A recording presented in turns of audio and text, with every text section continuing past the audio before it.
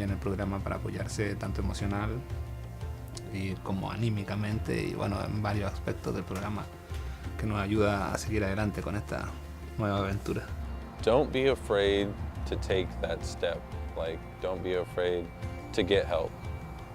Because, you might think that you know what you're doing, but it's always okay to have extra support, and don't do it alone. Give it a try. You got nothing to lose. It's free. I'm grateful that I took advantage because it's something that has put me in touch with my child, or closer to my child and her development.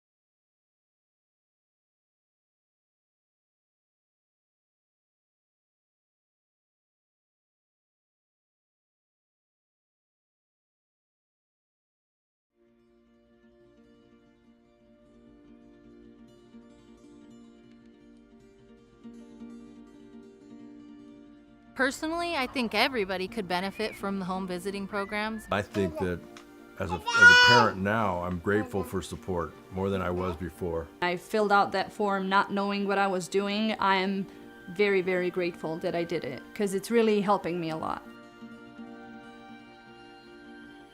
Bueno, creo que por mi parte esperaba algo totalmente diferente, como un programa más frío, por decir algo, no tan cercano a la familia. Y a través del programa nos hemos dado cuenta que también pasa a ser una familia con nosotros porque nos apoya en los momentos difíciles o cuando nos hemos visto en dificultades. Well, I was a new mom and I had no experience taking care of a newborn. There isn't like a book on how to raise a kid. We come from a lot of family history of, drugs, violence, alcoholism, so we didn't want our daughter to experience any of that. The thought that a parent was supposed to be loving, nurturing, supposed to be there for their kid, provide food, shelter, joy, and going in, becoming a parent for her, I had no clue how to provide that. ¿Cómo pensar educarla? The October 31st Mendocino County Board of Supervisors meeting to order. First item is to have the deputy clerk take roll call. Chair McWherty? Here. Supervisor Mulhern? Here. Supervisor Dirty? Here. Supervisor Williams? Here. Supervisor Hashak? Here. Okay, Supervisor Mulhern, would you lead us in a pledge of allegiance, please? I pledge allegiance to the flag of the United States of America and to the republic for which it stands, one nation, under God, indivisible, with liberty and justice for all.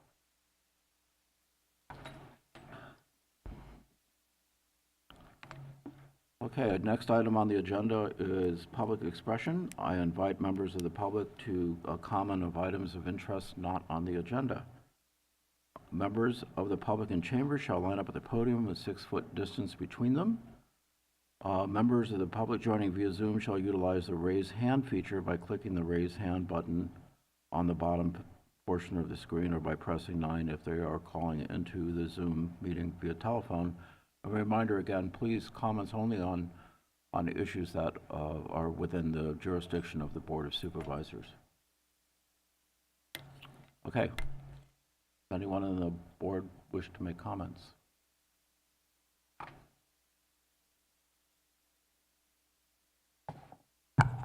Good morning, Mark Donegan, self-healing practitioner and educator, ordained minister, aka Goldilocks.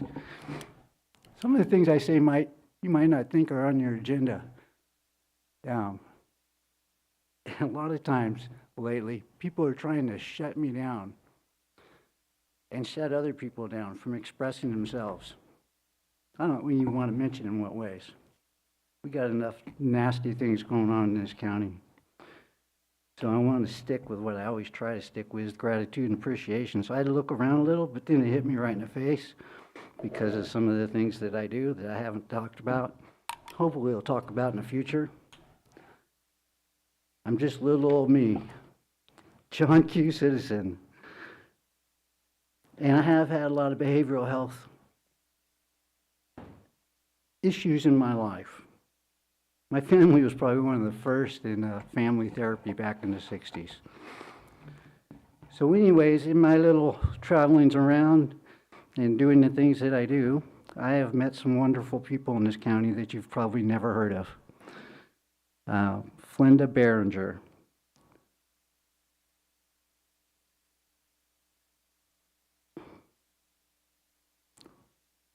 I'm trying to get these in order. Perry Caller. Joe Bradley, you may have heard that name. Martin Martinez. Lois Lockhart. Those two people are our Native American representatives on Behavioral Health Advisory Board. So this is kind of an informational thing. Jeff Shipp. And let's see, who am I missing here? There's 8 of us. And yeah, that's on the agenda today, and I want to speak on that specifically when it comes up. This is a general kind of thing. And this is gratitude and appreciation to these people. These are unknown people doing some really wonderful work that hopefully you're going to hear about here in the today. Because again, some of these items are on the agenda, and hopefully I will have the strength to speak on them specifically. But for this moment, I just want to give gratitude and appreciation to all my other board members. There's only 8 of us right now. There's always room for more. And unfortunately, we have one district that refuses to put somebody on that board. They do not understand the importance of that board. So gratitude and appreciation to all of my other board members for sticking it out, because it hasn't been easy lately. We're not appreciated. We're not understood. And that amazes me for people who have been sitting on there for so long. Thank you.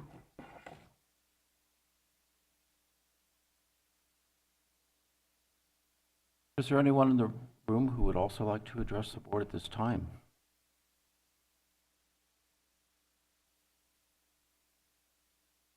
Good morning, Katrina Bartlemay, Assessor, County Clerk, Recorder, Registrar of Voters. I come this morning to let you know what we've been doing. We've been busy. We have been sending out our supplemental notices on a monthly basis. In September, we sent out about 100 notices for a total assessment of $13.7 million. In October, we sent out 115 supplemental notices for the total assessment of $2.3 million. Now remember, these aren't total monies that are going to hit immediately. These are not prorated. So, you know, they could have bought their house in May, and so 1 month is going to be at this assessed value, but for the total thing there. We certified supplementals from 2021 and 2022 for a total of about $151 million. That, again, is not a prorated thing, so, you know, that's the total. These assessment figures are not prorated. We would not know the prorated amounts until the notices are certified by us and then extended by the auditor's office. By law, we certify the notices at 60 days, which provides the property owner to contact us if they have any questions or we made a mistake or whatever. So it gives them 60 days. Recently, and I sent one to everyone, we sent out letters to the Williamson Act people letting them know of an increased assessment in their property taxes. According to R&T Code 423, we're required to reassess Williamson Act properties on a yearly basis. Because of the constraints from our old system, we weren't able to do that. So we contacted, we worked with County Council and we contacted the State Board of Equalization, and they confirmed that yes, we are supposed to do that and that we, by law, need to go back 4 years. So we're working on that. So with IT, you know, thank goodness for IT, we've been able to come up with some spreadsheets. We're working right now on 2021 and to make sure we want to only work on 1 year right now because the tax bills were just sent out and we're just starting to get phone calls from Williamson Act property owners that are like, you know, I don't think this is right. And we encourage people to call us and let us know if there's an issue with it, because we haven't had an ag appraiser on board since 2018 when Dave Brown passed away. So we've got a lot of making up. And as all of you who have come in and seen our system know that it's not one day a report will work or one day an action will work and the next day it won't. You know, we're working with a lot of uphill, but we're moving forward. So we think that that's our main importance. We certified some supplementals from 2021 and 2022 for a total of about $150 million. Again, that's not prorated, and the auditor's office would be able to tell you what that, you know, total was once they get to it and work it. So do you have any questions? You know, I love coming in here, so do you have any questions? Supervisor Haschak? Yeah, so when you say 150 million, that's the assessed value, so the taxation would be about 1% of that. Right, so, plus it would be the prorated, so for whatever months that it's there. And then that gets split between the different jurisdictions too. Correct. Supervisor Williams? Yeah, I just wanted to thank you for the progress. Thank you. And again, you know, I don't know exactly what everything is until we run these, so I apologize for not giving the information to Darcy, but this is the only way that I can come up with anything that is as accurate as possible. Okay? And I thank you as well. I really appreciate you trying to help us close the gap on our We're trying, and you know, it's a lot of work. So, and my staff is amazing. I'm surprised they're not burned out yet, but they're amazing. We have new staff. We have another new appraiser starting Monday, so that'll be good. And we have plans for that appraiser to be like our rover. So she will, she'll help in the different, once she gets established and once she gets trained, she'll help in the different areas. So if somebody's lagging behind, then she'll go and she'll help them. If she's been in this area for a long time, so we're hoping that, you know, we can train her on the ag stuff, we can train her on everywhere to go and help. And our other new appraiser is amazing how he is catching on, and so he's been with us for about a month, and we're real happy with him. So all of our appraisers are really doing more than their fair share. I'm curious in terms of their credentials. What do they need to be appraiser? They have to have a BA, a bachelor's degree, or they have to have experience in construction or the assessor's office or whatever, but the main thing is they have to have an education. So we think that, you know, and there's probably several other things on their qualifications, but once we approve them, then we have to send it to the State Board of Equalization so they can approve it.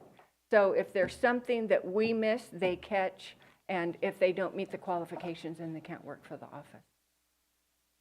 Thank you. Last questions, Dan? So this may be a question maybe for Darcy or someone on the finance team, but just when people hear $150 million, wow, the whole county budget is solved. Exactly. But it's not. And so for clarification, that's $150 million in land valuation that was not on the rolls. The assessed value, as Supervisor Hashek said, is 1%. The assessment is 1%, so that's 1.5 million. The county gets maybe a third of that. So it's maybe $500,000 a year in new revenue. But fantastic. $500,000 towards a, what, $17 million deficit? Great. But problem not solved. Yeah, and it's not the prorated. So, you know, the numbers are kind of deceiving, but they're the only numbers that we have from our office at this time. So, you know, we've got to say something, and just with the clarification that, you know, this is the total. It's not prorated, and it's not what we get. Okay. Okay. Thank you. All right. Thank you. Have a good day.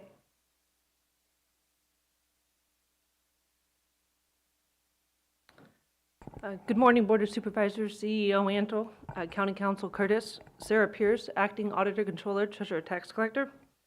Before I begin today, I would like to acknowledge the current staff in both the Auditor Controller and Treasurer Tax Collector's office, as the last 2 weeks especially have been difficult. It takes a dedicated public servant to be able to put their heads down, work, not get tangled up in politics, and ensure continuity of services. They deserve acknowledgement for their hard work and dedication, so thank you. The items I'm about to discuss should have no reflection on current staff's capabilities. The concerns stem from policy and procedures, deficiencies at higher levels, and lack of oversight. I would like to begin with an update on the 21-22 ACFR. The Auditor's Office has received a draft ACFR in the beginning of October. However, the single audit is still under review.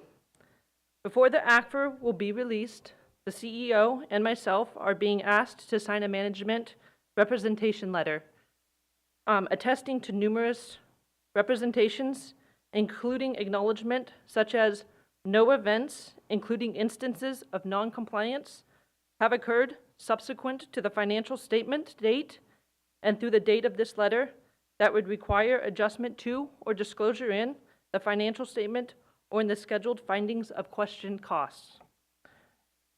While I understand this will be an unpopular decision and a decision will have significant consequences, at this time I am unwilling to sign the management letter due to numerous concerns uncovered over the last 2 weeks. My top priority in this position is to ensure public funds are properly accounted for, and as of today, I cannot, under the oath of this office, attest to the items in this letter. One of my concerns relates to the numerous bank accounts the county holds outside of the Treasury, which have not been fully disclosed to outside auditors. While these accounts seem to be legitimate at first review, government code does not allow accounts to be held outside of the Treasury, except for very specific circumstances. Further investigation of these accounts is needed before I can provide any details or answer any questions. An additional concern to the process and internal control. Additional concern relates to the process and internal controls in place regarding our bank reconciliation process and balancing to our general ledger. I cannot speak to the details as the review has just begun. Due to the nature of the concerns and the urgency of needing immediate change, I have engaged RGS, Client First, and the Golden Gate Bridge Initiative team to begin process review last week. Both the RGS and Client First contracts have been appropriated and active since October of 22, but have been underutilized. RGS is a JPA and will be engaged in process flow and department capacity review to help ensure we are meeting mandated services in the auditor's office. Client First will be engaged in updating our bank reconciliation process and ensuring county is utilizing Munis to its fullest capacity with regards to the Treasury and auditor functions.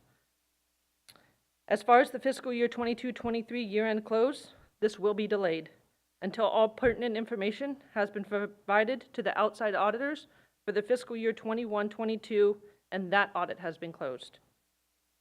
As far as the State Controller's Office audit, this is ongoing, and no draft findings have been released. Yesterday was the first conversation I had with them, and until draft findings are released, I cannot speculate if the findings are in full alignment with my concerns. While it seems like a Band-Aid may have just been ripped off, it's necessary for transparency. Thank you for allowing me the time to speak, and I will be back in front of you with a written report during an agendized item once more information is available. Thank you. Supervisor Haschak.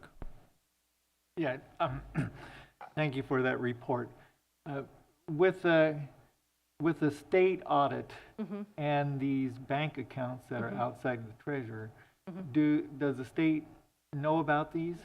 They were made aware. They did not. They did not know, but They did not. now they do. Yes. Okay. And then with not signing the ACFR, Yes. what implications will that have for like our credit rating and those kind of things? It will most likely decrease our credit rating, and we will not be able to go after grant funding. Okay, thank you. Supervisor Williams.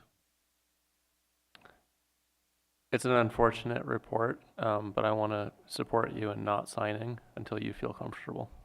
Thank you. Supervisor Jurdy. Yeah. So I realize you're just 2 weeks into the job over there, and so there's a lot to be learned. But one question I would have is how long have those bank accounts existed? In other words, have they existed for 10, 20, 30 years? And how much money cycled through those accounts? And it sounds like you're saying that they were not disclosed to the outside auditors by the previous auditor, the previous treasurer. Can we find out, again, how much money cycled through those bank accounts and for what purposes were those funds used? I do not have any of that information right now. Wasn't expecting it, but I'm Yeah. saying it seems like those are the kind of questions that people would want to know. And Correct. if they were bank accounts, then presumably the bank would have records about how the money was spent. Correct. I have contacted the bank and am asking for prior bank statements and dates the accounts were opened. Tara, I just want to thank you for taking on this assignment. I know it's difficult. Appreciate your diligence, staff. I met with you on pursue this, and thank you again for your service. Thank you. Good day. Is there any other further public comment in the room? Is there comment online? Travis Scott.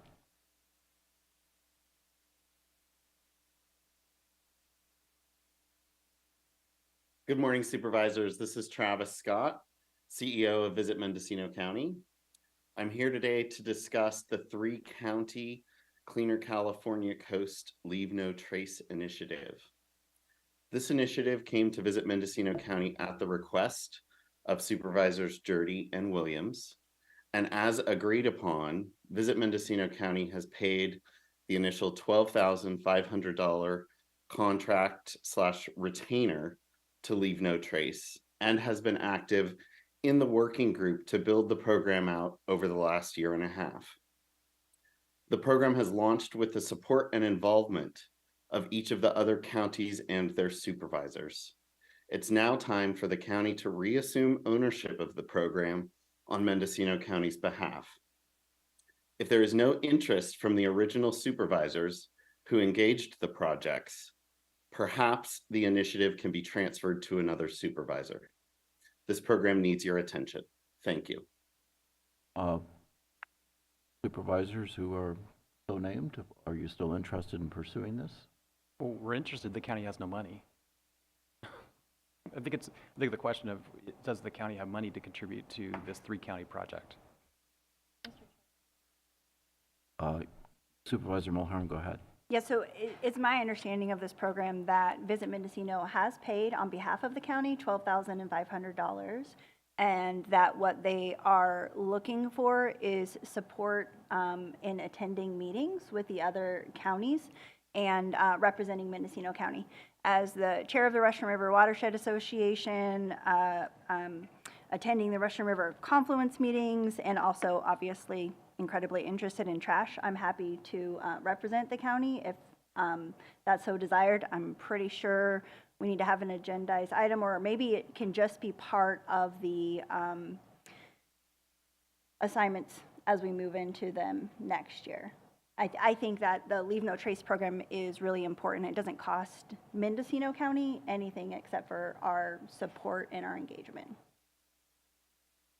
Supervisor Haschak? I was just concerned about having any kind of action for a public comment like that. So we can take this under advisement at this point. Supervisor Williams? I still have interest, and when the time is right, I'll support Mo's idea of making it a regular assignment. Okay, well, with that, Travis, any further comment? Because he left, okay. All right, well, unless there's anything else, I believe that ends our public expression period. And with that, we'll move on to the consent calendar. Has proper notice been established? Proper notice has been established.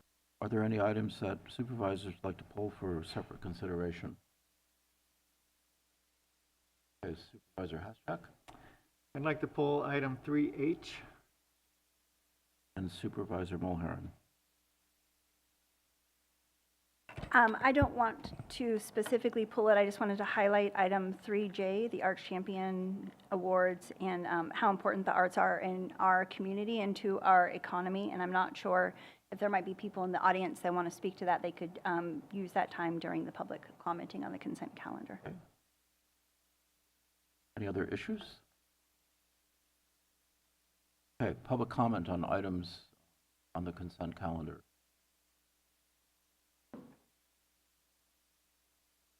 Supervisors, Executive Office, thank you so much for honoring the Arts Champions each year with the Arts Council of Mendocino County. We got so derailed by COVID, we have a pretty big backlog of people, of honorees in the county. But I do want to share that this year's honoree in the artist category is Solange Roberdeau. And of the past couple of years, we have Nick Schwartz, Corrine Pierce, a Pomo basket maker, Lauren Sinnott, who did the block-long mural on the conference center. We have so much public art going up around the county, so a lot of our artist champions are people who have done an amazing job in recent months. In the business category this year, we have Pear Tree Center. They also installed a brand new mural in the Pear Tree Center on Perkins Street. The past couple of years include Gallery Bookshop on the coast, Black Oak Coffee here in Ukiah, and Willits Weekly. The individual or patron or volunteer category this year, our honoree is Jess Thompson, and she's sitting right here. Past years include Yoli Rose, Larry Wagner, Gary Martin. And this year, our educator champion is Doug Bro, and this is we lost Doug this year, so some of his students are here to honor his memory. In recent years, we have Molly Dwyer, Blake Moore, and Judy Stavely, and other honorees include Deep Valley Arts Collective and Medium Gallery. They opened in the middle of a pandemic in Pear Tree Center. That business champion gave them space for almost nothing to get them off the ground.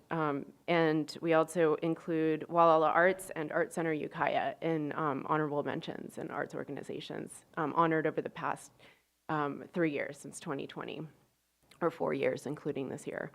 And so we're having a reception immediately following the approval of the consent calendar in Conference Room B, and we invite everyone to join us there. Thank you. Thank you. And we know artists are very important, and Mendocino County has per capita one of the highest number of artists per county in California. And we appreciate your contributions to the ambience and the culture of Mendocino County. And it doesn't get spoken enough because you don't cause enough trouble. So, yeah. and we like that too.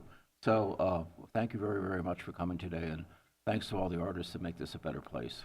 Thank you. And we do have an online calendar of events that's searchable, so it's really easy to find things to do in Mendocino County. You can put in Willits Theater or Exhibitions Mendocino and find it there. And also, I hope everyone shops local this holiday season.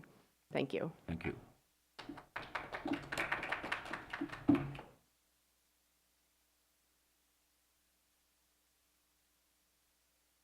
Morning, Board of Supervisors, CEO Ansel and County Councilor Curtis. I'm Natasha Adams. I'm a Senior Program Manager at Adult and Aging Services and Mendocino County's Department of Social Services. Adult and Aging Services recognizes November 2023 as National Family Caregivers Month in Mendocino County. We would also like to thank Supervisor Haschak for sponsoring our proclamation today. During the month of November, Mendocino County's Social Services, Adult and Aging Services would like to honor and recognize the dedication and hard work of family caregivers, including the in-home supportive services care providers. The in-home supportive services program currently has 1,817 care providers. Of those providers, approximately 53% are relatives to the recipients of IHSS.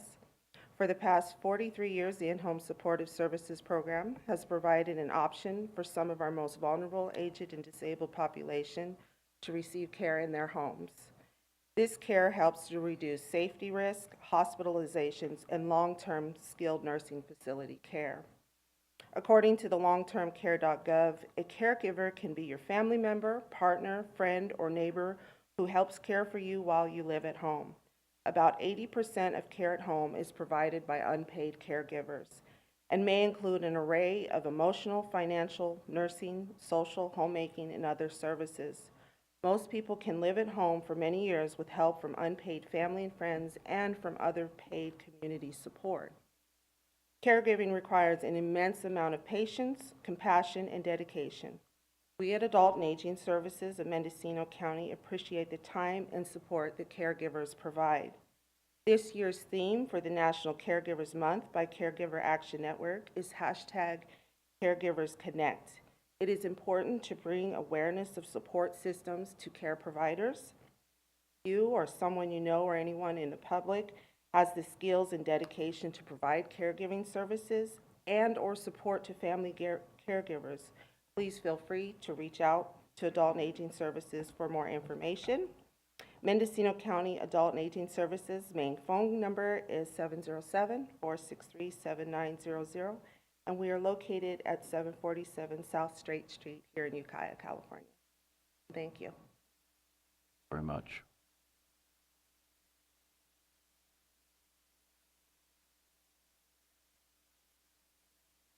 Is there anyone else in the chamber who wishes to make comments on the consent calendar agenda items? No one online? None online. Move approval of the consent calendar. Second? Well, I had pulled the one item. Oh, okay. So. Shall we discuss that first, and then we'll go ahead. Okay. Well, I pulled this item. This is the changing the Behavioral Health Advisory Board and the Measure B committee, and it was discussed briefly at a previous board meeting, but it hasn't been discussed at either of the Measure B or the Behavioral Health Advisory Board. And so I think that we should get feedback from the people on those boards. You know, I appreciate the work that was put into this, but really, if we're asking people on Measure B to be on the Behavioral Health Advisory Board, and that's part of the solution, then we should see what kind of interest there is from them. So I would like to table this for after those committees can kind of review it and give feedback. Yes. Thank you. I sit on the Behavioral Health Advisory Board as the Board of Supervisors representative. We discussed this item for about an hour and a half on Wednesday, and I've actually spoken to several of the BHAB members since the agenda item has been published. I think that the members of the committee understand that the county is trying to create some cost savings. As a member of that board for the last 3 years, we've had many challenges reaching a quorum. The way that the staff has presented this recommendation, I think that it will allow the members of the Behavioral Health Advisory Board to continue to do their work. It will allow the supervisors the option of, if appropriate, adding a representative that also represents Measure B to that board. And I really think that probably this is our best path forward for BHAB to really do the work that they're assigned by the state, and for Measure B to continue to do the work that they've been doing regarding the finances specifically of the ballot measure. So the BHAB board did discuss this item at great length, and I agree with the staff's recommendation as the board representative. Is that a second? I'll second the consent calendar. Okay, any further discussion? Well- Supervisor Haschak. So, you know, we have no report from the BHAB, just what you just stated. So I appreciate that there was discussion. I know at Measure B, there hasn't been any discussion about this. And so I'm just concerned about making kind of decisions without buy-in from both committees. So as I understand the recommendation from staff, does not require Measure B members to sit on the Behavioral Health Advisory Board. It just adds the option that they could. So it really changes, it doesn't change Measure B at all. What it does is reduce the number of members for the Behavioral Health Advisory Board from 15 to 10 because we have not been able to reach a quorum for that board. So, I mean, I'm happy to discuss it with Measure B members. I think that it's important that they understand that it's happening, but at the same time, it doesn't affect or change their board in any way. So the discussion was had at the Behavioral Health Advisory Board because it would change and affect their board. And actually, we've had the discussion about possibly reducing the amount of members at Behavioral Health Advisory Board because of the lack of quorum and inability to get members. And I can just say that it is a state-required board that requires a specific makeup of board members, and so it is challenging to find the members that represent those specific types for that board. So I understand that, of course, Measure B is involved, but I'm not sure that we need to hold up the item because they are. And the reason why we don't have a quorum is it because we don't have representation from a supervisorial district, or what is, that was commented earlier. So I've been serving on this board for 3 years, and there has not been a representative from the 4th District on any of the time that I've been serving on this board.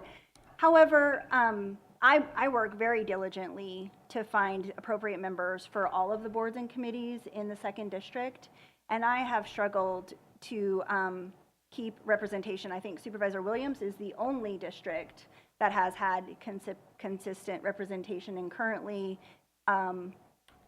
Supervisor Williams is the only district, the 5th District is the only member that has all 3 seats filled. So this is also, it's just a very challenging board to place people on because of the requirements for the makeup. So I think that, again, reducing the size would help, and at the end of the day, it's in state statute that it could be up to 15 members. So if we find, or if the Behavioral Health Advisory Board and the Behavioral Health Director find that 10 members is not meeting the needs, it could always come back to the board for reconsideration. 15-member boards are pretty unwieldy just to get a quorum and then also to carry on in-depth conversations and deliberations. So Supervisor Williams. District 5 has been able to keep those seats filled, but that won't be the case if I have people driving across the county to meetings that get canceled due to lack of quorum. And so I think change is hard. We're teetering on insolvency. I don't think we can afford to have this come back and talk about it more. I think we just need to make the change. Okay.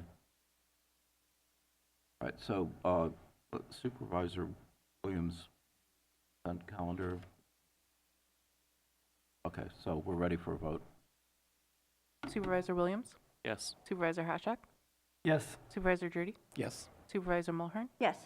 Supervisor McGordy? Yes. Motion carries unanimously. Okay.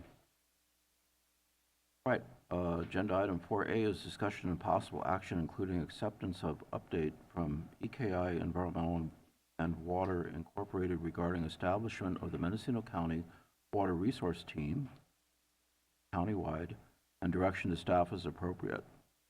Water agency is responsible.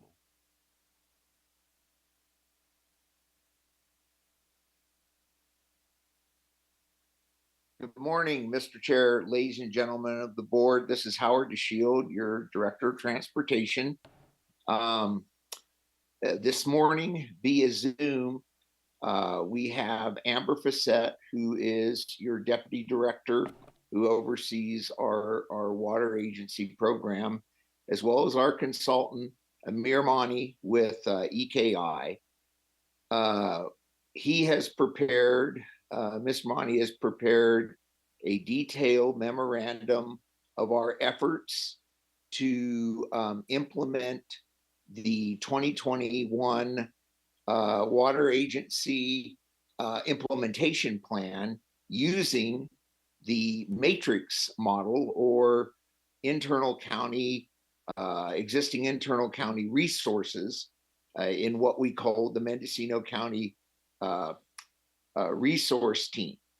So we will go ahead with his presentation and take your questions at the end. Go ahead, Amir.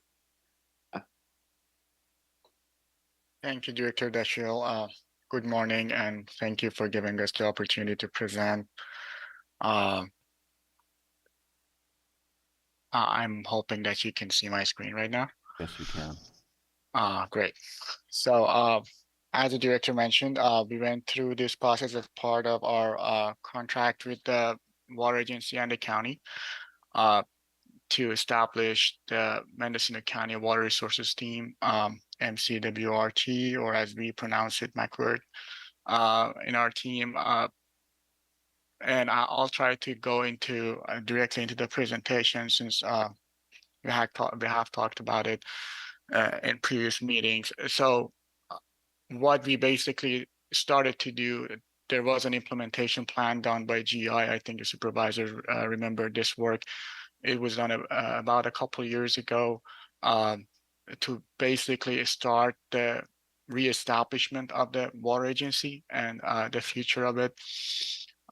So the implementation plan basically served as our starting point for this work because we needed to see where basically the water agency wants to go and what's the desire in the county in terms of its goals and objectives. So we used the implementation plan as the foundational structure in terms of what the water agency wants to achieve, given sufficient resources.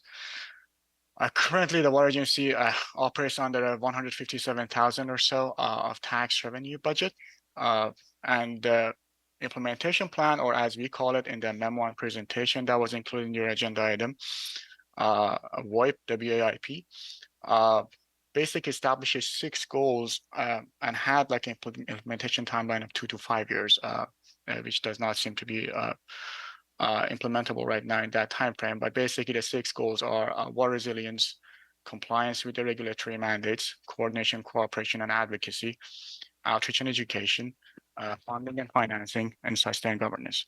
Now, all these goals have priority actions defined under them with overarching definitions of what needs to be done, but it does not provide a sufficient level of detail of what should be included under each of those priority actions.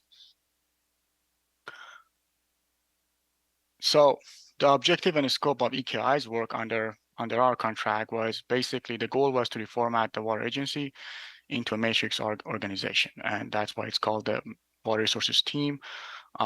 So our scope included 4 distinct tasks as we basically pursued. The first one was to create this resource matrix from what the county is doing right now and what's available. And the resource matrix basically is the staffing and the available capacity and the expertise that is currently available at county departments, including the Department of Transportation and Water Agency. The second is based on the implementation plan and the goals and objectives, basically formulate an allocation matrix that outlines the team's responsibilities and how they can basically utilize these county resources that are available or will be available in the future. Then based on that allocation matrix, provide a plan and budget for the transition from Water Agency, Department of Transportation to this newly established team, and then propose a funding structure for it. So how we see it in terms of getting these 4 tasks done is that we have the Board of Supervisors and Executive Office, we have the county departments, including the Department of Transportation that leads the water agency. We have the UC Cooperative Extension Mendocino and its advisors that can help with some of the tasks, and then we have as needed consultants that they are hired right now by the Department of Transportation for some of the responsibilities that exist within county departments. Now, the process that we followed to establish a structure was we started interviewing leads of departments, department directors and heads and program managers within the county. We interviewed 16 leads, and the details are in the memo that we presented. I just want to thank every lead of the department that gave us their time, and they were very flexible in terms of talking to us to be able to get this done. So basically, the purpose of the interviews were to identify the resources, what's currently being done, what are the needs within the county departments that need to be addressed under the team's responsibilities, and basically come up with the operational budgets and using that to guide us through an implementation for the future. Amir, we have a question in the room from Sure. Supervisor Williams. Yeah, Chair, I wonder if we could share this presentation with the public who may be watching from home. It's not making it to the feed. Yeah, we should be. The public is looking at us rather than the slides.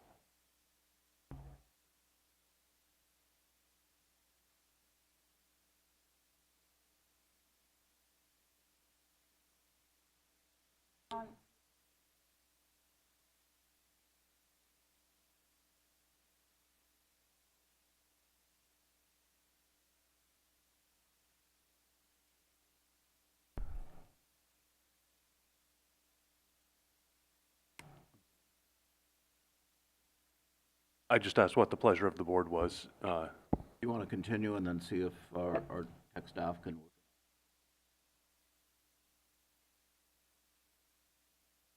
It's fixed. Thank you. Okay. Sorry, Mayor, continue, please. Thank you. So we interviewed the leads, and it came up with what's available, the resources, what's being undertaken, and what are the primary needs that the departments outlined, and then based on that, we defined this allocation matrix, which is basically just a table of budget rates and like different projects and responsibilities.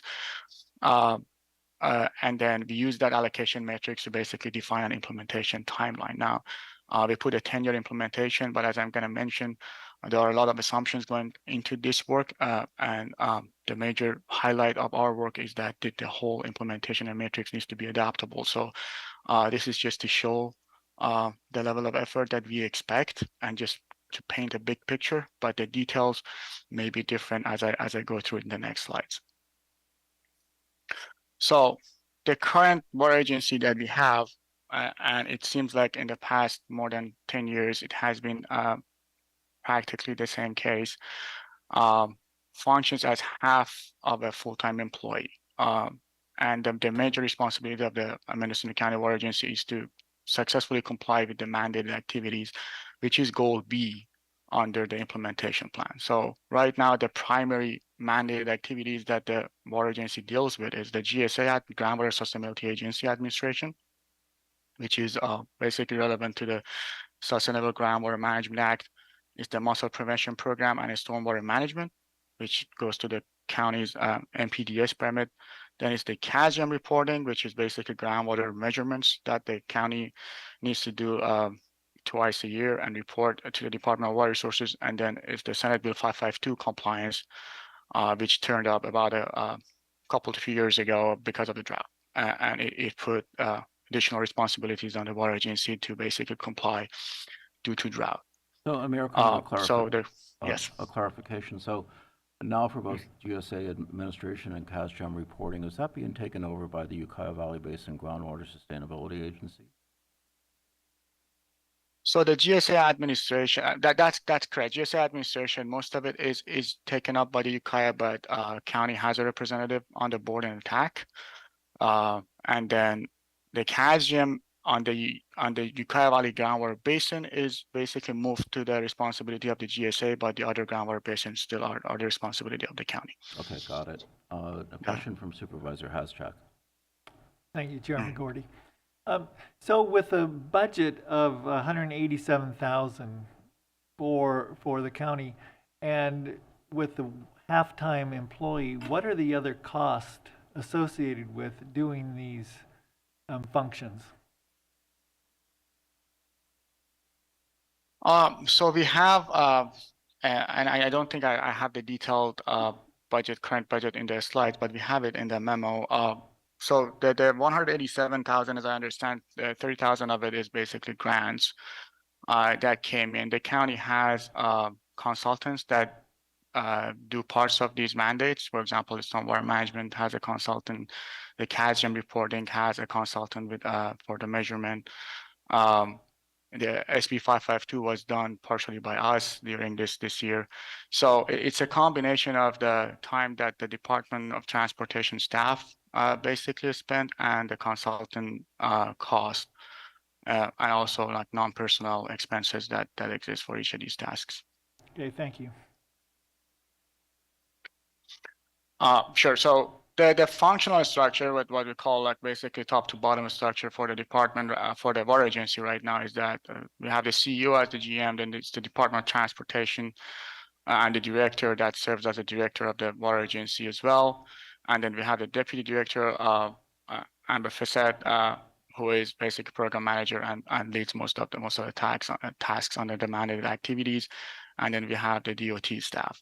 Now, when we basically put this presentation together, the environmental compliance specialist position was vacant, but as I understand, that's filled right now. So in 2023, basically EKI was added to undertake some additional responsibilities under the water agency, but overall that's been the structure in the past few years operating for the water agency. Now, what we propose at the matrix structure, and this is not supposed to outline the actual metrics, it's just basically supposed to indicate what departments would be the primary contributors to the matrix, is what you see on this slide. Basically, we do think there needs to be still a strong functional structure to the water agency. So the CEO at the top and the director of the team, which we are proposing to be the same as the director of the Department of Transportation as it is right now, in collaboration with the supervisors. But the primary departments, and it's not going to be limited to this. It depends on the responsibilities that the matrix would take on.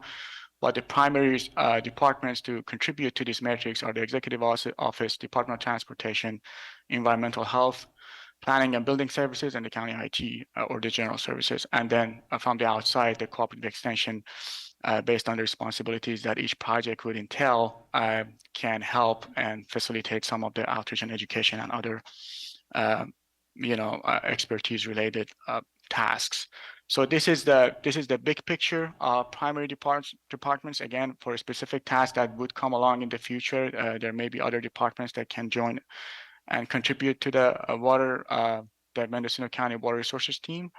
But these are the departments that we think would have primary roles in terms of at least contributing to the implementation plan goals. Supervisor Williams at this time. So I see the CEO listed in 2 of the boxes, and the same with the DOT director. I'm wondering if you could explain the chart. So yeah, so basically how I would translate it is if you, and I don't know if you can see my cursor, but basically this rectangle matrix is supposed to be kind of separate from the top. So we wanted to show that although we are proposing a matrix structure, we propose that it also maintains a functional top to bottom structure. So we have the CEO and the director as the directors, but in different responsibilities when it comes to the matrix implementation of projects. Again, CEO might come in and play a role in terms of that specific project, lead the project, or the DOT director might come and lead a specific project. But they would also be the leaders of the entire team as well. So it's like 2 separate, in terms of project responsibilities, task responsibilities, and the matrix responsibilities. And consultants down at the bottom, is that because it would be different consultants for planning and building versus executive office and DOT? Exactly, yes. So for example, in terms of stormwater management, if I want to just make an example, plan and building may have like a different consultant for their portion of complying with the permit than the Department of Transportation has for their portion of the permit. And they can be the same as well. It's just how we show it in the matrix. Understood. How many consultants are we proposing? We're not proposing a number, and I'm going to go through it. Basically, so currently there are a number of consultants that are hired based on the mandates that the department or the water agency is complying with.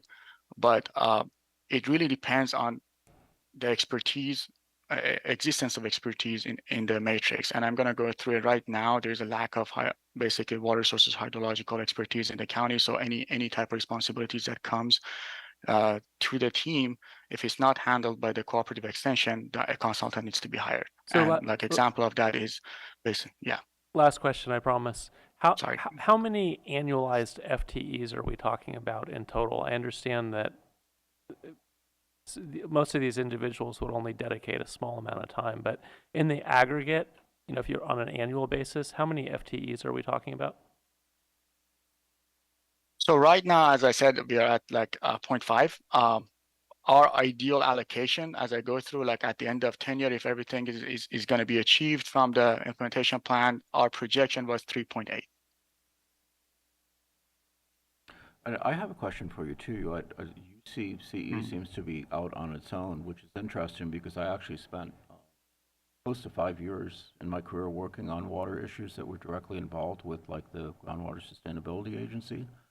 So how do you see them sort of floating out there?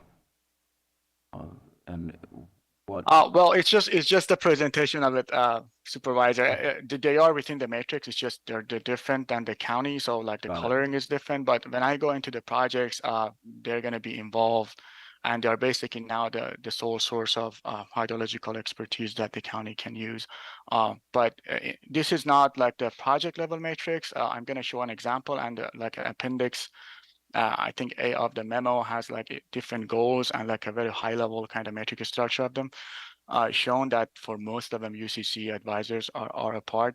But this is just to show like that the UCC is now added to the matrix, and generally it wasn't a part of the water agency before. Yes. So the key findings of our, yes. Oh, I'm sorry, Supervisor Haschak. Well, I was going to go into the key findings. The first one, the county generally lacks additional capacity for McWirt-related work. And so when we read that, it kind of puts that previous org chart into question about if we don't have the capacity within the county to do this kind of work. I mean, the org chart's really nice, but it's not realistic. Well, I think that's a good discussion point, which I also have concerns about. So let's hear what our consultant has to say, and then we'll visit that. Yes, I'm going to go through it. So our overall basically guideline to do this work was to present what the objective of our basically contract was, like if things went ideal and resources were there, but also not to present something that's kind of a fantasy to achieve, like it needs 800,000 and like the resources are not there. So we wanted to basically highlight the issues and difficulties that the county might face in terms of implementing the structure, along with the benefits of a matrix organization and achieving the implementation plan altogether. So what we found out from the interviews and like what the basically water agencies undertaking right now is that there is basically a limited additional capacity to undertake more than what's already being undertaken by the water agency. So what the implementation plan defines at goals A through F are not currently being implemented other than goal B, which I basically explained. The goal B is compliance with regulatory mandates. So the entire budget of the water agency right now is focused on complying with those mandates, and there is not much availability in terms of staffing and also budget to be allocated to do a lot more under the current structure. Now, this year, basically, IKEA had a one-time funding to come in and do this work and a couple other works, but under the tax revenue, that's not the case. The other thing that's limiting is there is a need for hydrological, hydrogeological expertise within the county. We could not find availability and capacity in terms of that expertise. And whatever the water agency or the water resources team wants to take on, it's not just the availability of staff, it's also the expertise and the skills need to be there to undertake that type of work. And that's something that's right now is not available. And as Supervisor McGordy mentioned, UCCE can come in and undertake some of that in terms of their advisors, but they're also not able to completely help the county in terms of what the implementation plan needs. The water agency staff, as we basically spoke multiple times, they're fully allocated, and there is no capacity in terms of responding to emergency additional mandates. That's also a concern, even complying with Goal B. We don't expect the mandates to stay as they are. There might be additional mandates that come along that right now, based on how the budget is allocated, the matrix might make things a bit more efficient, but it doesn't provide a lot more capacity to deal with additional mandates that come in. For example, if the drought regulation, another drought period comes in, it might need a lot more additional basically capacity from the water agency or the resources team staff to respond to those mandates.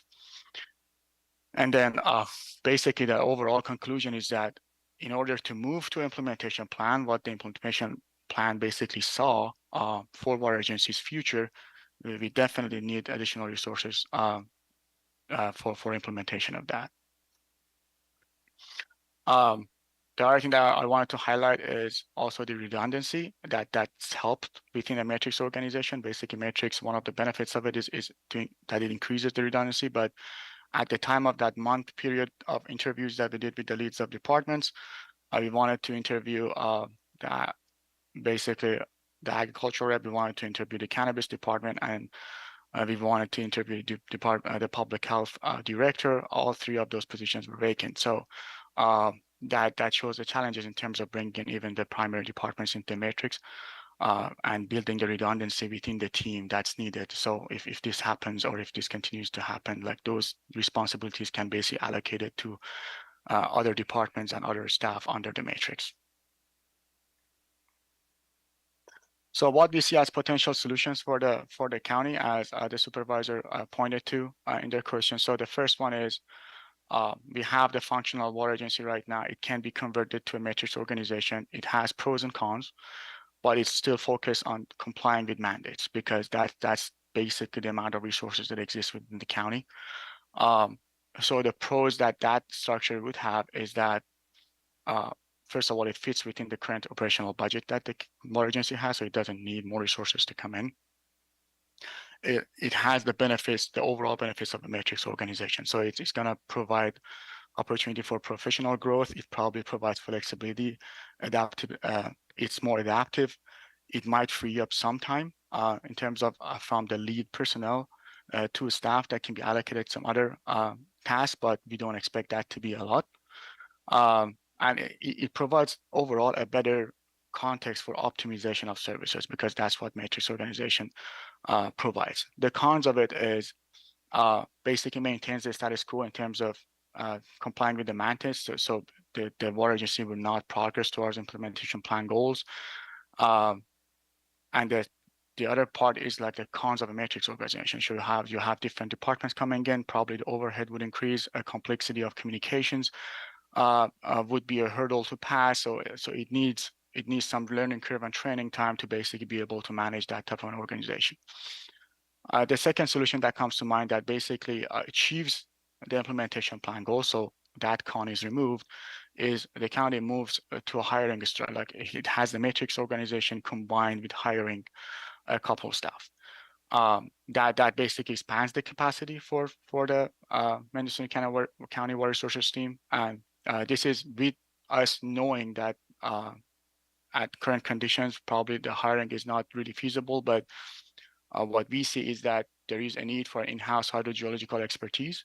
So that comes in, that expertise is provided. Also, one additional FTE would be provided. More responsibilities can be undertaken. Then additional capacity is needed under other county departments under that matrix. That should be basically produced. Some of it will be produced by hiring the hydrological expertise. Then the redundancy would be provided, as I mentioned. If there's vacancies in different positions, the responsibilities can be moved along within the matrix without hurting compliance or hurting the objectives that needs to be basically pursued. And then the pro of the matrix is the flexibility and its adaptability. Now, the cons of it is it needs significantly more additional budget for the water resources team, as everybody pointed to. It also has the same matrix organization complexities, like the communication, the leading of that organization, and the increased overhead overall for a matrix organization. Now, this was the example that I mentioned in response to Supervisor McGordy's question. So This is how we want to show the matrix. So as you can see, you have projects, like each row of this matrix basically is a specific task or a project. And that's how departments come in and contribute to accomplishment of a project. For example, for SB 552, which is basically drought requirements. So the Department of Transportation deputy or the general manager, if it's hired, would lead that project specifically, but supervisors would contribute. The hydrologist and the environmental compliance specialist from the Department of Transportation would contribute. Environmental health would come in and contribute, and the IT would contribute, and then the advisors from UCC. So that there are different sections that come in and contribute to compliance with SB 552. Now, we just mentioned the lead of these departments, doesn't mean the staff would not contribute, but basically in terms of presentation, we just put the leads of the departments into these. So we provided, and this doesn't mean that this would be only the departments that would contribute to each of these projects. So these projects might change. There might be other resources that would be hired in other departments that would be relevant. But just an example and kind of a high level indication of how the metrics would work, we provided this thing so this is goal B under implementation plan, which is the mandates that the water agency is complying right now. But we have goal A, C through E in your appendix to the memo that shows each overarching project and how each department will actually play a role in accomplishing that.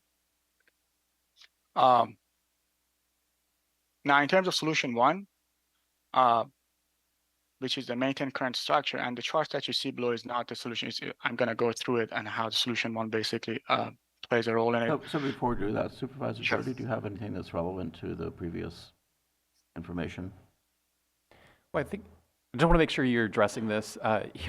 We don't have money, and we don't have the money to expand our staffing levels. So I guess I'm a little concerned where I'm seeing the projection going out of more than 3 full-time equivalent positions in the county organization.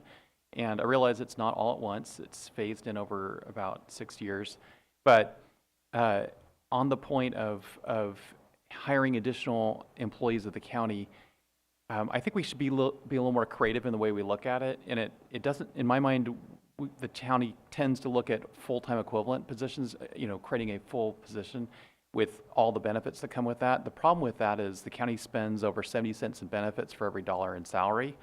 We pay over 40 cents just for the pension plan, and that's just for the pension reform employees, the new hires who are general employees. It's over 70 cents for public safety for every dollar earned. And so when I'm looking at this, if we were to have someone, let's just pick the hydrologist that seems to be pretty prominent in here. If the county had a hydrologist that was less than 32 hours a week, they would not be in the pension plan. And I think, we ought to be a little more creative in saying that if someone's not in the pension plan because they're part-time, that maybe the county would contribute money to their 457. It's like a 401k plan. And it would be beneficial for both the employee and for the county as a whole. So I'm just concerned about what looks like a proposal to march towards some additional full-time employees when we have tremendous assets in this county. We have, a very mature population in this county compared to the state. We have a number of people who have expertise that are retired or semi-retired that might be perfectly happy working for the county on a part-time basis or a seasonal basis, and not encumber expensive benefits. So I just think that needs to be part of the discussion.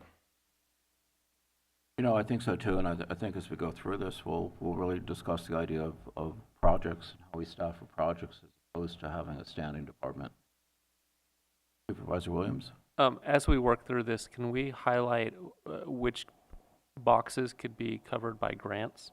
Because we don't have any money. We're not likely in the coming years. I'm with Dan. We can't even add half an FTE. In fact, we need to cut just to be able to balance the budget come the next fiscal year. So as we work, I don't want to be a downer, but I think this is a good plan. We just can't afford it. As we work through it, could we highlight which pieces could be paid for with grants? Is that a possibility to separate what would be county obligation versus outside money? If it's outside money, I'm for it. If it's a county obligation, well, we just can't do it. We don't have the money. We can't even afford public safety today. Yes. So and regarding our Supervisor Jordy's comment, we agree. So what we provided, because there are multiple ways of going through this, and we have it in the memo and also in here. So the implementation plan is to just to paint a big picture how this is going to be achieved, because this is a lot more, like the implementation plan asks for a lot more under water agency that's currently being done. And we saw that as like the ultimate ideal picture of the water agency that like we're moving towards, understanding that the resources are not there right now. But what we say is like there needs to be a phase and adaptive implementation of that. And that's a decision by the CEO and the county and the director, how to pick and choose between like these goals and tasks that we defined in the Appendix A table, which is a very long table. In the same table, to the point of Supervisor Williams, we have the tasks. There is like a specific column that calls for consultants and also calls for grants and credits. And for the ones that are currently being supplied by grants, the grant is put there. What we didn't do is put futuristic grants that we don't know if they're going to be there or not. So we don't have a projection if they can be supplied by a grant, because that's not something we can basically forecast right now. If there would be a grant, for example, for long-term planning, for hazard management in the county, that might be the case in some years from the Department of Water Resources, but counting on that to put it as like a allocation was not very responsible on our part if we did that. But the ones that has been supplied by grants, basically be included in the allocation metrics for the future. One thing that I want to point out is even getting grants for these projects still puts some time and FTE on the department to just manage the grant and administer the grant. And those can basically add up and get to a point that the water agency cannot really handle it in terms of just administering or hiring a consultant and managing the consultant. So that needs to be taken into account. Even if grants were present for most of these, the department still would need staff to be able to administer those grants and accomplish those grants objectives. So I'm gonna come back to Supervisor Jordy's question again. That was a very valid point in terms of how best to go about hiring or adding these FTEs that are needed, at least partially. But just to show you, so the goal B, as I repeated multiple times, the goal B is the mandates, is what the water agency is currently doing. And if you look at it in the orange charts, that's basically where we stand. So that red line in the orange chart on the bottom left, that's the status quo.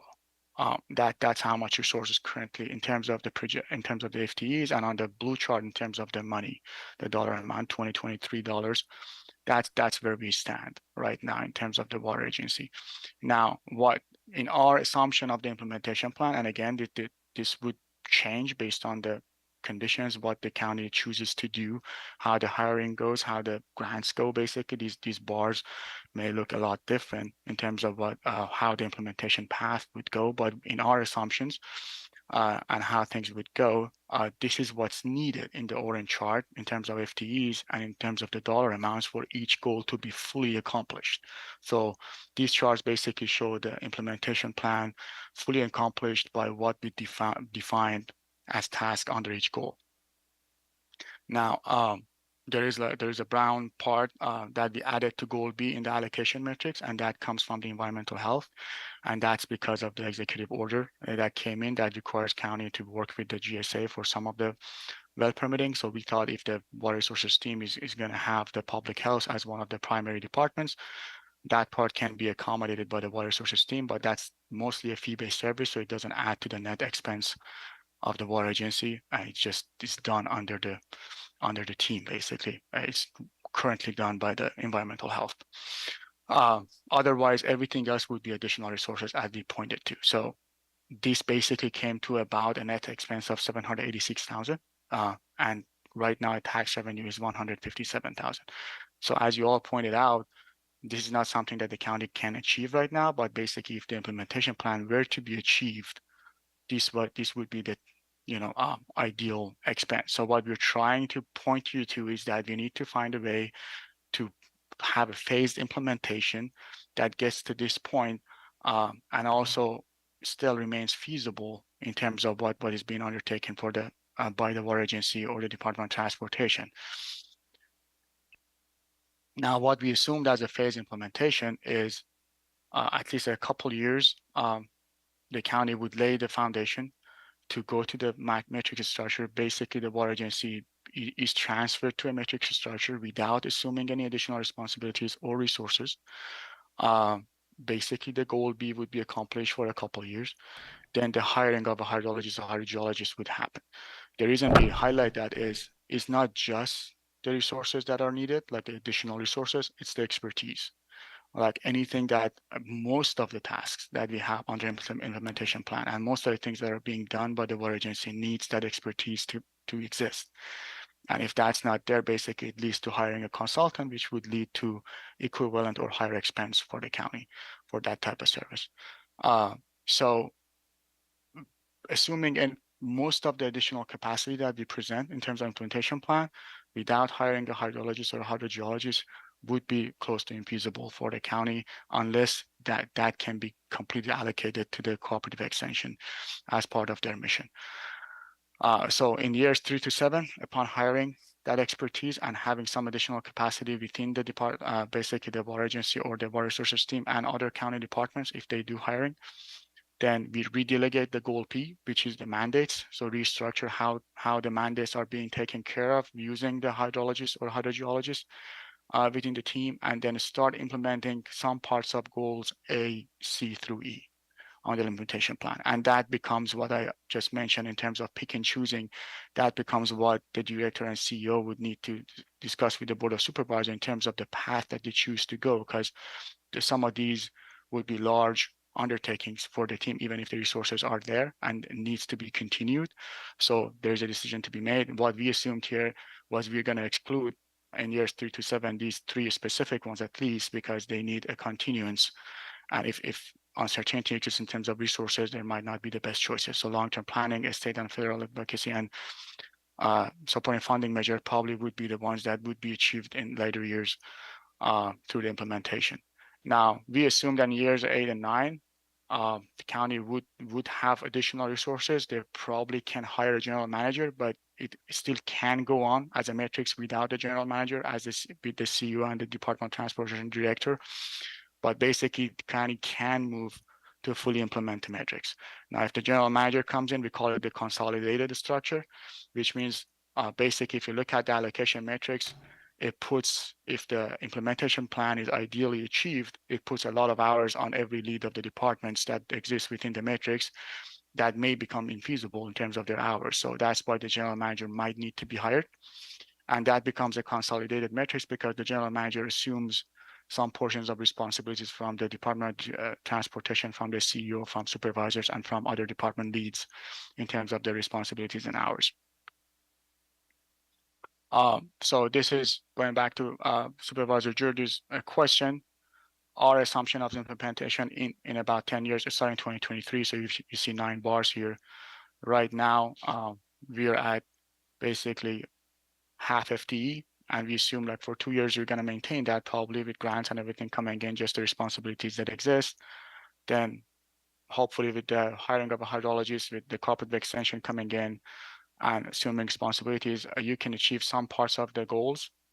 And this might look different, this might be longer, but under a 10-year implementation, and then basically it would be a hiring of a general manager or another FTE that comes in with relevant expertise, and the full implementation would come to 3.8. And what we want to highlight is that 3.8 is not just the water agency as we call it right now. So it's not the hydrologist and the general manager. You still need additional capacity in other county departments. So 1.5 FTE in other county departments that also need to come up with capacity. So doing the matrix does not manufacture availability in the county. You still need this capacity to exist within all relevant county departments to be able to achieve all these responsibilities that the implementation plan wants. So if it were to just regulatory mandates, as the county right now does it, it would be these bars. And as the mandates get added, basically the county needs to come up with resources and add those responsibilities. But these assume additional responsibilities to the water agency. So we have a question from Supervisor Haschak. Well, all of that information is really good. You know, like every board member is thinking, we don't have any money and the future doesn't look that good either.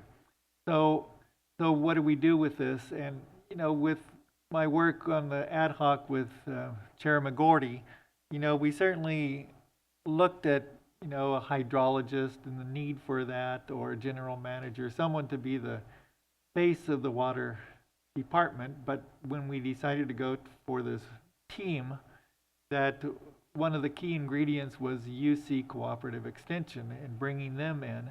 And so what I look at is if we're status quo for what we're doing, and I think that the Department of Transportation is really doing a lot of work in keeping, you know, us out of trouble and, you know, doing the minimum regulatory duties. But if we look beyond that, you know, we're looking at UC Cooperative Extension and what can they provide. And I think that all of those goals, A, C, D, and E, you know, are all very worthy goals. They're all things we've talked about a lot that we need to be doing in our county. And I just don't see us hiring anyone, you know, at this point. So I'm just wondering what can UC Cooperative Extension provide in those regards, because that's what we're looking at. What kind of extra capacity can we build without costing us more money? So they can provide quite a lot, and we have a person ready to start in January. So the blue bar in 2026, you could start in 2024. So as far as technical assistance goes, we'll have somebody in-house for technical assistance. Pretty good, both on groundwater and surface water.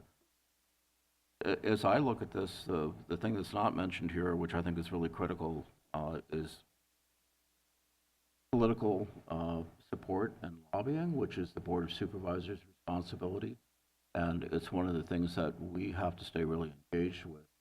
All water policy is that. Also not mentioned is that there's 2 JPAs that we're involved with, the Mendocino Inland Water Power Commission and also the Ukiah Valley Basin Groundwater Sustainability Agency. So that's been largely served by Supervisor Mulheron and myself. Supervisor Mulheron's also been involved with Russian River water issues. So the Board of Supervisors plays a real important role in getting our water policy out here and being actively engaged with some of the agencies and other people who control things. We should probably continue with the presentation, but that's a good point. And let's hear more from Amir so that we can wrap up his part of the program. Yes, thank you. So the supervisors, so we have that goal. If you look at our Appendix B of the memo, there is a column for supervisors. The input that we got is that the supervisors basically time is now expense, like we expense other county departments with rates. So although we put hours just to show the level of effort that every goal needs from supervisors, we did not count, basically we did not multiply the supervisor hours by a rate and count it towards the budget. So the 700 or close to $800,000 budget that we provided does not include any budget spent by the supervisor, but it does include hours from supervisors. So we do have that as a goal. The JPAs, all that goes under long-term planning and also advocacy. So there are 2 goals that have, and supervisors have hours indicated under that allocation matrix in Appendix B. The UCCE would be really helpful, as we pointed out in the memo as well. But one thing I need to mention is the advisor would have limited capacity. It's not that they're not going to be available for the entire FTE. So it depends on the time availability of the advisor and also how the goal that needs to be pursued basically aligns with the mission of the advisor within the UCCE.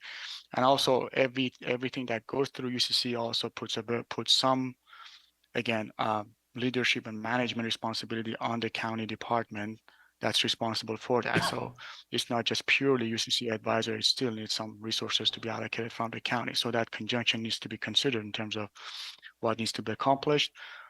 We put most of the education and outreach efforts, specifically in current mandates. We think the UCC advisor would be really helpful in terms of the GSA and also the drought. So these two, SB 552, these two would be something that the UCC advisor can come in and really help, and we consider that in our allocation metrics. As Supervisor McGordy mentioned, we put it as 2026, but it might be able to be established sooner. But otherwise, in some of the tasks, although the expertise exists, UCC advisor may not be as helpful as proposed. So in terms of the implementation, this is the same chart, but basically we got rid of different counties, and this is the 2023 dollars. One thing I need to mention in terms of understanding these charts, basically what we did is we projected the cost of each task based on our assumptions that are outlined in the memo, but we basically broke out the cost into 10-year costs. So some of these would be one-time costs. For example, there is like a drought resiliency plan to be developed in 2023 that costs 100,000, and that's like a 5-year plan. So in 2028, there's another 100,000. So those hits would not be shown here. Those hits would be shown as $200,000 in 10 years. So the budget might fluctuate in terms of each year, but the total budget in a 10-year implementation would be probably an annual budget of $800,000. So just to show that some of these might have like upticks because of like a lump sum contract that comes in because of something to be taken care of. But it's basically the same chart again.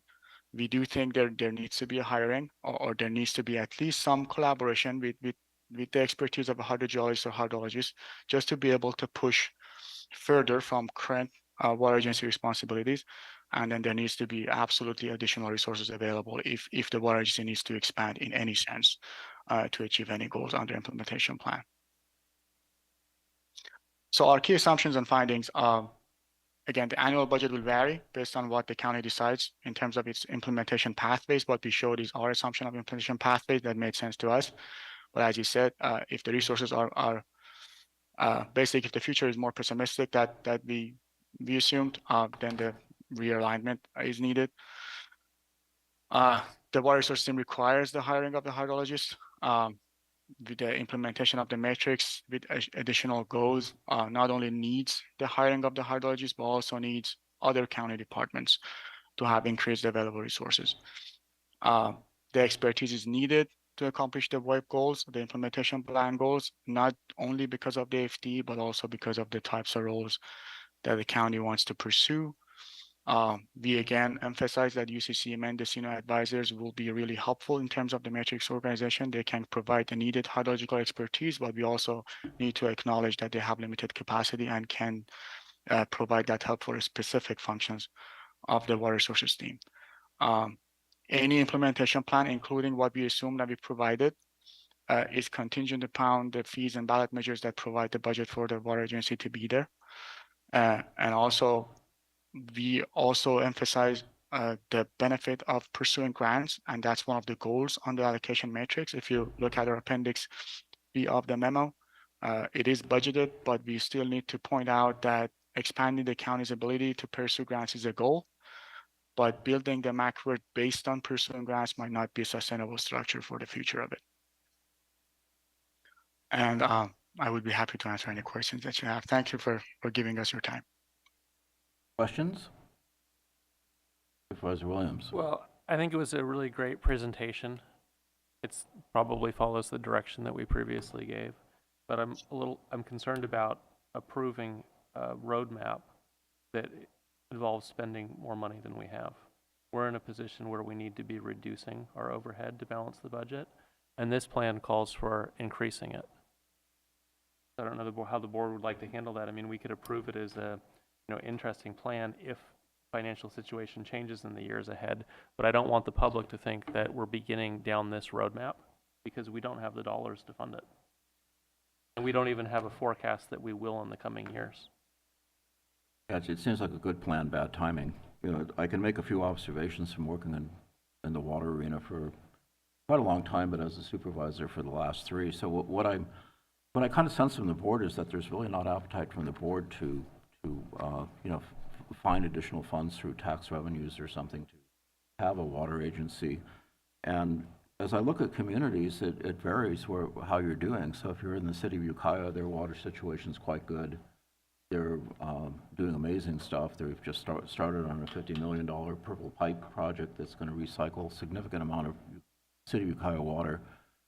They've got grant writers they can execute very, very well.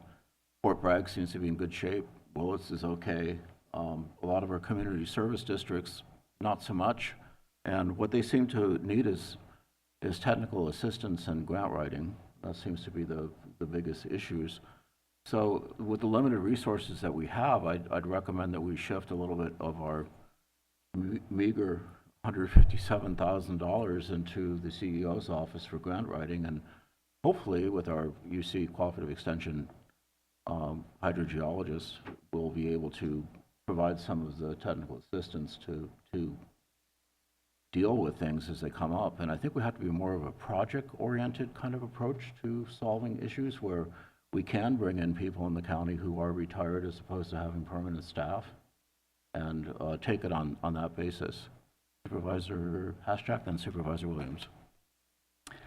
Well, I agree with what you're saying, and really what we found was that, you know, the 42 water agencies out there just needed some support in grant writing and collaboration studies, you know, and those kind of efforts. So the question is, how do we do that with the status quo budget that we have and staffing, and then with the collaboration of the UC Cooperative Extension? You know, do you have an idea about how that might work? And is that a possibility of achieving some of these goals? Because all the goals were worthy. It's just, what's our capacity? Your capacity is really limited, in my opinion. Having worked with the Ukiah Valley Basin Groundwater Sustainability Agency trying to go through the drought mandates on well drilling, I just found it was very difficult to communicate with environmental health. And it would have been great to have someone like a Steve Dunnicliffe who could be sort of the lead. We always go to Steve when we need something. To be kind of a lead person on staff in the CEO's office to sort of assist as we take on projects so that we're able to track where we are with it. And because supervisors aren't really well suited for doing details. You know, we're big picture item thinkers, but when it comes down to how do you help somebody get a permit who's kind of stuck because the people in environmental health don't quite understand the regulation, that becomes difficult for us to process those kinds of issues. So I really think we need to have someone on staff, whether it's at DOT or CEO's office, deputy CEO, handling a program. And it seems like the deputy CEO's office is a good place to go for projects, you know, when we have a specific project that we need done. I'm very, very concerned about the town of Mendocino and their water situation and their water treatment. It seems like they need a lot of help. And this is the other part that the board has to be really involved politically and going to our state reps and state agencies. We've done a very good job of working with the State Water Resources Control Board for getting funding. They were here recently for the Purple Pipe project where City of Ukiah just pumped its billionth gallon of recycled water through, and the director of the State Water Resources Control Board was there and said he was impressed with how Mendocino County is going after trying to solve problems with the resources that we have. So we want to keep those kinds of things strong, and I think that's the role of the Board of Supervisors. So it's clear we're going to have to take a team approach because we don't have the resources just to buy our way into solving them. Supervisor Williams. So there was some talk about repurposing the $157,000. One of the early slides had a breakdown of how that's allocated today. I think the muscle program uses maybe a quarter of it. Would we cut that program, or would we cut the $2,000 that goes to inland water and power? What part of the 157 could be reallocated? You'd have to give up some of the current functions. What I'm looking at is I don't want to claim to spend the same dollars twice. No, I agree with you, and I know that, for instance, Department of Transportation is no longer responsible for the Groundwater Sustainability Agency, so I don't that's something that probably could be reallocated. Okay. So could that be one of the actions to come back with a reallocation plan? And maybe an update on what UC Cooperative Extension is willing to do in partnership? Yes, I think that would be a good idea. Other comments? You know, This might be a good time for public comment, Mr. Chair. Okay, I'll just make one last point. You know, we've had a reprieve here with a wonderful water year, and I think a lot of pressure was on us during the drought. So I'm hoping this has given us a chance to kind of catch up and think about what, you know, what's important to us. And of course, we're dealing with a horrific financial situation, and it takes time to work through things. 2 years may be completely different, and you know, this plan does recognize it'll take about 10 years to come up with capacity. So I think that's helpful. Public comment in the room? Oh, Amber. Hi, Amber Fassett, Department of Transportation. I just want to re-stress that the $157,000 is currently totally allocated. You know, we may not be the upfront administrators of the GSA, but we still do a lot of the background administration, including reviewing and processing all invoices for the GSA. We have a seat on the technical advisory committee. We attend all board meetings. So these costs here are current costs. They're not outdated from when we were administering the GSA previously. Okay, so at some point in the future, is the GSA as a JPA going to be a standalone organization? It possibly could, and I've discussed it with West Jost. It would require them to establish, my understanding is it would require them to establish accounts outside of the county, which based on this morning's discussion, I'm not sure the ins and outs of that, but because right now everything still needs to run through a county department, which currently is DOT. Okay, because they're doing a rate and fee study, and I think their intention eventually is to be a standalone organization, not dependent on the county. As I would say the same thing eventually will be true of Mendocino County Inland Water Power. Will eventually, if things go right and PG&E water transfer facilities in the Eel River go through, they will be a standalone organization. Okay, any other comments, Amber? Yes. Thank you. CEO Antle. I want to thank DOT and EKI for this presentation that this board directed prior. I can't remember exactly when it began, probably over a year ago. As the board is aware and has commented many times, there is no funding at this time for this project, and there are no staff resources beyond what the current capacity of what DOT is providing. I realize our grants division, they have, and they will continue to look for grants for water. That doesn't mean they have the technology or the expertise in water to be able to write those grants, but they will continue to look for them. As far as assigning Deputy CEO Dunnicliff, if it's a simple tracking, that might be within a capacity, but as you know, my office is currently down a deputy and is carrying quite a heavy load at this time during this fiscal crunch. So please keep that in mind as you assign things. And I would also like to point out, I do not believe your financial situation will improve in 2 years. If you want to consider this in 2 years, then the 2-year timeline might be effective. But I think you're looking at 4 to 5 years to be able to take this on with any finances behind it. Thank you. Okay, thank you for that reality check. Is there anyone in the chambers who wishes to address the board?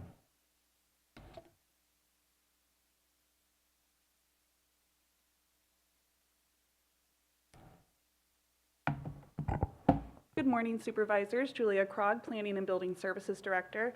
So I just wanted to echo, I think, some of the comments and concerns that I've already heard expressed by the board and the CEO here.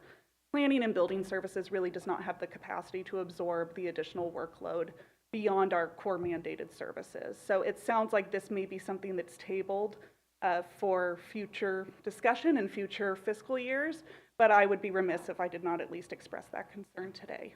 So thank you. Okay, thank you.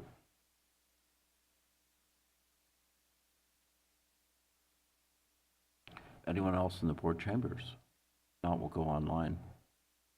Peter McNamee.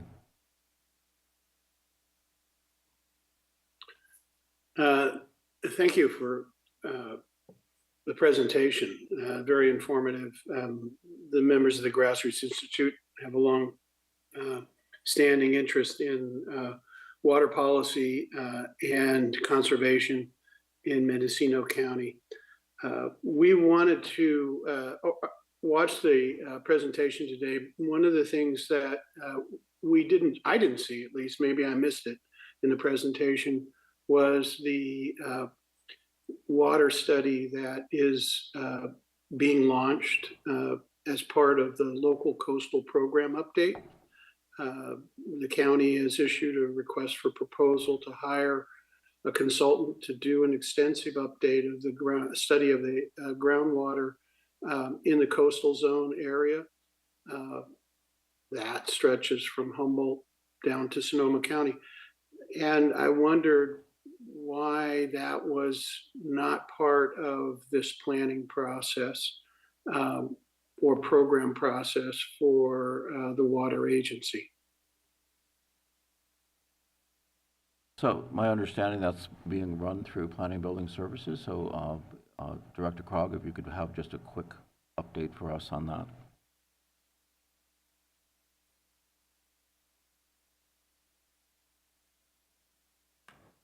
Thank you, Julia Krog, Planning and Building Services Director. So the groundwater study that's being referred to, that's background information for the update of the local coastal program.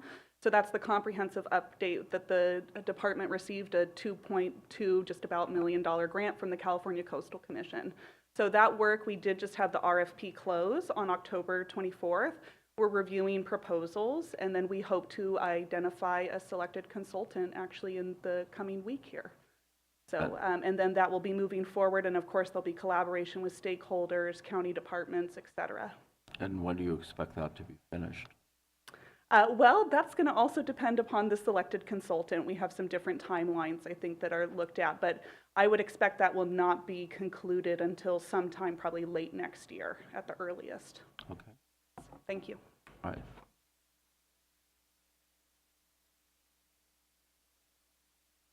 Okay, any last comments from board members? I have another person. Devin Moore.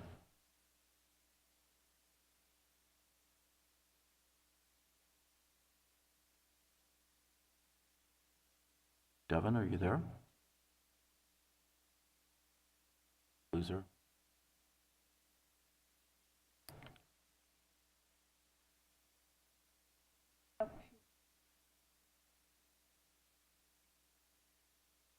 Through the chair, there seems to be some technical issues with the caller. Okay. So the hand is down currently. Okay. And it's back up. So I don't know if, there we go. Devin, can you hear us? Yes, good morning. Okay. Can you hear me? Yes. Yes. Yeah. Okay, my apologies. I was talking to myself. Devin Bohr, Mendocino County Farm Bureau. So I do appreciate the presentation this morning. As you know, I don't have to reiterate how critical water is to this entire county and the ongoing struggles that we have to look for solutions for a lot of these unfunded mandates. I guess a couple of questions I had this morning, and maybe just some general comment would be, yes, I don't have to, tell you the funding situations in the county are looking fairly dire.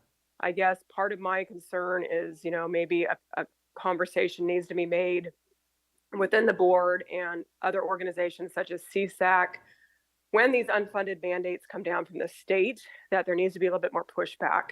especially from the rural counties who may or may not have the abilities to have the staffing levels to compensate for moving forward with these fairly comprehensive and scientifically validated types of water-related projects. So just that's one point I would like to make.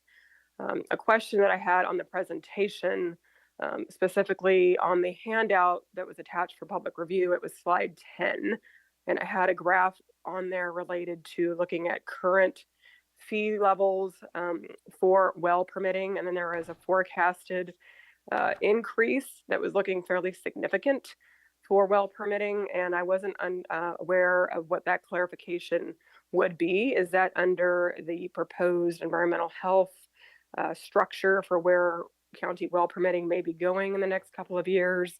But I was asking for clarification on that, because as it was mentioned this morning, we do have some significant fees and potential, other income generating methodologies coming down in the next several years related to both Sigma for the Ukiah Valley, as well as the future of the diversion from the Eel River. So I just wanted to have clarification on that as well. And again, I do look forward to having the new UC Cooperative Extension Specialist come into Mendocino County. I think there will be a role that that individual can play. But I think that this conversation, as much as it may not be able to be afforded, water needs to be critical and at the top of the forefront of the mind of the Board of Supervisors and county leadership. So thank you.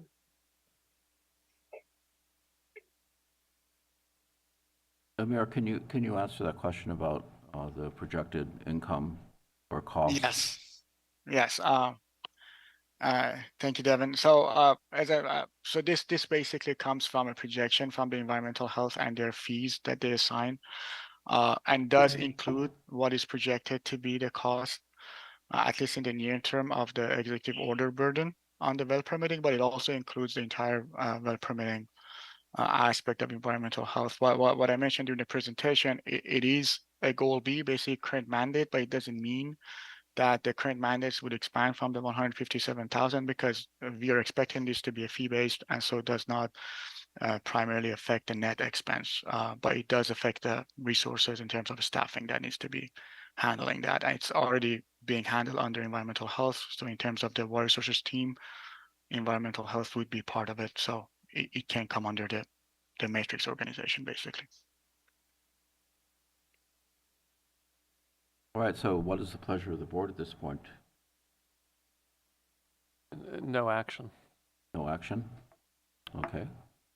So we receive and thank the consultant for the report, and at this point, we're going to take no action. I suggest a 5-minute recess. Oh, Well, wait, Supervisor Hasbrook? That was a comment by Supervisor Williams for no action, but it didn't mean that the conversation stopped or anything. I mean, are we done with it? I would like to make an alternate suggestion, is that I don't think we can change what we're doing right now with the work being done in the Department of Transportation, but I do think that Chair McGordy should be working with UC Cooperative Extension and trying to figure out where they can fit in and help us as much as possible in all of these goals that we've, the resiliency, the advocacy, all of those things that we need help on. So I'd like to give that direction. Second. Okay, so you guys are volunteering me for more work, but it's okay, because I think this is things I would do anyway. And if it's okay with you, we'll come back at the end of January or early February after we have onboarded the person, and then have a discussion again about what we're going to do next. Right, very good. I just want to take the time as well, and I agree with my colleagues about we've got to keep moving forward, and water does need to be on the forefront of our minds. Also, we do have several regional partnerships that are included in the presentation that we do use consultants, and we have working together with our partners in Sonoma, Marin, Lake County. However, we need to make regional partnerships around water is critical. Otherwise, we couldn't do it alone. So I just wanted to highlight that we are doing the work currently, and we need to continue doing that work and not let that ball drop. It's critical. Yeah, and that's why it goes back to me making the mention about the CEO's office, even though I don't want to dump more work on them. They're critical in helping us get through some of these things because it requires coordination. And they are helpful, and they do find time. So I much appreciate that. So there's a motion on the floor for me to consult with UC Cooperative Extension and come back with some suggested items for us to move forward, and probably end of January, early February. And it's been seconded, so we're ready for a roll call.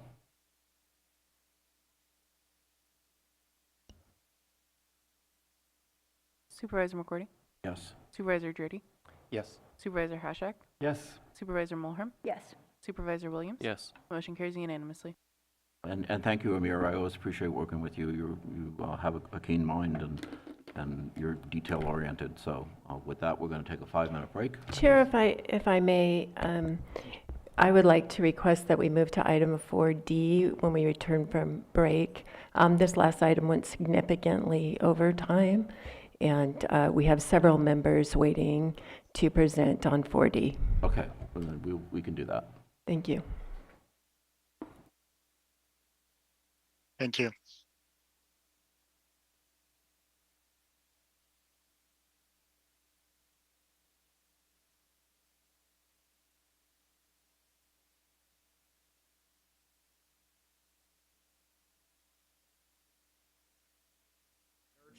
Supposed to be there for their kid, provide food, shelter, joy, and going in, becoming a parent for her, I had no clue how to provide that. Cómo pensar educarla, ajá, cómo educar a un hijo porque pues nosotros nunca, es la primera vez que íbamos a ser padres. What I think parents should know about home visiting is that you can learn a lot of new things and tips and tricks, how to take care of the baby and what to do, and if you're, stuck in a routine and everything being monotonous, like they give you new resources and new tools how to handle parenthood. It was nice to have them kind of guiding me, even though I was not a first-time mom. I felt like a first-time mom. It totally blew my mind over time. So much information that I had no idea about. She was straightforward when, teaching me this stuff and answered any of my questions. Just a really positive experience. What I think that parents could benefit with the program is just having someone here for you, especially for first-time parents. It can be very isolating, and it can be very lonely, and having the home visitor changes that, and it feels very good. For me, having a home visitor is like having a second mom there. A lot has changed. I'm definitely more knowledgeable taking care of her, and I know that anytime I need advice or help from somebody, I can just call her. It's just that little positive nudge to, hey, I'm noticing something. Let's find a way how to change it. And she's like, you know what, Amanda, let's pick you up, dust you off, and let's go over to, see about either getting your driver's license or seeing about, going to college, see if we can start something for you. It's totally worth it. Like, even if you're on the fence at first, you don't feel like having a stranger coming in your house and teaching you about your little one, do it anyway. You get the help that you need. You get professional advice on things you may not know about your child. And the fact that the program has no fees or anything, it's all totally free, is fantastic.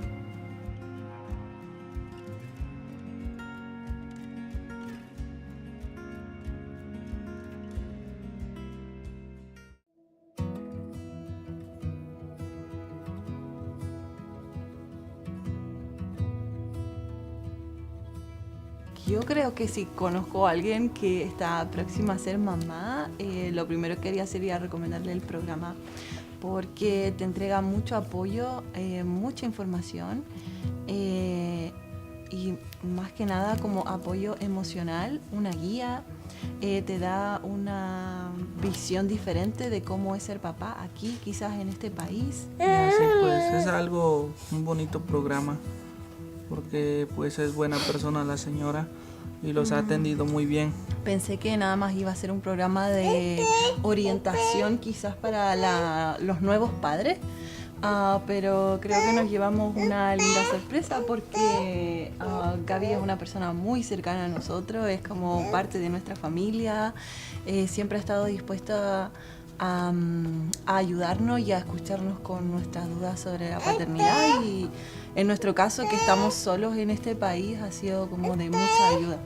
Es un gran apoyo para nuevos padres, y más aún si están en nuestra situación, que somos extranjeros, que nuestra familia y amigos, como dice Carla, están en otro país, lejos. Entonces sí, viene muy bien el programa para apoyarse tanto emocional y como anímicamente, y bueno, en varios aspectos del programa que nos ayuda a seguir adelante con esta nueva aventura. Te ayuda como a ver los distintos recursos que tiene la comunidad para nuevos papás, entonces creo que es de gran ayuda. No queda mucho que agregar, pero lo veo de la misma forma. Que hemos aprendido algunas cosas aquí y pues los han ayudado, como este programa los ha ayudado para seguir creciendo a la bebé, como con buenos consejos y así.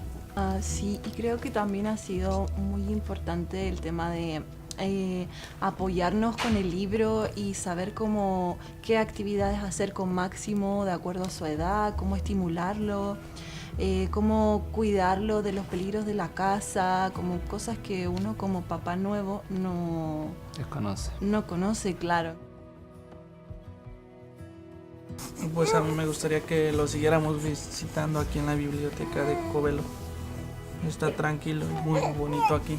Cuando no nos podemos reunir, nos comunicamos por Zoom o una llamada telefónica o por texto. Donde nos visite, porque ha sido nuestra casa, a veces nosotros vamos a Wellits y puede ser en el parque. Gaby llega, hacemos un resumen de cómo ha ido nuestra semana o qué hemos hecho de nuevo, cómo va el trabajo.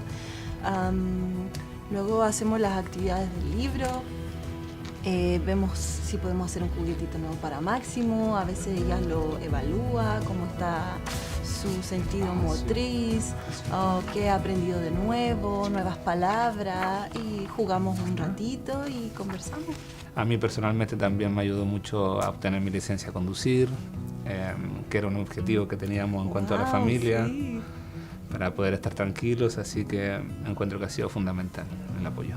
El objetivo del programa es que las familias estén bien, y que las familias estén bien significa niños felices, niños sanos, y eso en un futuro es adultos sanos y un mundo mejor. Entonces está bueno.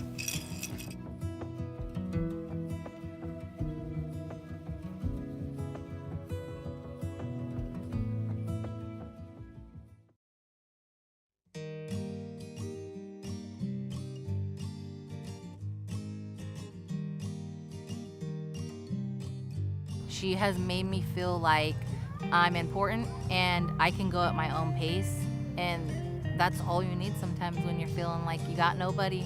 It was helpful to have somebody there kind of holding my hand and guiding me and letting me know this is kind of the normal. It felt like I was becoming a new mom, so it was very interesting and helpful, very, very helpful. You know, there was that self-conscious part of me, like, will I be accepted even though I'm not perfect? What I like the most is that she really listens. The support that she gives me is special because she does it with love, and it's Pursuant to Public Contract Code Section 20142, sponsors a sheriff, coroner, and executive office. Who would like to lead off?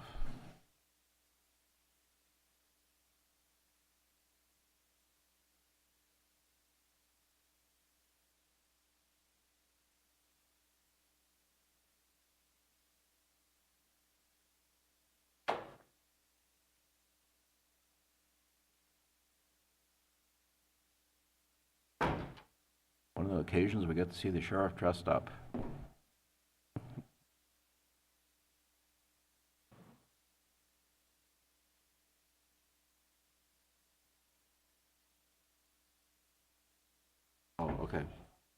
me to repeat it? Okay.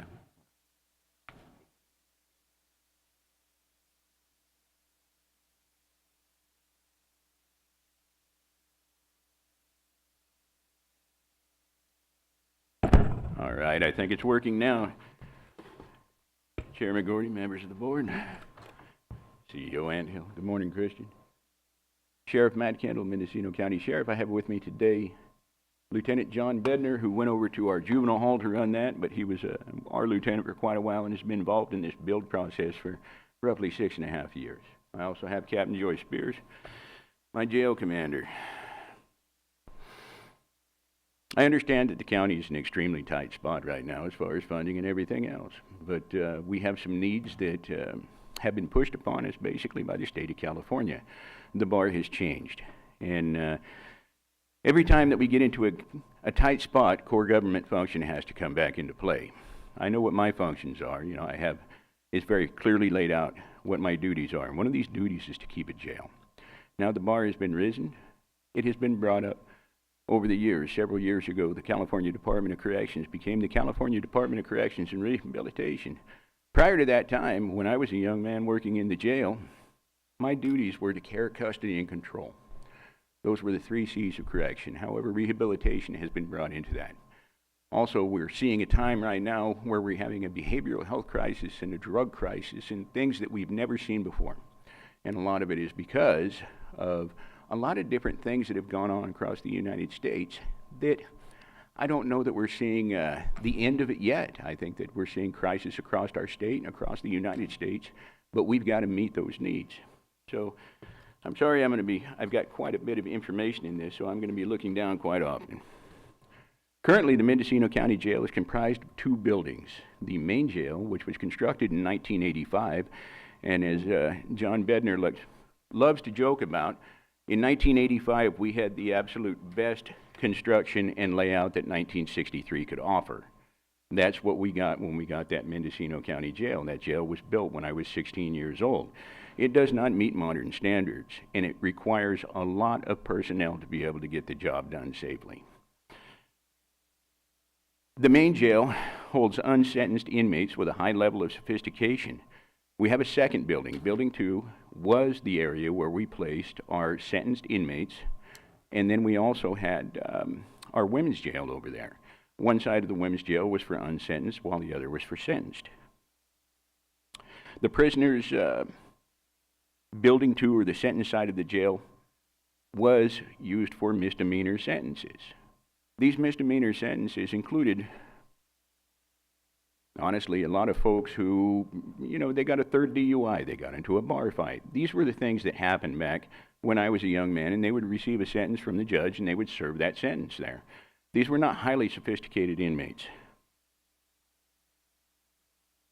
This building now houses sentenced and unsentenced, as well as most population suffering from mental illness, because of the construction of the building allows us to be able to separate those folks from people who would victimize them. And then we have got to work very hard to meet the needs of these folks because the architecture was not built for it. The reason for this is mainly because the housing units in the new building, or the newer building, Building 2, are single occupancy and is often needed for persons suffering from mental health issues. The main jail was completed in 1985, and that was built as a stopgap. It was only supposed to last for 5 years, I believe. And it was built as that stopgap, intended only to serve for a short time, until such time that a modern custody jail could be built. At that time, our sentence side was where the Donovan room is now, and it was, I remember working over there as a young man, it was offices that were kind of turned into, they took the doors off and we turned them into housing units, waiting for the sentence side to be built. The legislation enacted in 2005 is what changed the MAR, and it changed the name of the California Department of Corrections to the California Department of Corrections and Rehabilitation. That is what began to raise the MAR for the understanding and treatment of inmates, as far as programming, as far as therapeutic things that went on inside custody settings. The expectations for custody settings as they continue to be elevated following this time, we've seen several pieces of legislation that caused inmate populations to change dramatically as well. AB 109, which became effective in 2011, has shifted several state prison populations into custody of county jails. This caused inmates to be sentenced to several years in county jail populations or custody. What county jails were originally meant for was to hold inmates for up to 1 year. And occasionally we could have a person who would receive 2 one-year sentences. However, normally the second sentence was either run concurrent or it was greatly reduced, and so a person could serve their 1-year sentence and then begin a sentence on another 6 months. That's what we would normally see. And so the longest that we would ever really see somebody in the county jail was approximately 14 to 15 months. That was pretty much the longest average. This caused inmates to be sentenced to, the AB 109 caused inmates to be sentenced to several years in county jail. It also brought sophisticated inmates which had been serving state prison sentences for their crimes. It brought them into county jails. The level of sophistication makes it a more dangerous working environment for my staff, but that includes the medical staff and the behavioral health helpers, the mental health doctors and the clinicians that come in as well. When you place a population of subjects suffering from mental health illnesses into this population, we have to be concerned about them being victimized. We have to be concerned about them victimizing others, and therefore we've got to be very careful in their movements. Realignment funding was provided to counties at that time due to an understanding by the state that counties would be severely impacted, and we'd be impacted particularly in the sheriff's offices and the probation departments, because we were asked to take up the fight on this and begin moving these things forward. Now, we have received funding, but a lot of that funding has not gone up in the fashion that we thought that it would. And currently, I think that we're seeing probably about 65 to 70 cents on the dollar for the work that's being done. We're receiving, in that realignment funding through the CCP. The Department of State Hospitals has also placed a huge workload on local jurisdictions. Several legal actions against the Department of State Hospitals caused them to shovel their workload over to the county and local jurisdictions, mostly county jails. We're working with the JBCT, the Jail-Based Competency Training Program. We've taken that on, and we've reduced a lot of the backlog for the Department of State Hospitals. However, now it is becoming expected that we take on more and more and more. And in the meantime, Department of State Hospitals, they're not increasing bed capacities. They aren't increasing any of the work that they're doing. They're simply kind of pushing it off onto us and hoping that somehow we can find a fix to a lot of the situations that the state was once responsible for.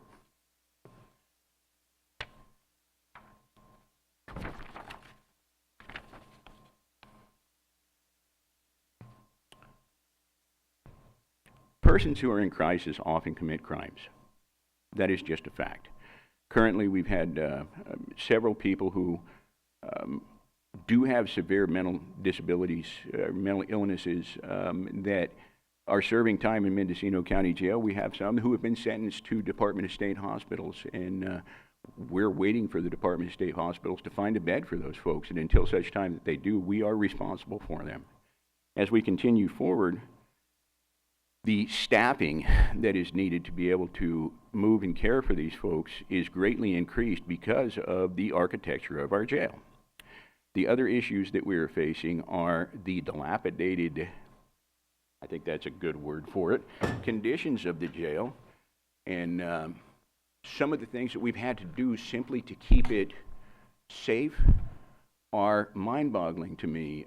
We've got, and I'll ask John to speak to this momentarily, we've got some locations in the jail that have had to have repairs due to rust. John, if you don't mind speaking to that.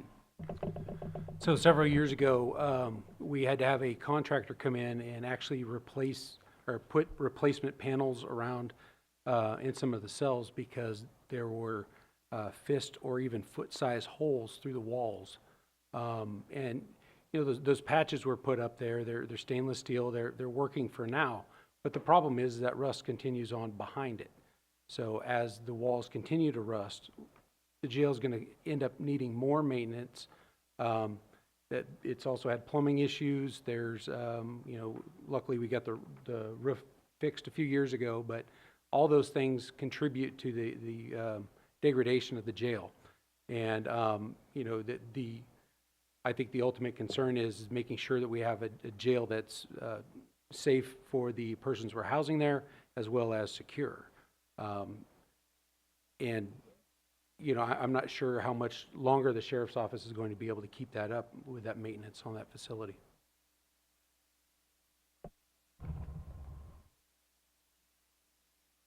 So, the things that a new facility would bring for us would be the ability to provide services and medical at a time where that is what is expected of us. And I will ask Captain Spears to speak to this about the programming and the things that are currently expected within a county jail setting, things that we had not seen before. So one of the things that we are now doing is the JBCT program, and it has several different parts. There's a training of the individual to learn how to maneuver through the court system, but there's also a therapy session. They like to do group therapy, which we cannot do in our facility because we don't have the room to do it safely for everybody involved. We have mental health people who come in, and they also want to do one-on-one therapy with these people. Again, because of the size of our jail and the limited amount of deputies to move individuals, it's becoming quite hard to maneuver everybody. Yesterday, when I was looking at the numbers, I had 126 individuals on mental health drugs. That's half of my population.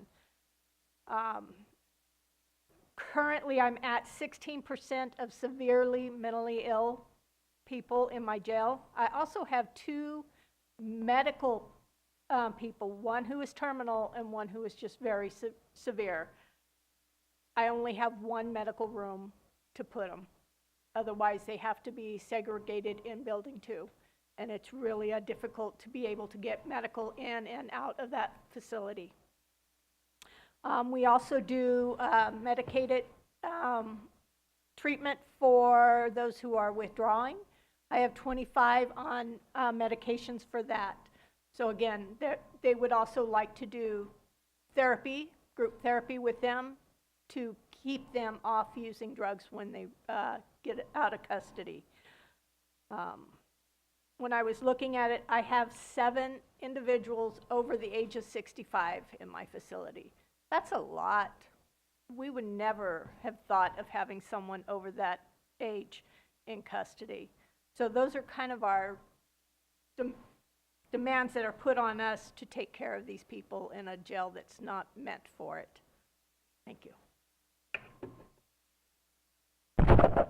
So basically, central to the mission of the behavioral health wing and housing units are to deliver high-quality medical, mental health services and the creation of modern therapeutic housing units with program areas for persons in custody and of all classifications. One of the hardest things to do is to move people through a custody setting when you have mixing classifications. There are people who will absolutely attack people who are perceived to be child molesters. There are people who, we're in a small county, we have suspects in one area and suspects in another area. However, often they know the victim of each other. These are the things that we have to deal with because we've got to keep these people safe while they're in custody. The quality of the proposed environment, the provision of specialized spaces and equipment, direct access to outdoor and recreation time, group therapy rooms from all housing units, and the features that will facilitate the county's ability to ensure access to mental health and medical health care for all individuals incarcerated in the county jail. It includes new clinical space provided to healthcare services that we are currently required to meet their current state standards, including medical, dental exam space, laboratory and pharmacy functions. The new facility will also be ADA and HIPAA compliant.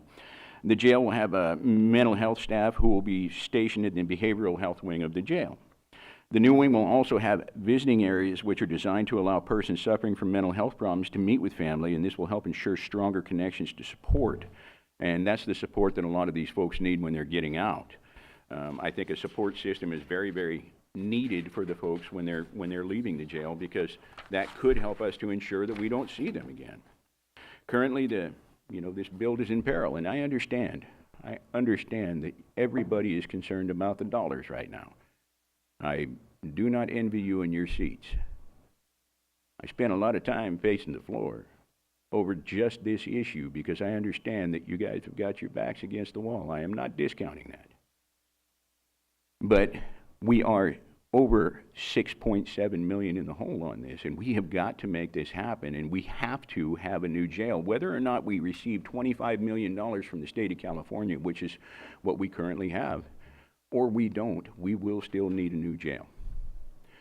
So as we look at these issues and understand that the requirements are so greatly different than what they were in 1985, I don't think that we can move forward in good conscience and say we can't afford this. I think that in good conscience, I think we have to say that we cannot not afford this. We have to be able to bring this up to meet the needs that are being presented to us today. I am not happy in the least that the price went through the roof on this. This has been a long time coming. We began architecture on this, or looking at the drawings, when it was a two-story. We knew that we couldn't find the personnel to be able to run it as a two-story. It was taken down to a single story. It was taken down to a modern design where 3 people can actually run this jail. And that is a huge reduction from the amount of people that we have currently running the main jail. John, if you don't mind speaking about the design of it. So what we originally designed was, or what the architects originally designed was a 2-story building that would go in between the existing main jail and building 2 and actually eliminate one of the housing units. It was 2-story design, would require an elevator because of ADA issues, and if I remember correctly, it would require 5 to 6 staff. We did some research and found that if we move the facility to its current location, that we could design a single-story building, still apply all of the needs that we were looking for, and create a design that uses only 3 persons, 1 person in the control room to run the building, and 2 persons to actually work the floor. And what the whole design of that building is to bring all of the services to the inmates. So you have a medical suite, you have a dental suite, and all the medical and mental health staff are actually in that building. So currently, if somebody needs a service, they have to be taken to that service. This would bring the services to them. We also designed in programming space, large programming space, smaller programming space. We have incorporated exercise yards so that we can get persons outside, moving around more often than we can accomplish right now. And during that design process, we realized that we were kind of, in the sheriff's, we're looking for a Cadillac. And we went back to the architect. We reduced that scope and the footprint of the building by a significant amount. And I think we have it down to like the Chevy model. And it's, some folks might think that it's extravagant. What we've brought this down to is the bare bones minimum of what we can do in order to be able to accomplish what we need to provide for the inmate population that's going to be in that building. So that's kind of the thought process and the history behind how we went from there to here. So then lastly, the other thing that we have to be concerned about is safety, safety, safety. Safety of the public, safety of the residents inside of that facility, and safety of my officers, my deputies that are taking care of those folks in there. There has been a lot of push from the state of California because they do not like incarceration. Okay, I understand that. However, county jails are not Shawshank. I don't think that people really understand that what they see on television is completely different than what goes on inside of a professional correctional facility. We're working very hard to make sure that through accountability, we have some opportunities that we provide to these folks. And the hardest population that we have to serve in there is the populations who are suffering from mental health and behavioral health issues. Those are absolutely the hardest populations that we have to serve. We've got to keep them safe from the other residents. We've got to keep the other residents safe from them. We've got to keep ourselves safe. And in that old design that we currently have now, this is not working well. This will provide us roughly 60 beds, which will take up about roughly 25% of the population that we have currently in jail. And the population has been fluctuating between 245 and 270. We don't control that. We don't control who gets arrested. We don't control those things. However, when they're brought to the doorstep, we've got to take care of them. Now, I understand that asking for another $6 million after you folks have already pledged quite a bit of funding to this it's a bitter pill to swallow. However, we've already put a lot of money into this, and if we scrap this project now, that money is absolutely wasted. I do not envy you in your seats trying to find where we're going to come up with these funds, but I'm telling you it absolutely has to be done if we're going to move forward. Anything else to add, John? We have a question from Supervisor Haschak. No, I just have a comment. If you're ready for it. Yes. Well, thank you for the presentation. And, you know, this behavioral health wing of the jail, you know, we have a lot of competing interests for the money. Yes. And you know that. And we don't have the money to do much these days. We're trying to stay above water. But it seems that this behavioral health wing of the jail is a must-have. We have to do it. And there's, like you've laid out, various reasons why it's needed.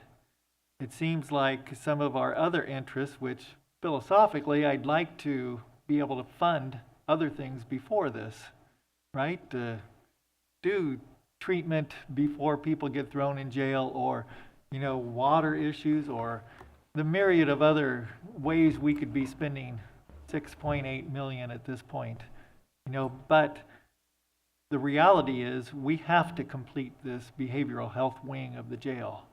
And I don't think we have any other choice. The only choice we really have is where we're going to get that $6.8 million, right? And that's going to be the real hard choice for the board, I think. So, John, I absolutely believe you're correct on this, and I have sat down over the years and really, truly tried to look at how many failures in a system occurred before someone called 911. And in some cases, there's dozens. In some cases, it's like a bolt of lightning, something happened. But ultimately, the problem lands at county jail. Excuse me. And myself and my staff are handed this and being asked to fix it and asked to keep people safe. All that we're asking for is the tools to be able to get that mission done. and I think that, you know, as far as the board is concerned about where we're going to find the money, I think there's only two pots of money out there for us. One is the reserve that we have, which is about $10 million. And the other is a loan from the Measure B funds. You know, and we can see a presentation later or that the ad hoc committee worked on about, you know, if there's money there. And that's even kind of, well, we'll see what the money is. But I only see those two pots of money to be able to fund this. So before we move on to supervisors' comments, and there's a lot of them, is there any more presentation that we need to consider from CEO Ansel or? I want to thank the sheriff for his presentation. I think he presented it very well. I would just reiterate the fiscal concerns. And we have been working to fund this jail for better part of 7 years now, and the costs keep increasing and escalating as we go. And the bid that came in, I'm extremely worried about the financial viability of the county. And but I do believe you need to fund the jail and this behavioral health wing. I believe the behavioral health wing is highly needed in this county, and I look forward to hearing your discussion. Okay. Supervisor Mulhern. I have one question that I haven't written in my notes yet, and then a question for the CEO. Is the new unit not gender specific, or is it only for males or females, or? It's actually going to be for both. Okay. Some of the units may even be co-ed. Thank you. And for the CEO, Supervisor Hashak laid out 2 options. It's my understanding that there has been some work done in the executive office fiscal department with the chair about reaching out to our state representatives. That's something that the board had directed a letter go previously. And I would just like to hear more about if this project moves forward today, may we find potential cost savings later? And then also, what are our other options besides the 2 that Supervisor Hashak laid out? I can't speak to if the cost savings option is there. I think Doug Anderson might be able to speak to that. What I can inform you is that the 2 options are the general reserve, which currently is at 10 million. If you reduce that, you'll be down to 3. And the other option are the Measure B funds. As far as reaching out to our representatives, myself as well as the sheriff, we met with the chair as well multiple times with Senator McGuire's office. As recent as last meeting, which was October 17th, I received a text during that meeting from McGuire's office, inquired some more about this, and they are listening, they're following, and they haven't, they're willing to exhaust all their avenues as well. And we have not given up at looking for grants or other ideas on how we can supplement this. But the need right now is to in order to proceed, commit the funds as a general fund contribution and a match share. And again, continue to look at those options as we move forward in the project. Deputy CEO Dennicliff or John may be able to inform us, but I believe that letter needs to go in ASAP. And then there's a number of days that the state reviews and gets it back to us. And that timeline, I'm not 100% sure of, but it goes to the BSCC and then to the Department of Finance at the state level. You have it? Okay. Supervisor Williams. Yeah, so just being realistic, I don't see it being plausible that we find out this project will cost less. I think more likely we'll find out it'll cost more. Last time the consultant was here, I kind of gave him a hard time about it's going to go up again, and he said, no, this is it. And now we're looking at another $7 million.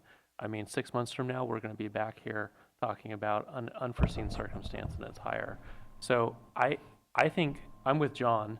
I only see 2 options. It's our duty to fund this project. If we don't fund it, it'll cost us even more. I would like to hear from the CEO how she would like us to structure the financing so that we're working with her on balancing the budget in the upcoming year. You have 2 options to use the Measure B funds. One is to allocate them to the jail. The other is a loan back to the general fund. You could structure that with interest, and you could structure it with a repayment schedule. We would ask that payment schedule begin after the construction of the jail, but I think those are the 2 options. But we would be paying interest and. I guess what I'm looking for is, do we need the liquidity of borrowing against B rather than using the reserve, because the reserve may be used for other purposes? And that would be my recommendation. I would not spend down your general reserve. I'm very fearful of doing that. $10 million won't last you a week. Okay, well then the question for the board is, do the majority of us support borrowing against Measure B to be paid back with interest after the wing is completed. Yeah, I would say I would. I'm not sure if, legal implications, if that's something we can do. And is it the pleasure of the board to hear from county council on that? Yes. I just want to confirm that there's a majority. I have provided some confidential legal analysis. I'm willing to describe a little bit more. I retract my yes. I don't want to hear anything that'll put the county at risk. If the board would like, I could discuss in some very vague terms. Okay. In terms of your ability to do an interfund loan, there is some ambiguity as to exactly how the rules apply to local jurisdictions. However, we have found that the practice is authorized at the state level. It's authorized with special districts, and there appears to be some ways that it can be structured. It's got to be within some pretty controlled limits, and there are some nuances to how we might structure things in terms of where appropriations come from and what backfills what other sources. It does appear that it needs to be based on surplus. It likely would be permissible with Measure B given the current fiscal health there, and it does appear the interest would likely need to be there as well as repayment. Supervisor Jordy. Yeah, so I think this is actually fairly common practice in local government. When I was elected to city council in 1998, we discovered that the audit revealed that there was a interfund loan that was not recorded as part of the budget from the water fund to the general fund. And so the new council came in and we had approved a resolution that memorialized the loan with interest equal to, in the city's case, it was the interest earned by the account through LAIF, local. So I understand that the county has Measure B funds in various accounts earning interest, and so I think it would be standard practice to look at what those interest rates are, and to make Measure B whole by paying interest that it would have otherwise earned in those accounts, I guess I would leave it up to the executive office in the intervening months, because this would take probably a month or two to bring this forward, to look at whether or not they wanted to structure it, like they say the first couple years may be interest only, and then after that pay off the loan in 5 or 6 years or however the process would work.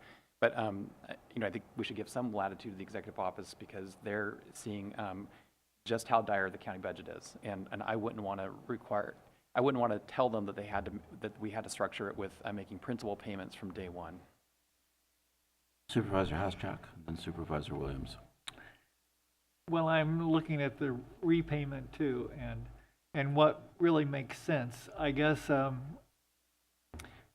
at this point, we need to come up with a plan for if we're going to borrow the Measure B money, how we're going to repay it, because it needs to be all in a package today, doesn't it? Or can we have the CEO come back with a plan for repayment? Yeah, Mr. Chair, I think you're going to need to have the CEO come back with a more detailed plan.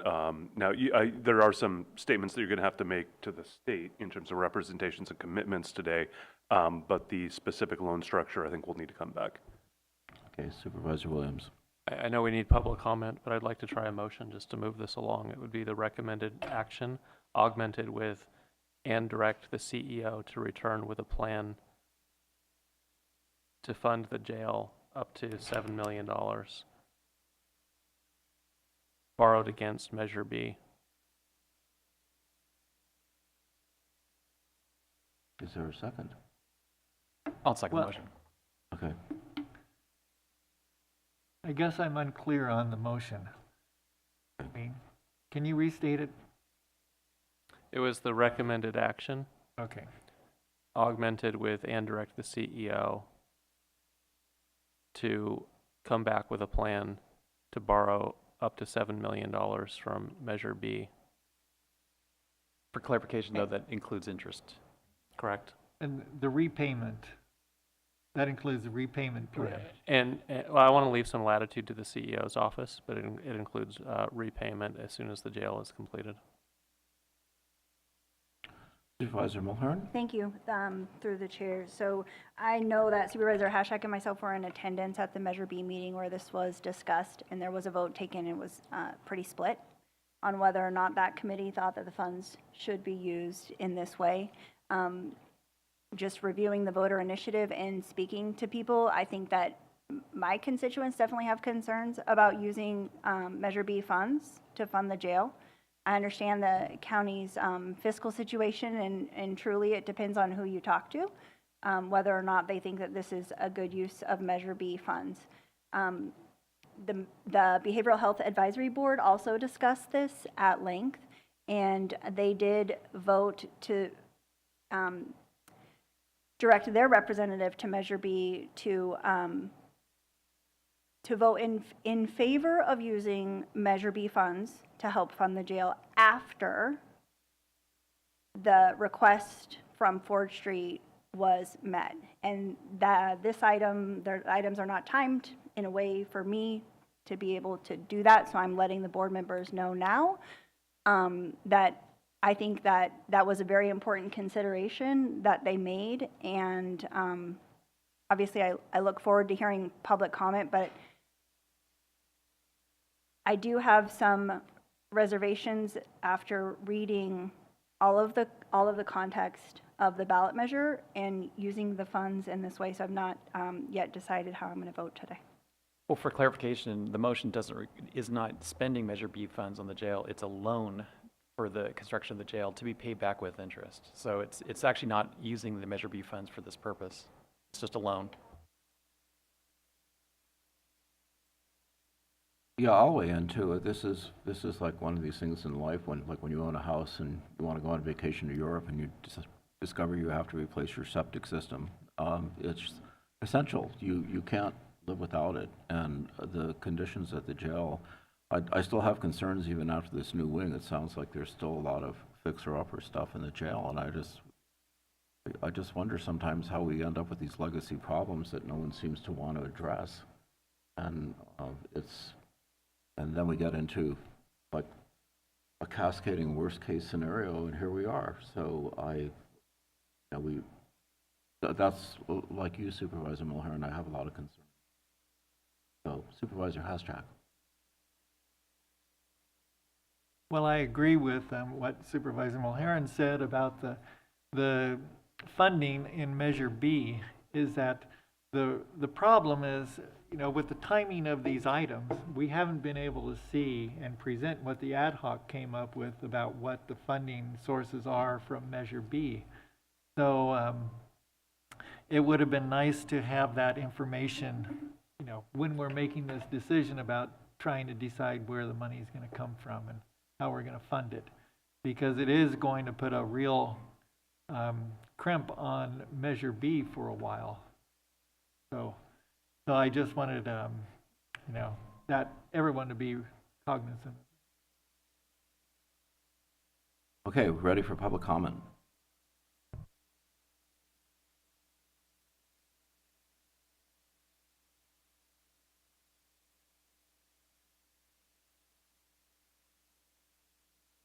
Good morning. Tom Allman, retired sheriff, member of Measure B, concerned citizen.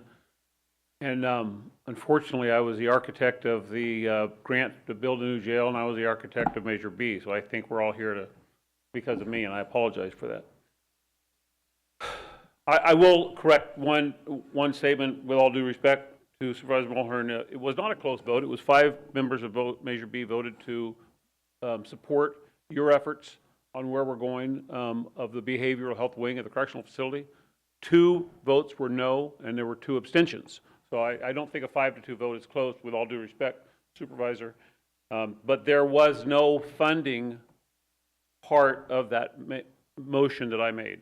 It was merely to tell you that the Measure B board understands the hard work that you're going through to fund the new correctional facility, behavioral health wing at the jail, and it is needed. Measure B was written for the purpose of improving the quality of life of mentally ill people within our county. And we have to assume that 50 years from now, we're still going to be Mendocino County. We're still going to have a correctional facility. And I'm going to tell you, the behavioral health wing of the jail that is going to be built in the next couple of years is going to be there in 50 years. I support Ford Street. I think Ford Street does a very good job for our community. I don't think anybody can tell you that Ford Street will be here in 50 years. But we as local government, our primary concern, and we learned this in 2008 during the austerity period, is public safety. And the public safety of a mentally ill person in a correctional facility has to be as important to you as it is to the man in the uniform over there. Because those are our constituents. Those are our citizens. Mental illness goes in every facet of our community. And certainly the jail 24/7 doesn't have the choice to say, no, we can't take this person. When the emergency rooms say he's cleared for jail, and we've all been there, and the deputy or police officer or CHP officer brings him to jail, now we have this situation where we have to have an industry standard to protect that person's life, to allow their family to know they're being protected, and hopefully they're going to be receiving services inside the correctional facility that's going to better their quality of life. The two biggest parts of mental health in this county, the two biggest pieces of the puzzle, is behavioral health and the correctional facility. Whether or not there's a behavioral wing, we're still going to have 20% of our population of mental illness. And we have to figure out a way to decrease suicides, to increase group therapy, to allow our mental health nurses to be right there in the wing of the jail. And that's what this is all about. When this started, Supervisor Hamburg and I started this in 2012. This was a discussion. So I'm out of time. I certainly would answer your questions. I have other things to talk about, but I'm out of time. Supervisor I Williams? would like to hear more. Thank you, Supervisor. The mental health wing of the correctional facility, when it was developed in the blueprint stage, when we met with the architects, when we did a statewide tour, Supervisor Hamburg went on a statewide tour of other counties that have behavioral wings of their correctional facility.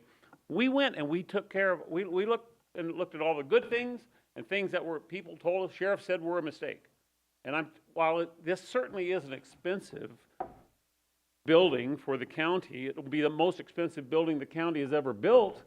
This will be here long after I'm gone, and most likely everyone in this room. This is a very necessary part. You know, mental health has been a part of our civilization forever.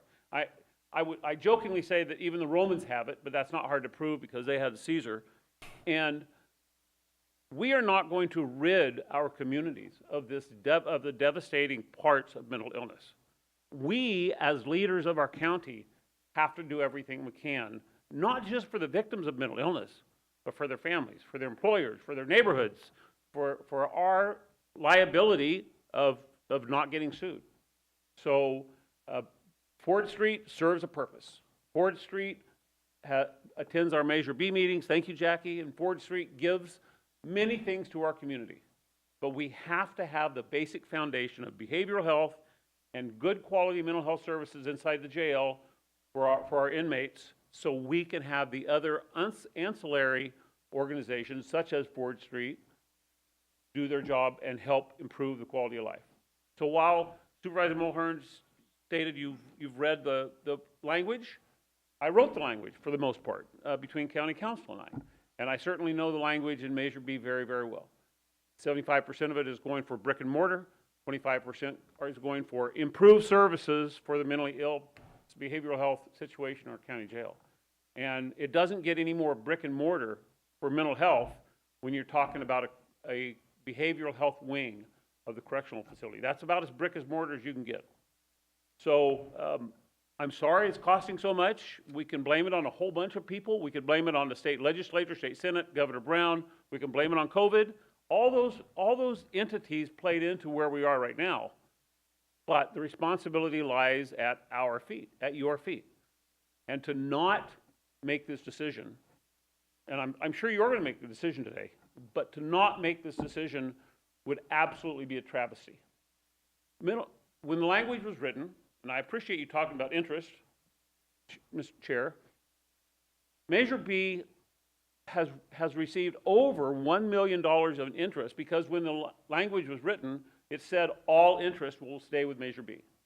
So we're not self-funding ourselves, but the citizens, and we've stopped paying the first 5 years, as you know, the quarter cent sales tax, half cent, now it's to 1/8 cent sales tax. But we are to the point right now, Measure B is to the point where we're starting to see the headlights of a good train. Here we are within 3 years of having a psychiatric health facility.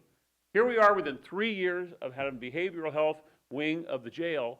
We have crisis centers inland. We have a crisis center on the coast. We have the training center. My goodness, we're doing what the voters said. And now we're in a situation. So I am praying for you and the toughness of this decision. But if this was an easy question, it would have already been answered. If this was an easy question, it wouldn't take you guys to answer it. This is a hard question. And so I just want to leave by thanking you. I want to leave by making sure that Ford Street knows that I support their endeavors. But the quality of life with a criminal, mentally ill person, the responsibility lies with you. And we cannot forget that. I'm the one who calls families to tell them what has happened. And nobody wants to do that. He's the one who's defended us in multi-million-dollar lawsuits because someone decided to take their life in the jail.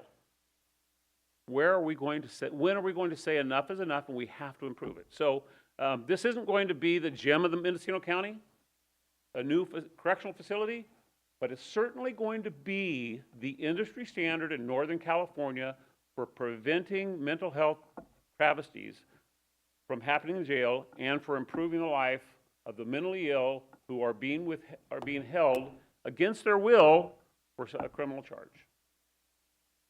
Thank you very much. Supervisor Yeah, Mohan. I do have a question because Sure. I will be held to answer for the decision. And so thank you very much for writing Measure B and for all of the work that you did to campaign. I think it's a really important initiative, and it did, include the training center for law enforcement. It did include the crisis residential treatment, and it did include the PUF, which is also being built and a really important piece of the continuum for our folks with behavioral health issues. As part of the ballot initiative, there was a letter in support that went along with the ballot that talked about how our jail shouldn't be the largest houser of behavioral health patients, and also referenced some other reasoning beside why Measure B was so important to get people out of the jail. So when I'm speaking to constituents about a vote that we may take today, and it is to improve the jail's behavioral health wing, how should I answer that to folks? That's a great question, Supervisor. I want you to know because, and I'm not even looking at the sheriff right now, but I can assure you he's going to nod his head when I say the jail does not want to take any more mentally ill inmates. Period. End of statement. But the law doesn't allow us that option. The law says we have to. And so, while I certainly, and I have been in trouble with former CEO Angelo for making a statement, but I'll make it again. From 5 p.m. on Friday to 8 a.m. on Monday, the sheriff's office and our police departments are literally the mental health department for all 911 calls. We don't have the option because we don't have a PUF yet. And so when you get there at midnight and somebody is in need of being 5150, the whole situation is, do we take them to the emergency rooms where they stay for 72 hours like sometimes it's happening now? Because that was one of the reasons that we wrote Measure B, because our emergency departments were absolutely full. And so now doctors are pushing them out, and now where do they go? And until we have a PUF, until we have a mental health wing of the jail, we have no place to take them except out of county, and we're spending more tax dollars. So ask the person who's asking that question what the options are. I'd love to know what the options are. I've spent more time on mental health issues as sheriff than any other topic in my life. And I did not go to the police academy a long time ago to become an expert on law enforcement and mental health. But I am.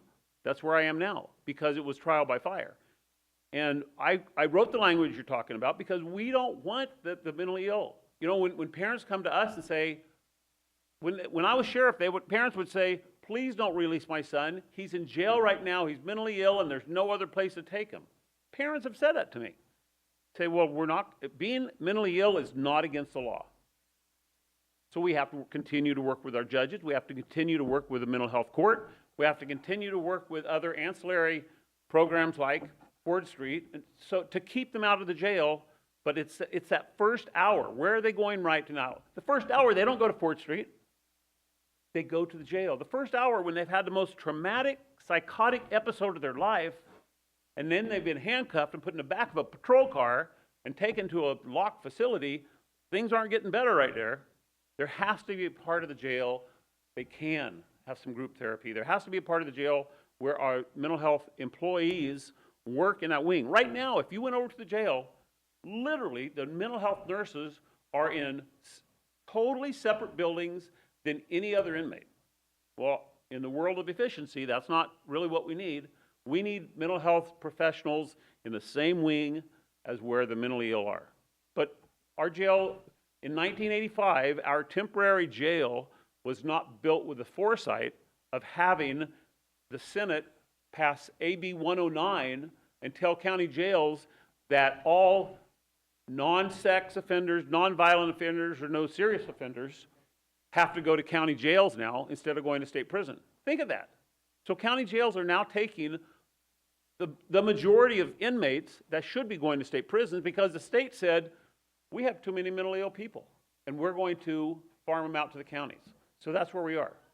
So when 1985 happened, they didn't see the forecast that you guys can see right now. Thank you for the question. Or give them my phone number, Mo. It's already on my mind. Okay. Any other questions for former Sheriff Ullman? No, I just want to thank the former sheriff. This is a much better discussion with him present, providing the context and the framing. You're welcome, Supervisor. Thank you. Anyone else in the boardroom who cares to comment on this item?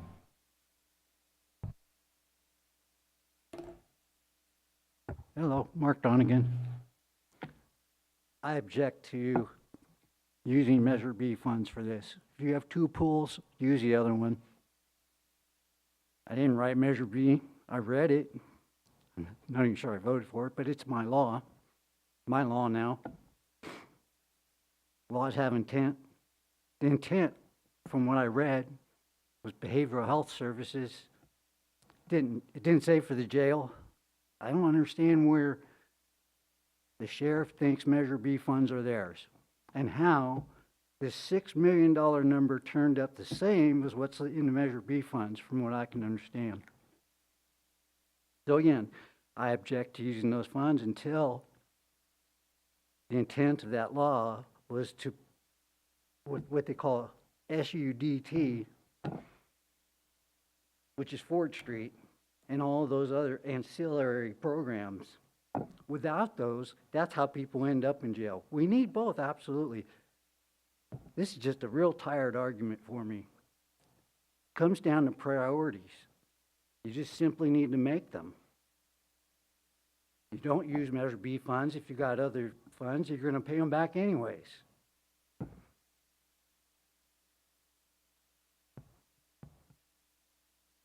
Our board, as Mo said, we talked about it, and we came up with our priority. Our board, our vote was unanimous. When I got on that board, I came here and I told you I didn't think it was functional. I've been on it only 4 months. It's functional now. We agreed upon something.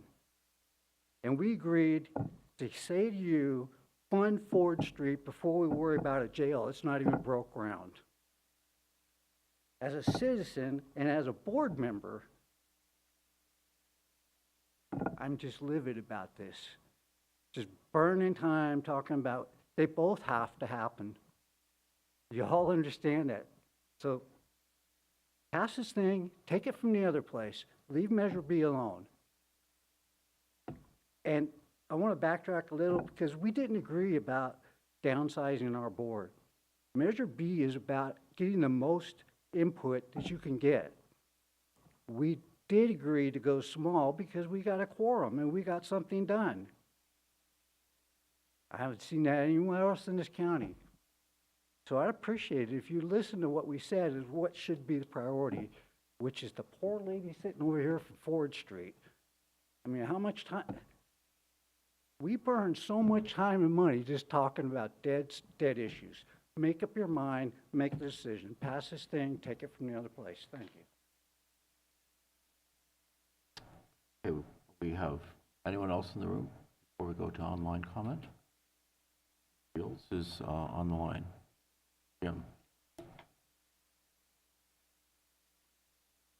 Good morning, everybody. Jim Shields, Laytonville. I'm chairman of the Laytonville Area Municipal Advisory Council, also longtime district manager for the Laytonville County Water District. I'm not speaking for either organization right now, but I fully support the contemplated action proposed before the Board of Supervisors. We can argue forever, about whether county jails and state correctional facilities are the proper place to treat people who have serious mental illnesses. But, the fact is that back in 2000, 1 in 8 of the individuals who were incarcerated either in county jails or the state correctional system were diagnosed with a mental illness. Today, that ratio has changed to 1 in 3. That's statewide, county jails and state correctional facilities.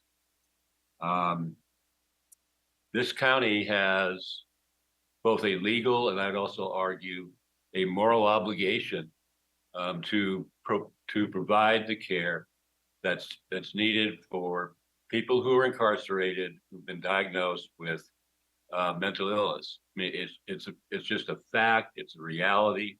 There's no way we can escape that. So I strongly urge the supervisors to approve the proposed action that's before them now. Thank you. Tamara Alanis is on the phone. Tamara. Good morning, Chair McGordy and supervisors. I'm a resident of the city of Willits. I work at Brook Trails CSD. I'm not here on behalf of Brook Trails. I'm just here as a resident and a supporter of Measure B. I'm just here to provide what I believe is general support, but overall, I think that the solution of temporarily using Measure B funds to fund the jail and the behavioral health needs of the jail is a great solution. We've heard over the last several months about the difficulties that the county is having fiscally, and I understand that there are mixed feelings on using these funds. I have mixed feelings on using the funds because I think that requiring the sheriff to pay back interest on a Measure B loan in a time of historical interest rates could be cost prohibitive for the sheriff's department. It's already going to be a challenge to find the money after the fact to pay it back, and I'm sure that Sheriff Kendall and county staff will be working on that over the years, but to burden them with high interest rates on the borrowing for a purpose that is clearly being served based on what we've discussed and what we've all read and when we had the election on Measure B, this is a good use of funds, and I commend this board for taking on a difficult question like this. And there's obviously dissent in the public and potentially even dissent in the room. But as far as I'm concerned, I support this. But I do think that with the flexibility that Supervisor Williams was talking about giving the CEO's office, I would ask that flexibility extend to the possibility of not having to pay it back with interest. Thank you. I think that's it for public comment. So I think we're in a situation now where we need to call for the question unless there's further discussion from any board members, staff. Supervisor Hasjak. Yeah, I'll just add that, looking at the Measure B budget, if we use that, which that's what's on the table right now, is that will use up pretty much all of the non-allocated funds, and that we will have a couple million in prudent reserve, and with the construction of the PUF, we have that, which will be increasing and I figured it will increase about $1 million a year for every year that it's not built because of just normal inflation, not even counting cost overruns. So we've got to, when we use this money, it doesn't mean that the money won't come back and that we won't be able to do this in the future. What I would like to see is using the Measure B monies for substance use disorder treatment. And obviously that's a concern of everyone. It was written into the ordinance, or the Measure B ordinance, and we need to proceed with that. It's just that at this time, we got to take care of the business at hand. And the business at hand is funding the jail and making sure that we can proceed with that today. Supervisor Mulhern? Thank you. I do think that the order of the items is a little bit challenging for the conversation. Hopefully you all have read your packets and understand. We'll have the conversation again about the Measure B funds and where they are. I understand that the motion includes repaying all of the funds back to Measure B. I think that when we get to the conversation about Measure B and what funds are available, there might be just difference of opinions as to what Measure B should expect to have come to them. So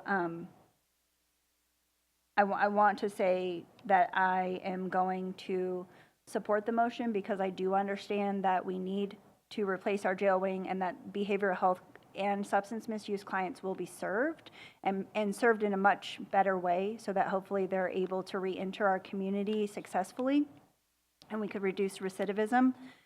But when we get to the conversation about forestry, I think it's important that the board keep an open mind that there still is a piece of the ballot measure and the capital projects that were listed as a reason for folks to vote on Measure B, and that is substance misuse directly. That is still a missing piece for me, but I do understand that we are in the position that we're in and that the funds will be reimbursed to Measure B. Supervisor Williams. Yeah, Supervisor Mulhern, thank you for joining us. I just want to recognize that this is a difficult one for the board. And I don't think any of us really want to be taking this action. It's out of necessity that, we can talk about spending down the reserve and only having $3 million left, but we know going into next year, we're going to need some of that.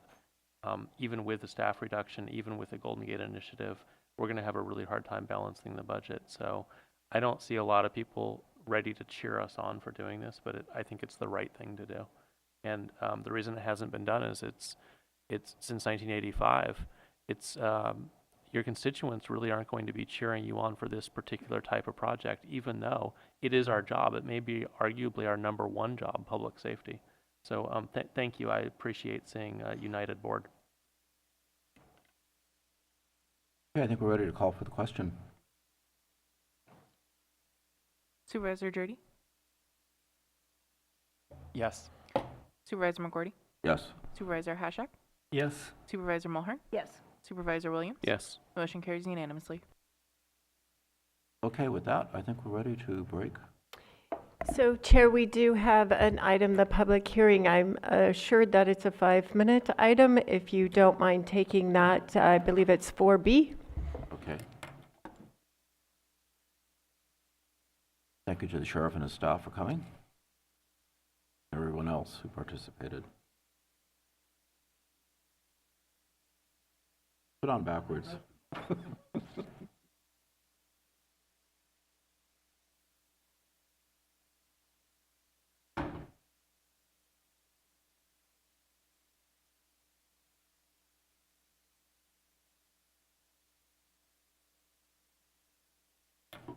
All right, so we're ready for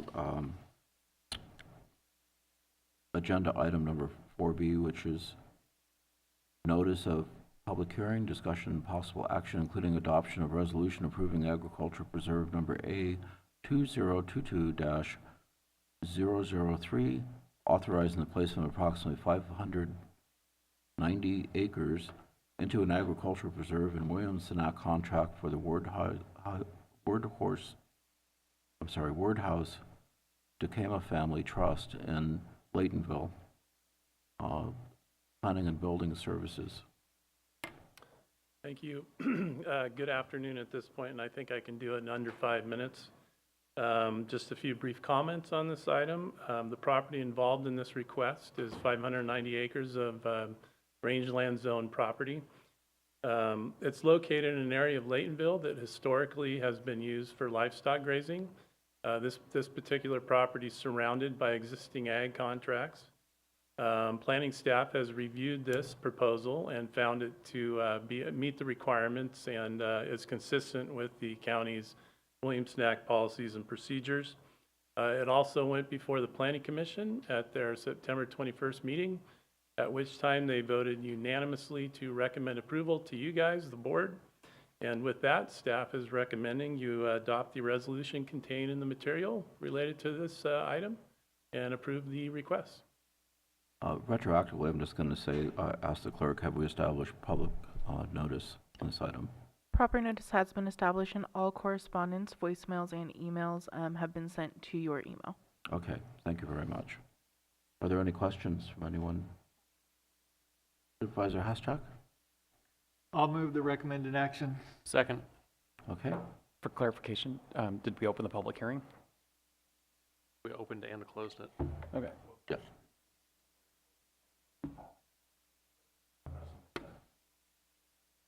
Okay, just to double check.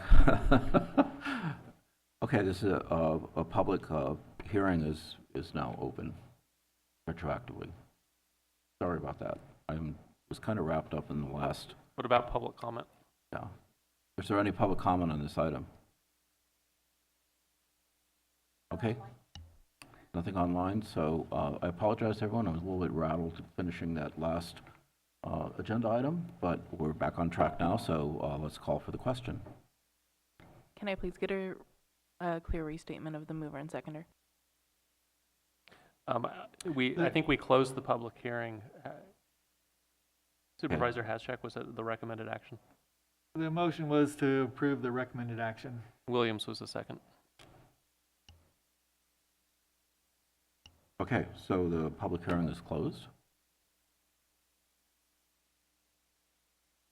All right, so we'll call for the question. Supervisor Williams? Yes. Supervisor Haschak? Yes. Supervisor Mulhern? Supervisor McGordy? Yes. Supervisor Jury? Yes. Motion carries unanimously. Okay, now I think we can take a break. Through the chair, I believe we have a timed item for 1 p.m., correct? So I 1 think we p.m. just let the public know that. Okay, so we have an hour break, and we'll be back at 1 o'clock for a timed public item.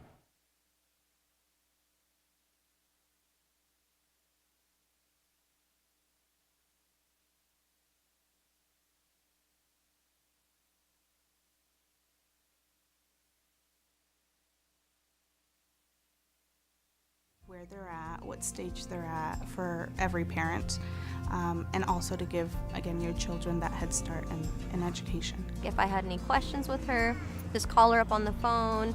You know, it was very relatable, very personal. And, you know, with her getting to know my kids, you know, she got to kind of help guide me along the way. I mean, there were so many cool things that I've learned. I went from a very rough type of life. I was homeless, and she was able to help me get into school, and I actually have enough credits to graduate with the business degree right now. I think I really want to mention just that I'm grateful that I took advantage, because it's something that has put me in touch with my child, or closer to my child and her development. I want other people and parents to know that the home visiting is not something that you should be afraid of. It's actually something that is needed. You know, because she's not just here for her, she's here to help with all of it. She helped me create a safe space where I feel comfortable enough to ask for help. Don't be afraid to take that step. Like, don't be afraid to get help. It's always okay to have extra support. I would say give it a try. You got nothing to lose. It's free. There's some perks, you know. They've got some great resources. Personally, I think everybody could benefit from the home visiting programs.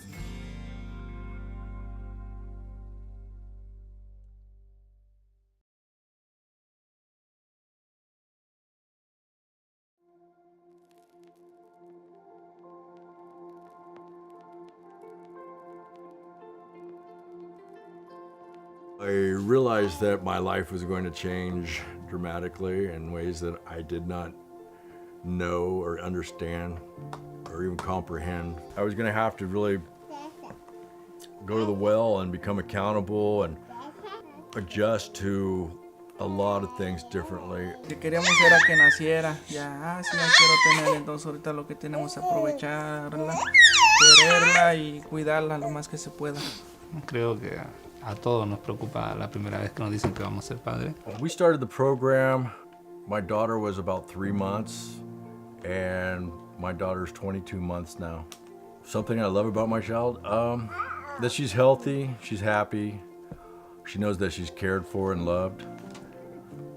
Those are some of the things that I wanted to make sure that she had, and she has them. I'm happy today with my daughter. She's the greatest thing in my life, and I'm glad to wake up and see her, and everything I do it for her. Sí, bueno, yo también vengo de una familia separada. Creo que por eso también me motiva a estar más presente con él, de quizás también estar de la forma quizás que yo no la tuve para Máximo.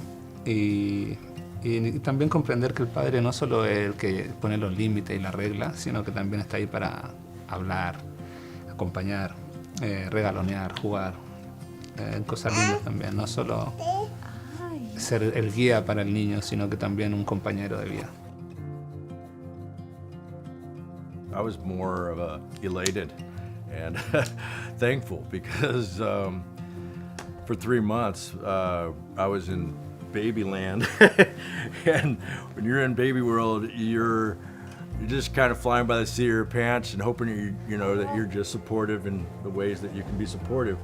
Pero pues aquí pues ya los enseñan un poquito más cosas que uno no sabía, cómo cuidarla, cómo desarrollarla, cómo educarla, y pues es algo bien porque pues cosas que yo no sabía, pues ya usted nos las dijo y todo como consejos, y pues muchas cosas que se aprendieron. Bueno, creo que por mi parte esperaba algo totalmente diferente, como un programa más frío, por decir algo, no tan cercano a la familia, sino más bien un programa de Estado programado para la ayuda solamente. Y a través del programa nos hemos dado cuenta que también pasa a ser una familia con nosotros, porque nos apoya en los momentos difíciles o cuando nos hemos visto en dificultades. Siempre nos hemos podido apoyar en Gaby a través de su programa. Encuentro que ha sido fundamental el apoyo. You know, my experience has been nothing but positive. Annette has been wonderful. She's on time. She lets me know if there's going to be any changes in the schedule. Not only did we get the assistance with this program, but we also made a really good friend. I'm happy to call Gabby our friend. I still feel the challenge of being a parent now in today's world is immense. I think that you need support. Es un gran apoyo para nuevos padres, y más aún si están en nuestra situación, que somos extranjeros, que nuestra familia y amigos, como dice Carla, están en otro país, lejos. Entonces sí, viene muy bien el programa para apoyarse tanto emocional y como anímicamente, y bueno, en varios aspectos del programa que nos ayuda a seguir adelante con esta nueva aventura. Don't be afraid to take that step. Like, don't be afraid to get help, because, you know, you might think that you know what you're doing, but it's always okay to have extra support, and don't do it alone. Give it a try. You got nothing to lose. It's free. I'm grateful that I took advantage, because it's something that has put me in touch with my child, or closer to my child and her development.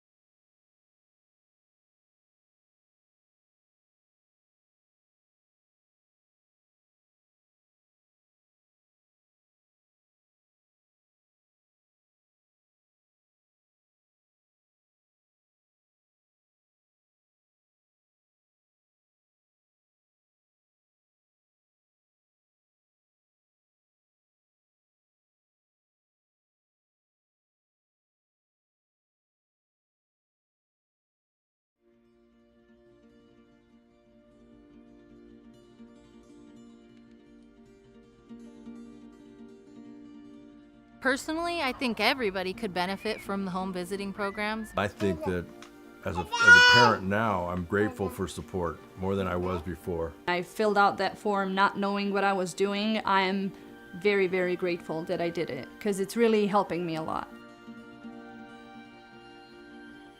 Bueno, creo que por mi parte esperaba algo totalmente diferente, como un programa más frío, por decir algo, no tan cercano a la familia. Y a través del programa nos hemos dado cuenta que también pasa a ser una familia con nosotros porque nos apoya en los momentos difíciles o cuando nos hemos visto en dificultades. Well, I was a new mom and I had no experience taking care of a newborn. There isn't like a book on how to raise a kid. We come from like a lot of family history of, you know, drugs, violence, alcoholism, so we didn't want our daughter to experience any of that. The thought that a parent was supposed to be loving, nurturing, supposed to be there for their kid, you know, provide food, shelter, joy, and going in, becoming a parent for her, I had no clue how to provide that. ¿Cómo pensar educarla? Ajá. Cómo educar a un hijo y porque pues nosotros nunca es la primera vez que íbamos a ser padres. What I think parents should know about home visiting is that you can learn a lot of new things and tips and tricks, how to take care of the baby and what to do, and if you're, you know, stuck in a routine and everything being monotonous, like they give you new resources and new tools how to handle parenthood. It was nice to have them kind of guiding me, even though I was not a first-time mom. I felt like a first-time mom. It totally blew my mind over time. So much information that I had no idea about. You know, she was straightforward when, you know, teaching me this stuff and answered any of my questions. Just a really positive experience. What I think that parents could benefit with the program is just having someone here for you, especially for first-time parents. It can be very isolating and it can be very lonely, and having the home visitor changes that and it feels very good. For me, having a home visitor is like having a second mom there. A lot has changed. I'm definitely more knowledgeable taking care of her, and I know that anytime I need advice or help from somebody, I can just call her. It's just that little positive nudge to, hey, I'm noticing something, you know, let's find a way how to change it. And she's like, you know what, Amanda, let's pick you up, dust you off, and let's go over to, you know, see about either getting your driver's license or seeing about, you know, going to college, see if we can start something for you. It's totally worth it. Like, even if you're on the fence at first, you don't feel like having a stranger coming in your house and teaching you about your little one, do it anyway. You know, you get the help that you need. You get professional advice on things you may not know about your child. The fact that the program has no fees or anything, it's all totally free, is fantastic.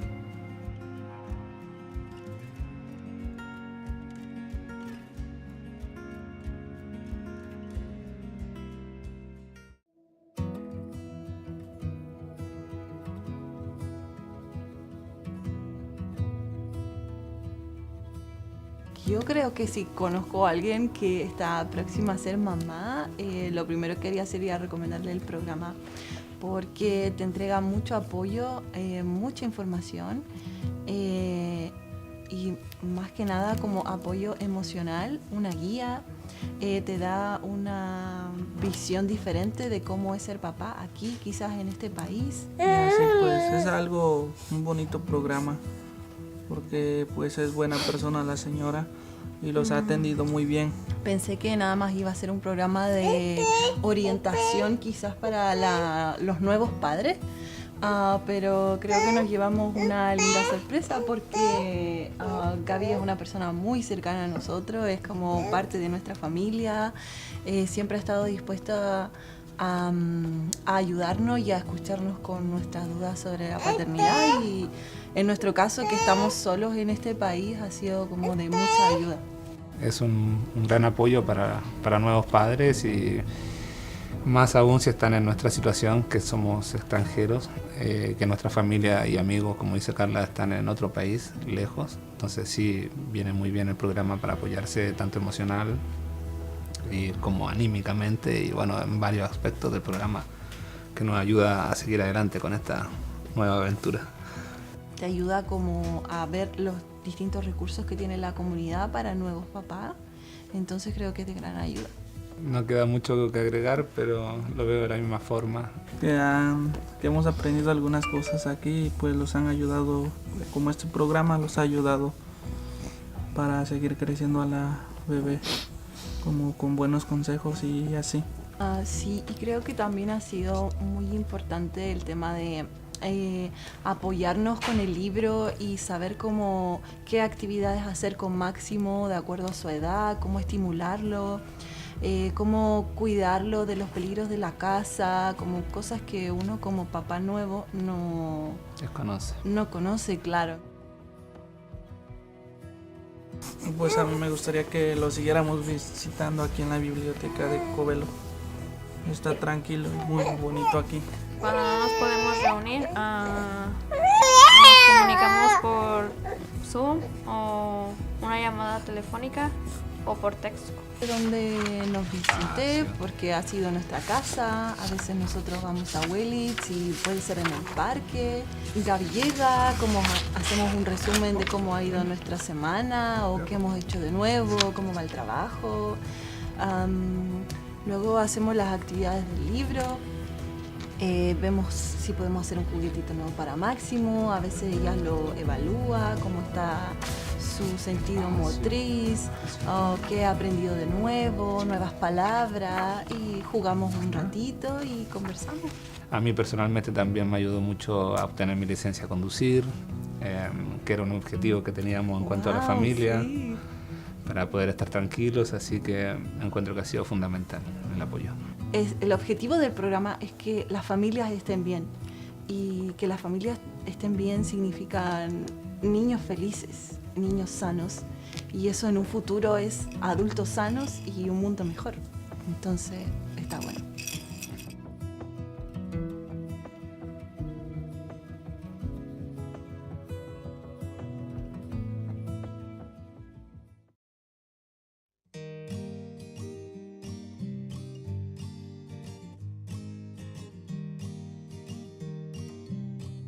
She has made me feel like I'm important and I can go at my own pace, and that's all you need sometimes when you're feeling like you got nobody. It was helpful to have somebody there kind of holding my hand and guiding me and letting me know this is kind of the normal. It felt like I was becoming a new mom, so it was very interesting and helpful, very, very helpful. You know, there was that self-conscious part of me, like, will I be accepted even though I'm not perfect?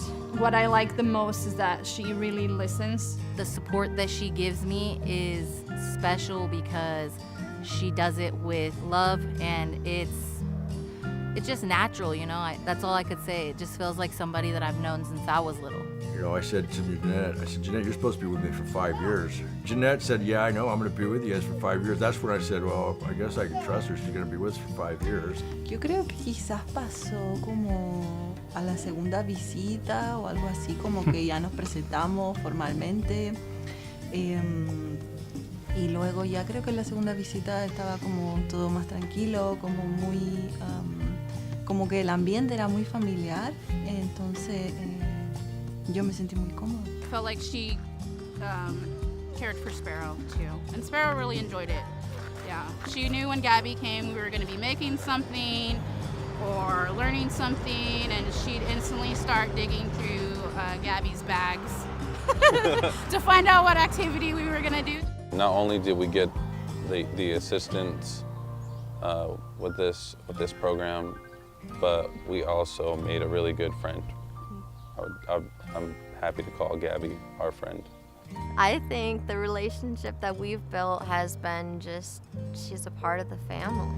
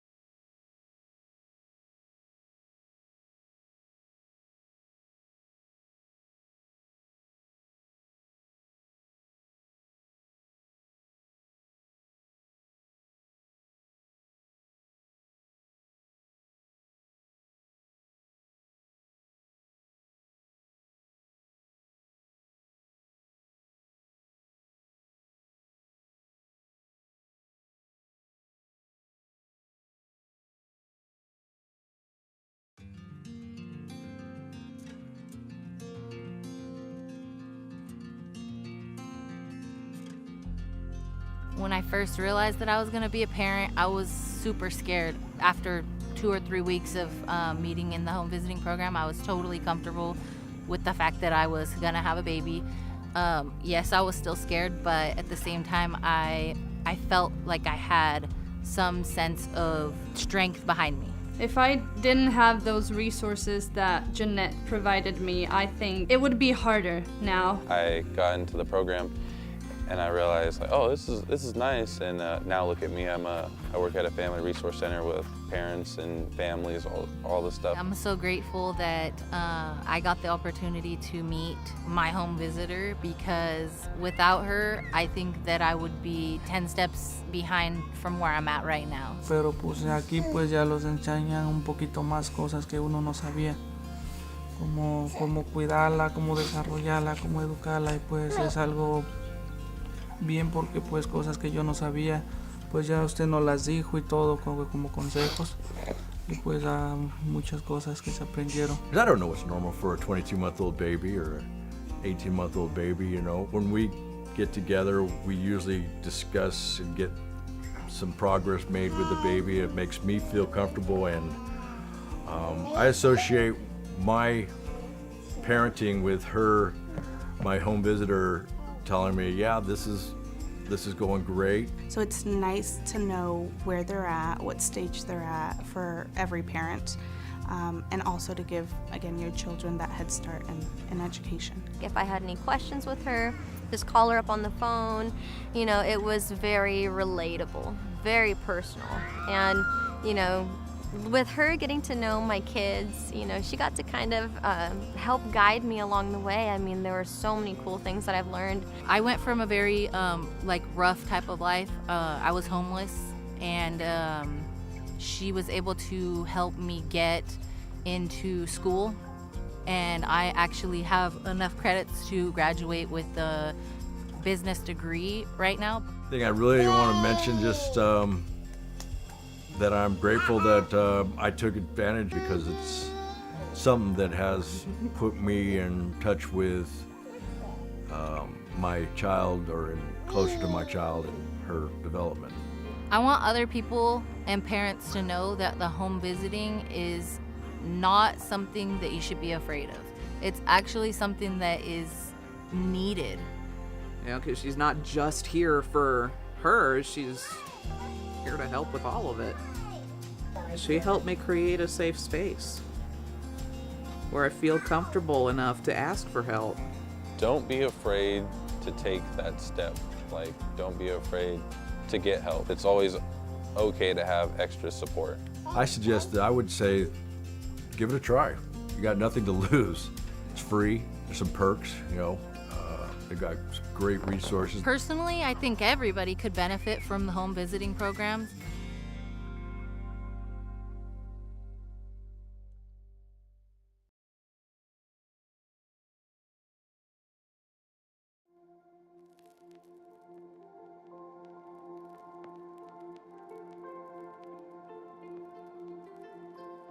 I realized that my life was going to change dramatically in ways that I did not know or understand or even comprehend. I was going to have to really go to the well and become accountable and adjust to a lot of things differently. Que queríamos era que naciera, ya quiero tener, entonces ahorita lo que tenemos es aprovecharla, quererla y cuidarla lo más que se pueda.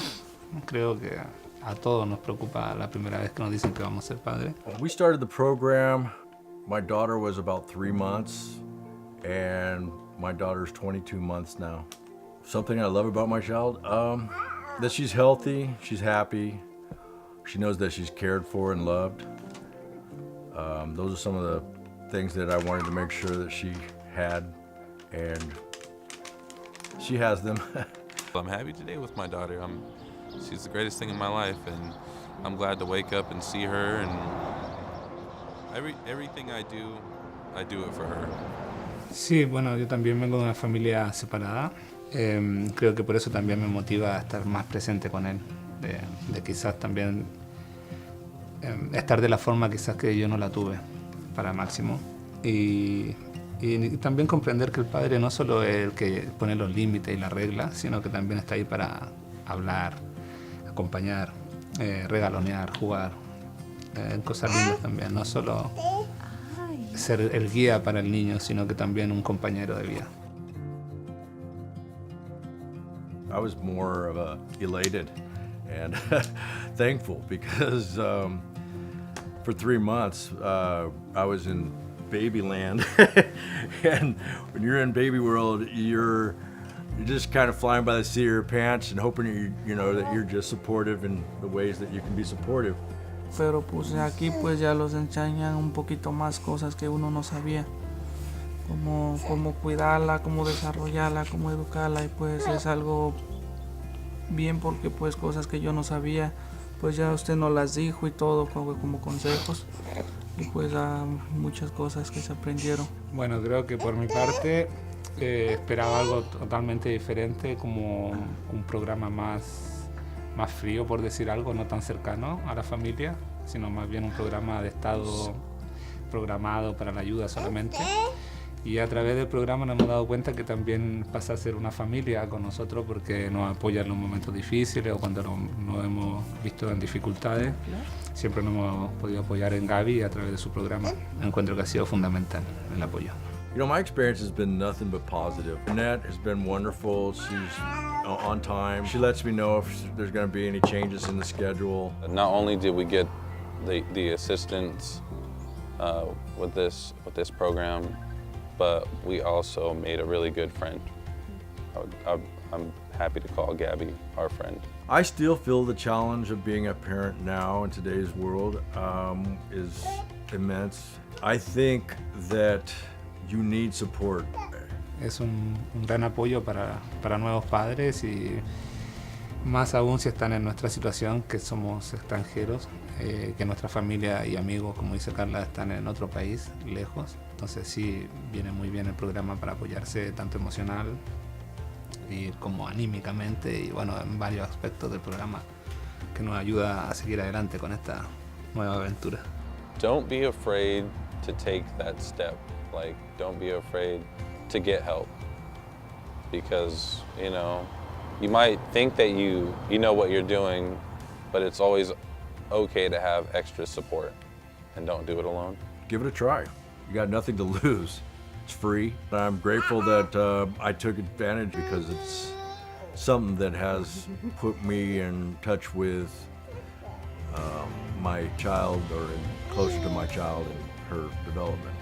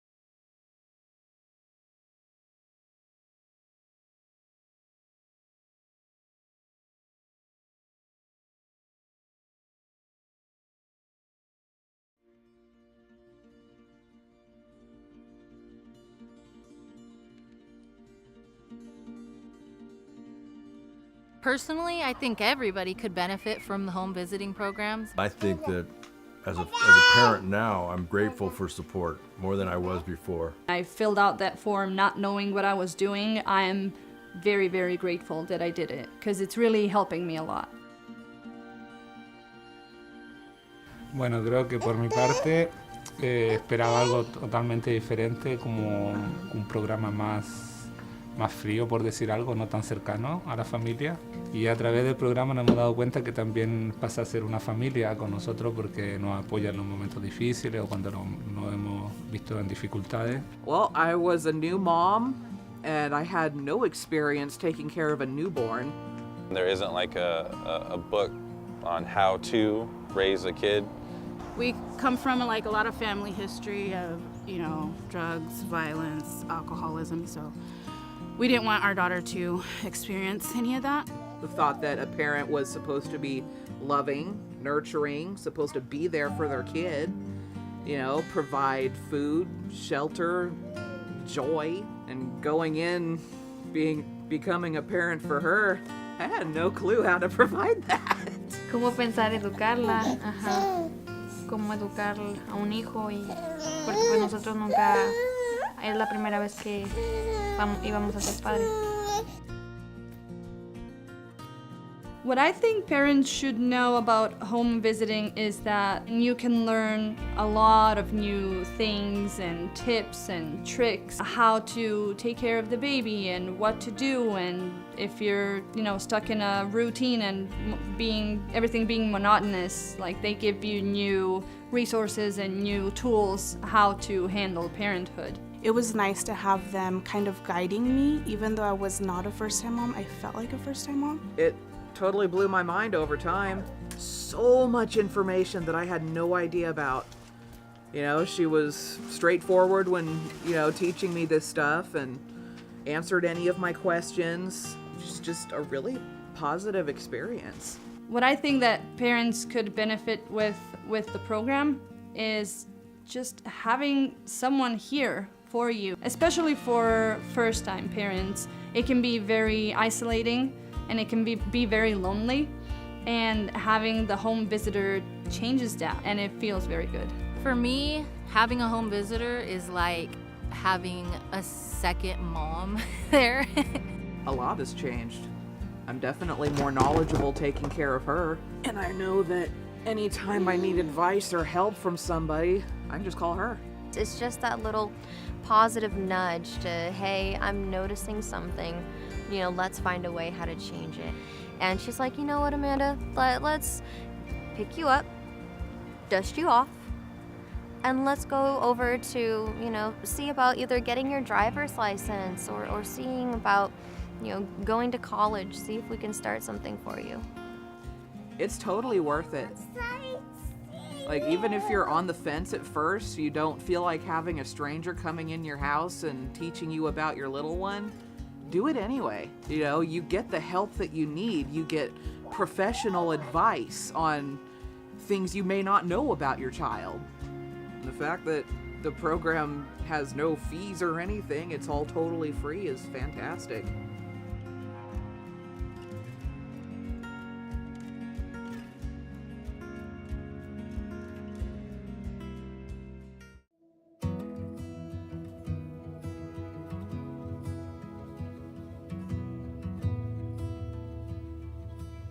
Yo creo que si conozco a alguien que está próxima a ser mamá, lo primero que haría sería recomendarle el programa porque te entrega mucho apoyo, mucha información y más que nada como apoyo emocional, una guía, te da una visión diferente de cómo es ser papá aquí, quizás en este país. Y así pues es un bonito programa porque pues es buena persona la señora y los ha atendido muy bien.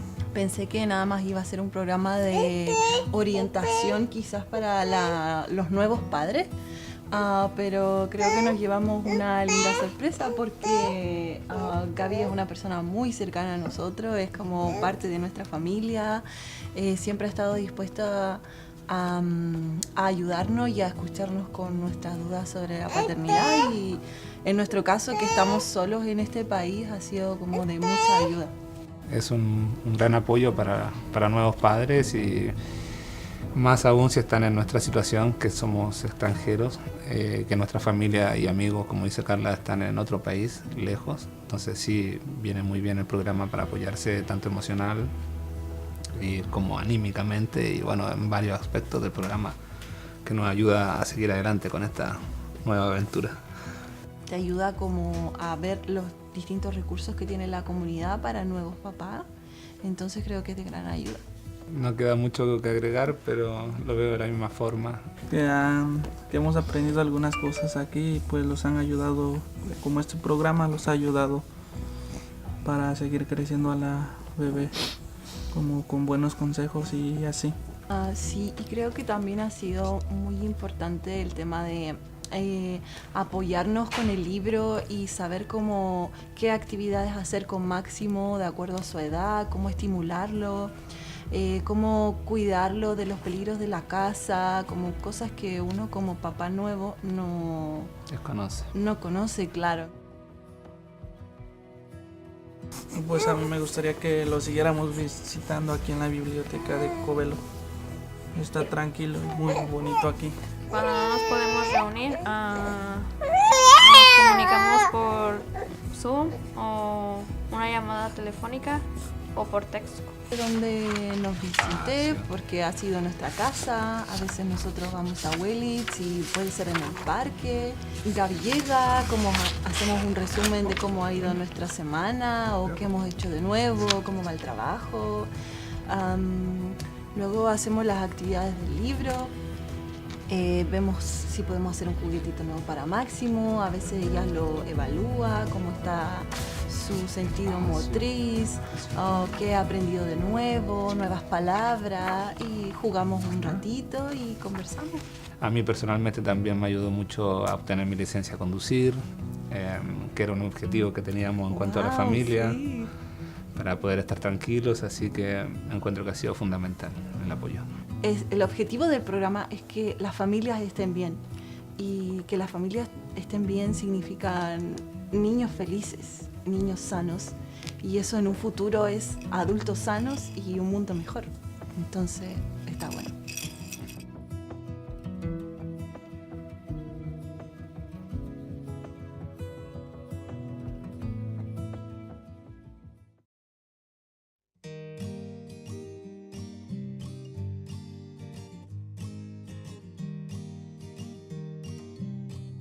She has made me feel like I'm important and I can go at my own pace, and that's all you need sometimes when you're feeling like you got nobody.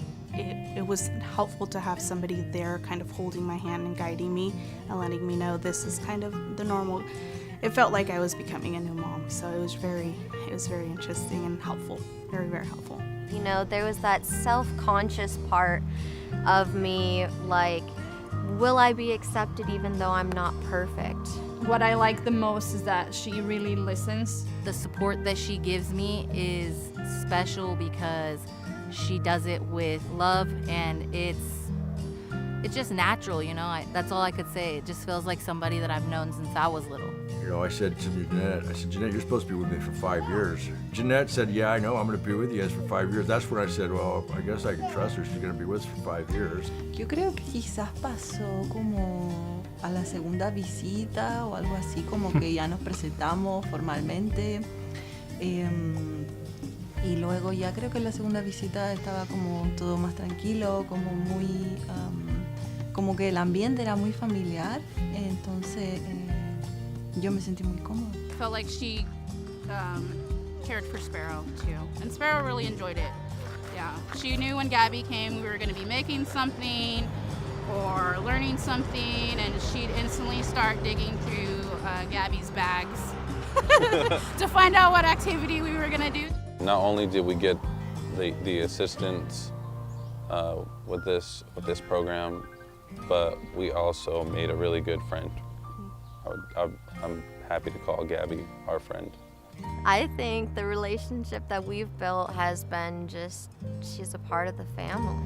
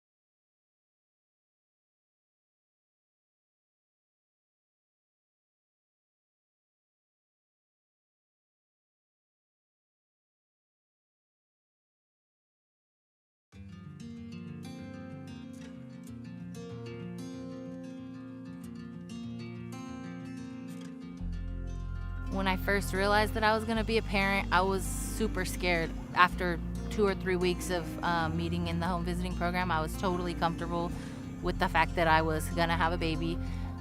Yes, I was still scared, but at the same time, I felt like I had some sense of strength behind me.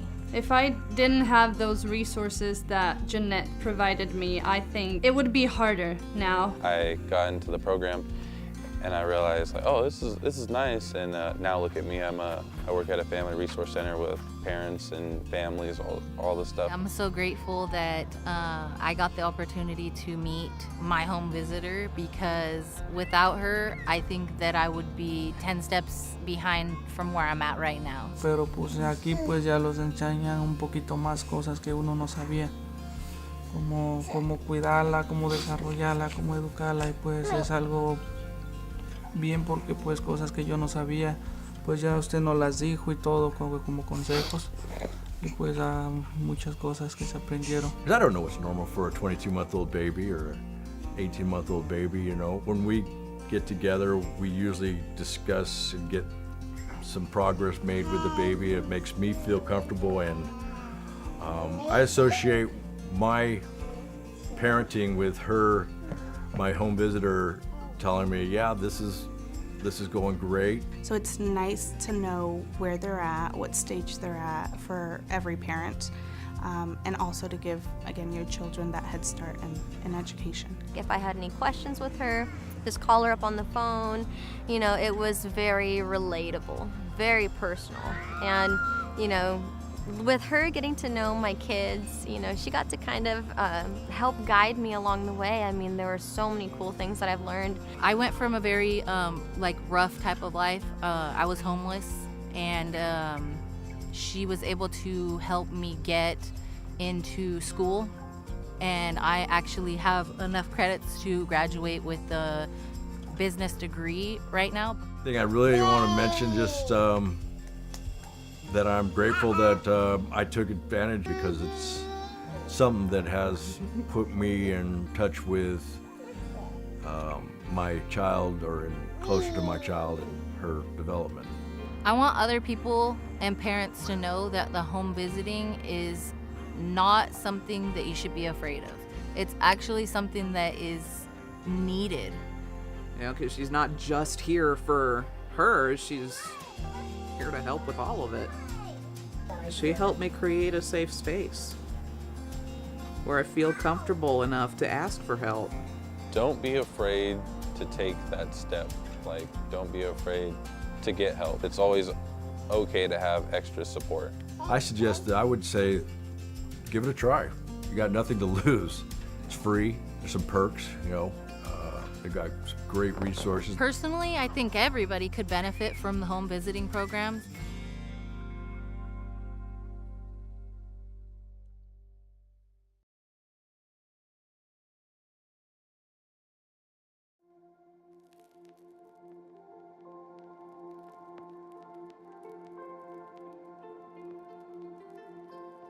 I realized that my life was going to change dramatically in ways that I did not know or understand or even comprehend. I was going to have to really go to the well and become accountable and adjust to a lot of things differently. Que queríamos era que naciera, ya quiero tener, entonces ahorita lo que tenemos es aprovecharla, quererla y cuidarla lo más que se pueda. Creo que a todos nos preocupa la primera vez que nos dicen que vamos a ser padres. When we started the program, my daughter was about 3 months, and my daughter's 22 months now. Something I love about my child, that she's healthy, she's happy, she knows that she's cared for and loved. Those are some of the things that I wanted to make sure that she had, and she has them. I'm happy today with my daughter. She's the greatest thing in my life, and I'm glad to wake up and see her, and everything I do it for her. Sí, bueno, yo también vengo de una familia separada.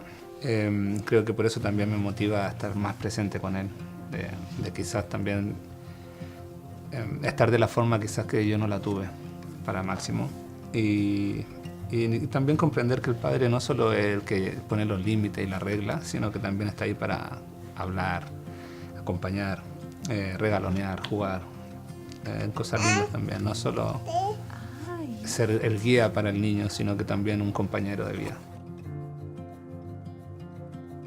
I was more of a elated and thankful because for 3 months I was in baby land. And when you're in baby world, you're just kind of flying by the seat of your pants and hoping that you're just supportive in the ways that you can be supportive. Pero pues aquí pues ya los enseñan un poquito más cosas que uno no sabía. Cómo cuidarla, cómo desarrollarla, cómo educarla, y pues es algo bien porque pues cosas que yo no sabía, pues ya usted nos las dijo y todo como consejos, y pues muchas cosas que se aprendieron. Bueno, creo que por mi parte esperaba algo totalmente diferente, como un programa más frío, por decir algo, no tan cercano a la familia, sino más bien un programa de estado programado para la ayuda solamente. Y a través del programa nos hemos dado cuenta que también pasa a ser una familia con nosotros, porque nos apoya en los momentos difíciles o cuando nos hemos visto en dificultades.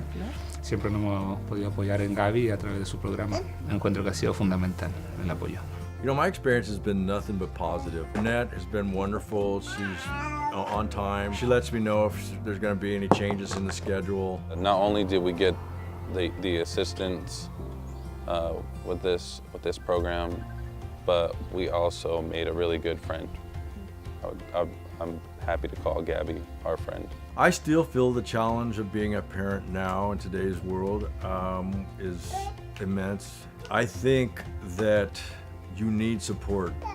Es un gran apoyo para nuevos padres, y más aún si están en nuestra situación, que somos extranjeros, que nuestra familia y amigos, como dice Carla, están en otro país, lejos. Entonces sí, viene muy bien el programa para apoyarse tanto emocional y como anímicamente, y bueno, en varios aspectos del programa, que nos ayuda a seguir adelante con esta nueva aventura. Don't be afraid to take that step.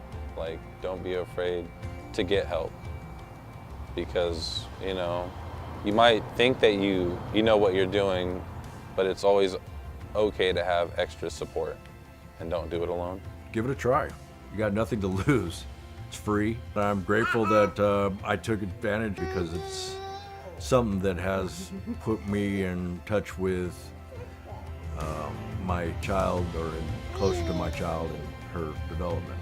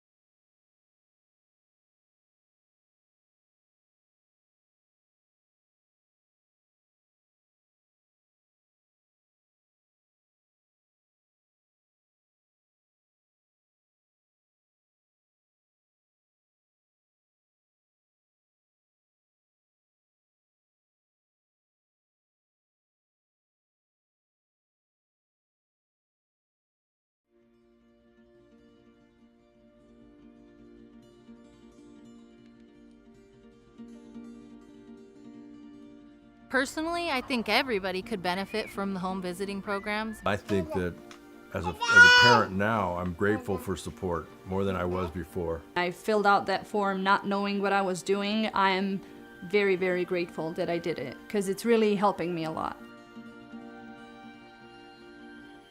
Bueno, creo que por mi parte esperaba algo totalmente diferente, como un programa más frío, por decir algo, no tan cercano a la familia.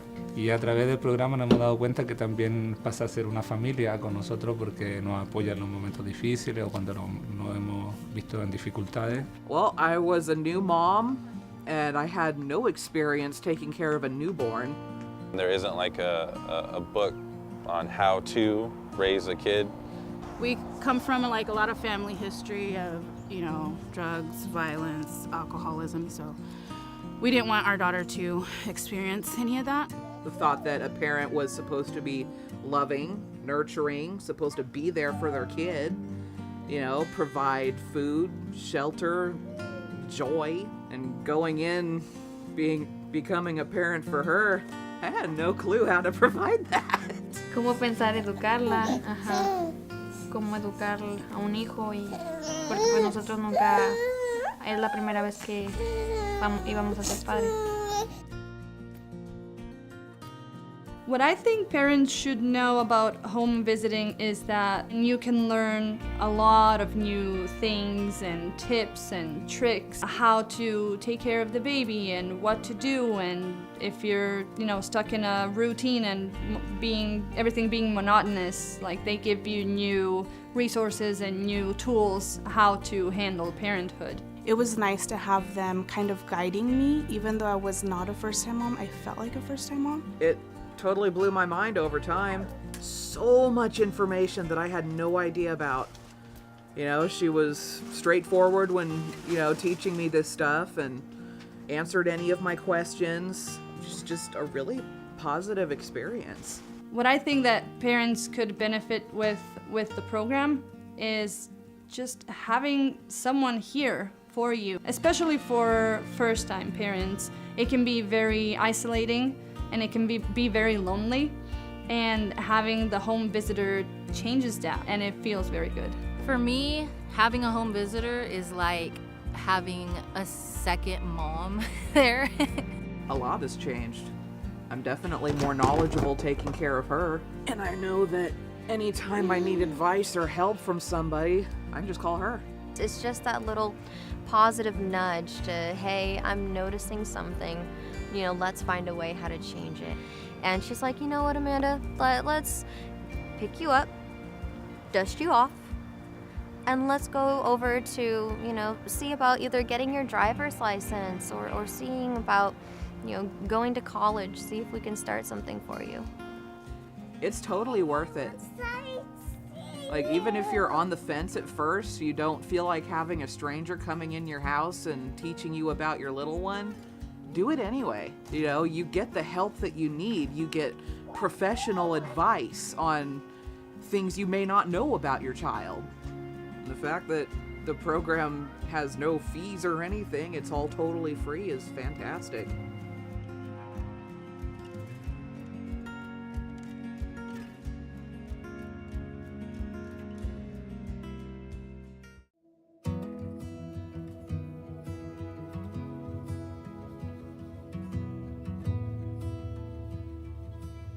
Yo creo que si conozco a alguien que está próxima a ser mamá, lo primero que haría sería recomendarle el programa porque te entrega mucho apoyo, mucha información. Meeting back into session. We'll move on to agenda item number 4E, which is discussion and possible action regarding auditor, controller, treasurer, tax collector suspension. Board of Supervisors will provide opportunity for auditor, controller, treasurer, tax collector to present any information in response to suspension pursuant to Government Code Section 27120 and may take action in response to presentation. So I'll introduce the item, and we're going to start with our counsel on this item. Thank you.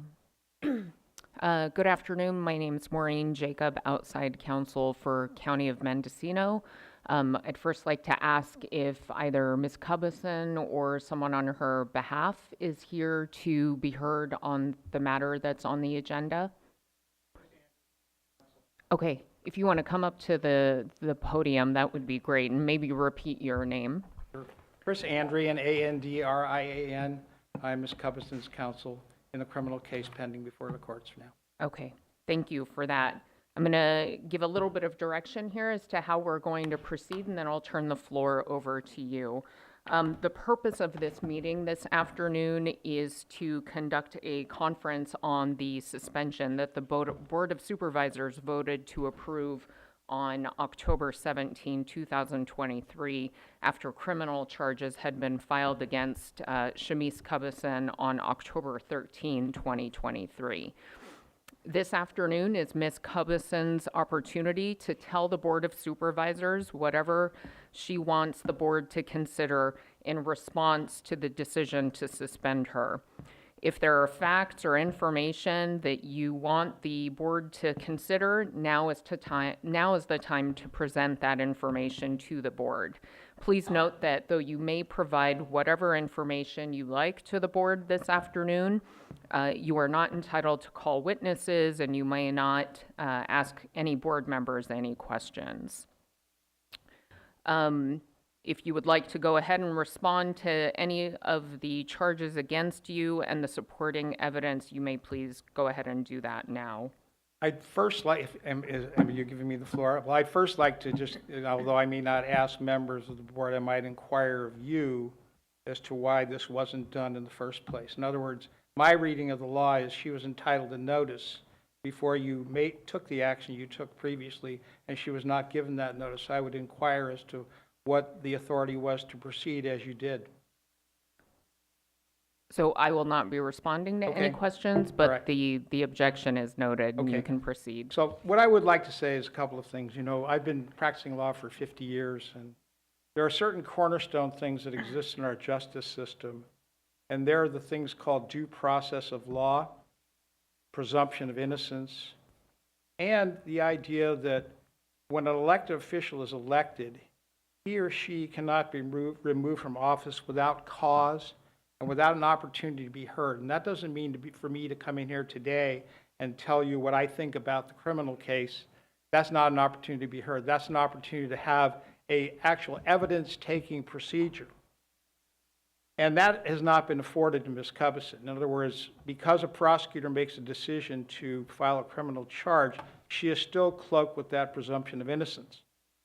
I think an important factor to remember here is the allegations against Ms. Cubison occur before she was an elected official. The allegations against her was when she was acting as acting auditor and controller, not treasurer. And I think there's very solid California case law that talks about the fact that an elected official cannot be removed from office for a conduct that occurred prior to their election. That's cited in numerous California cases, but there's one that goes back to 1895. It's called Thurston versus Clark, 107 Cal 285. And the reason I'm citing that case has been law since over 100 years, never been overturned. You cannot suspend an elected official without due process for an act that they committed prior to their election. There is no act that Ms. Cubison has been alleged to have committed that occurred after election as treasurer. So you're saying to her, you're removing her as treasurer for something that occurred before she was treasurer. California's law is very clear, you can't do that. And that's our position going forward. I also was informed this morning that you've been given information by the alleged person acting in Ms. Cubison's stead. I've communicated with several members of Ms. Cubison's office, most of whom, if not all of them, are 100% in support of her integrity, in support of her ability to run this office. And they explained to me that the information you were provided this morning, I would not say maybe was false, but maybe a little misguided in terms of what was known and who knew it and when. Ms. Cubison was on this. She's been on this. The staff members have told me they were well aware of these things. And so what you were told this morning is more hyperbole that has no substance to it. I still think what you have to do is follow the law and give Ms. Cubison the right to fight this thing before you act in a peremptory manner. One of the things I noted in the case, and I don't want to spend a lot of time talking about the case other than to say I think it's a weak case against Ms. Cubison, a very weak case. But one of the things I've also learned in this job is that when you take preemptive action, meaning you decide, I'm going to fire somebody, I'm going to take this job away from them, I'm going to suspend them before they've had their day in court, you're creating damage to her reputation without her ever having had the opportunity to respond to these allegations. She will respond to them in court. I've seen a number of times over the years where attorneys have gone to judges and asked them to issue what we call temporary restraining orders. That's the order you get without a hearing. And you get that because there's an allegation made that there's potentially irreparable harm that's going to occur to somebody if they don't take that action. So you go to a judge and say, if you don't do this today, that bank account over there is going to be cleaned out. A criminal case against Ms. Cubison, in a light most favorable to the prosecution, not to the defense, in a light most favorable to the prosecution, asserts that at no time did Ms. Cubison benefit from any of this. She got no personal benefit. No money went into her pocket. And this is in a light most favorable to the prosecution, not what we think the case is about. And there's no assertion made in this alleged suspension of Ms. Cubison and that the people of Mendocino County were at any risk of her taking money and running, whereas if they'd say, we just discovered there was a bank account that had $100,000 in it and we think she took it, we got to stop her. I could see a court, but also giving them the opportunity to be heard after that, say, okay, we're going to issue an order to temporarily suspend her pending a hearing in court. What you have done here is, in effect, become judge, jury, executioner without giving Ms. Cubison the opportunity to present her case, to call witnesses, and to show you that these allegations are false. There's also the fact that Ms. Cubison, as you both know, has had an ongoing dispute with the district attorney who's filed this case. So there are personal issues between him and her. Doing her job, I think everyone's worst fear is they get the notice from the IRS, you're about to be audited. What's the auditor's job? The auditor's job is to get after you and say, what about this deduction that you took? And you go, well, I thought I could take that deduction, but that's what auditors do. They're designed to be a thorn in your side if they're doing their job. We know from things I've discovered that there were things that Ms. Cubison was questioning about the prosecutor. So one of the things we're having to look at, and I've talked to Mr. Eister about whether he should even be involved in this case, whether it's appropriate for him to be involved in this case. And I think he understands that there may be a legitimate issue here because of the fact that they have this kind of fiscal relationship where she may call him to task, he may object.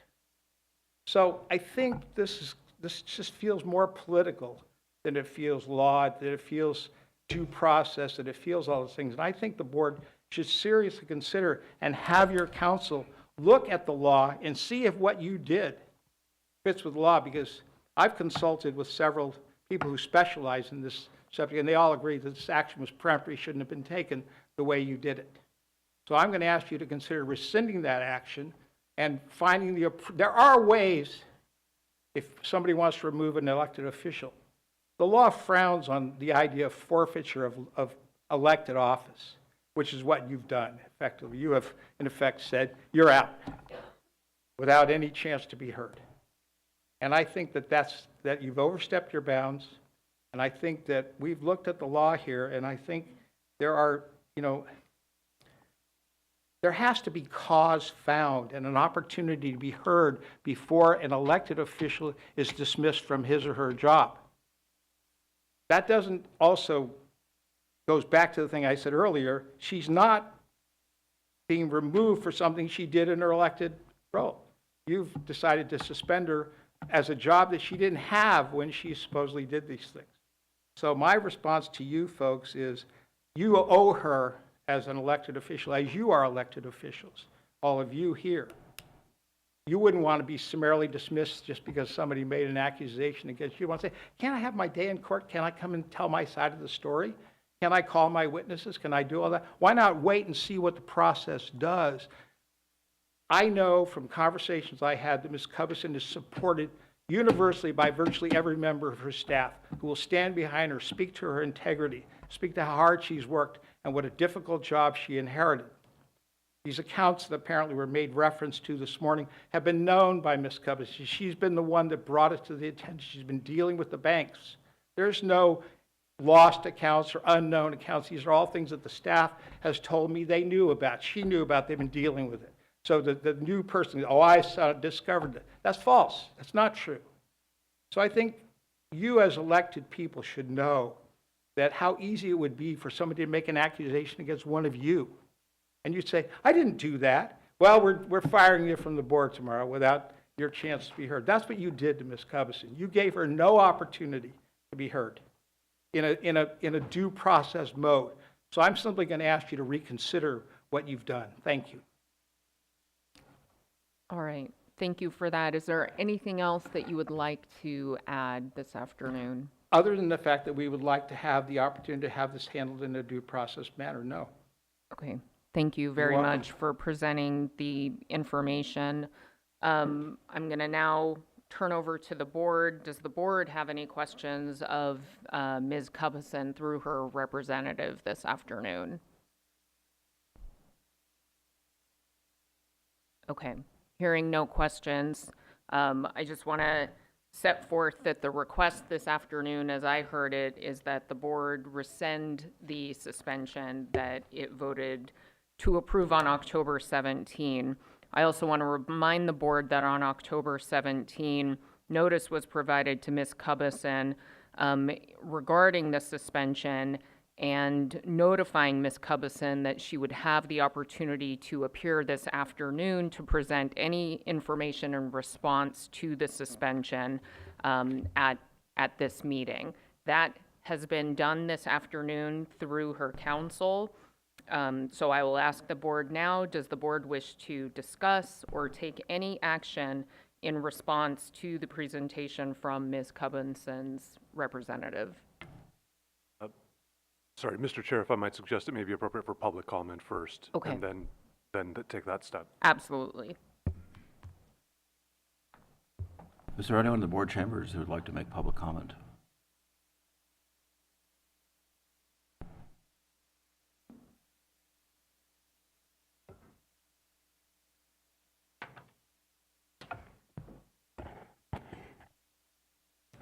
I'm Val Mahowski from Philo, and I'm speaking as an individual, not part of any group I'm in. I'm very upset. I voted for Shamice Cubison for Auditor, Controller, Treasurer, Tax Collector in 2022. Shamice Cubison was elected. She earned 15,286 votes, more than the district attorney. Now, the Mendocino Board of Supervisors is taking away our right to have an independent auditor. We voted for Shamice Cubison, and now she is replaced by a person appointed by the board. Who will do the independent audits of the board, the CEO's office, and the district attorney's office, as well as the many school districts and other districts? Who is watching the money? Shamice was elected by the citizens of Mendocino County in June 2022. We have a right to be represented by an elected auditor and not someone selected by the board. Thank you.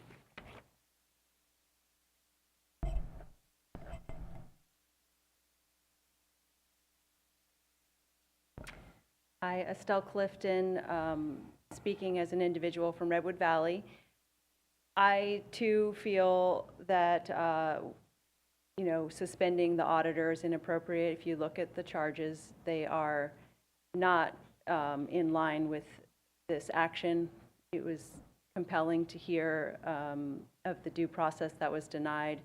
And also, it appears that a lot of these issues that are being brought forward are things that the auditor has new to the position, has also brought to the attention of the county. So, or at least, the payroll thing, before she was the auditor, and I can't see how there's any urgency or the type of actions that have been taken, except it appears to be in line with the long-standing goals of some members of the board to move to just not support the independent fiscal office. Obviously, the combination of the offices was not done in a thought-out way. We already were down a lot of important staff and then lost additional. So it seems to me that I'm worried that this is, the callousness of these acts, that this is, assuming innocence, I think that we have an upstanding auditor that we elected, and that the circumstances are now, discrediting her personal. This is becoming like personal, and it seems like to suspend without pay is to also make the judgment. Are you guys now to decide this case? Like if we assume innocence and there was some concern that we need to have appoint somebody, then there's no reason to suspend without pay. That is to make that judgment as well. So I would say I'm asking this board to make a decision to put Shamice back in her office and work with her, as the public has asked this board to do, support her office, do everything you can to support this office, and also that she would be able to receive her pay and salary. So I hope you will take the appropriate actions today. Thank you.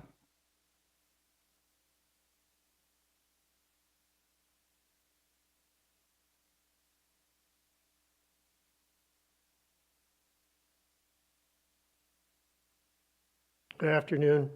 My name is Terry Poplowski, and I'm a resident of the 2nd District in Ukiah. When the activity that was going on in the supervisors' meetings, which I was not attending, but reading about and or listening to, where you were basically alleging that Shamice was not doing her job in some kind of way so that you could not do yours, and yet she had workarounds for how you could maybe do yours. I was thinking about myself and my position. I've been on the Mendocino County Civil Service Commission since the turn of the century, and I've dealt with a lot of discipline cases as well as the cases that the work that involves with structuring the county in terms of the different job descriptions and whatnot. And the first thing that I started feeling, particularly in regard to Supervisor Williams' statements, was Supervisor Williams has an open seat on the Civil Service Commission for over a year. This is a commission of 5 people that needs at least 3 of them to show up to do any kind of business. And one of the problems of being down even 1 is scheduling, that something might have to change because, for one thing, most of the people are like myself, senior citizens, and for one reason or another may not be able to make every meeting.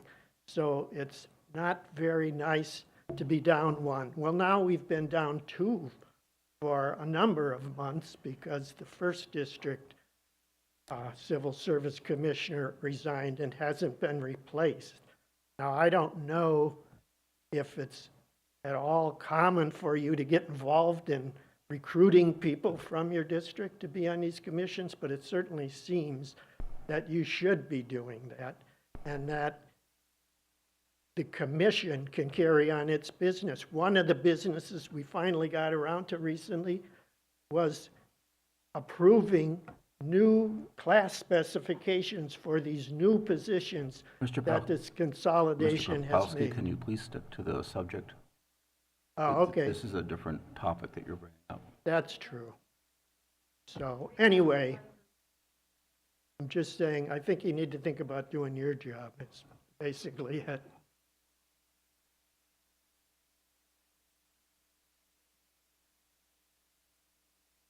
there anyone anyone else in the boardroom who wishes to comment at this time?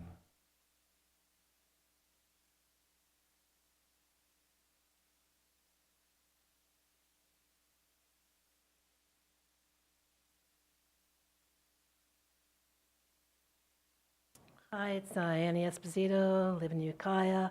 I think a lot of us are here just because we're worried about our democracy locally. We don't want a new finance department under this Board of Supervisors. We want to have our elected auditor back, and we want you to let her audit. Thank you.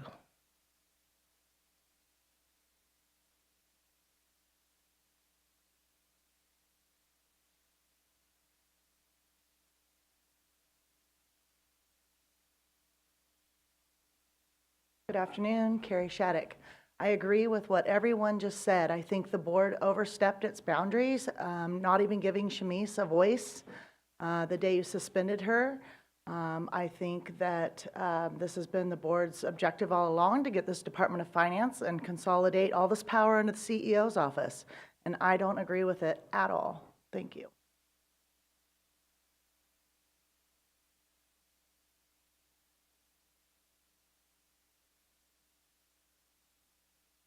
My name is Karen Lee. I live in Ukiah. This is the first time I've ever spoken out in this sort of public forum. It's a little bit nerve-wracking. And what I want to say is, you know, it's Shamice's job to audit departments. And if you don't like her audit, it's not in your right to remove her from her position. And she's doing her job, and she was elected to do this job by the public. And you guys aren't the judge and jury. So I don't feel like you guys have the right to decide that she's guilty already without even a trial. She is a public servant, and she was elected by the people, and so you need to allow her to do her job. Thank you.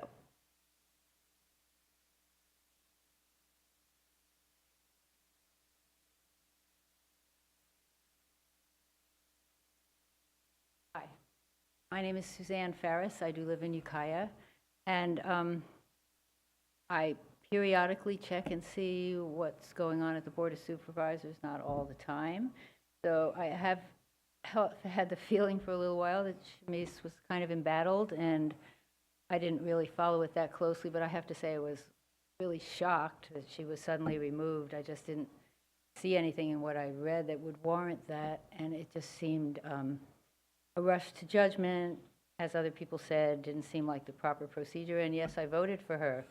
I was concerned about the consolidation of the two departments, but I voted for her. She seemed experienced and had a long history, so I'm very perturbed. Thank you.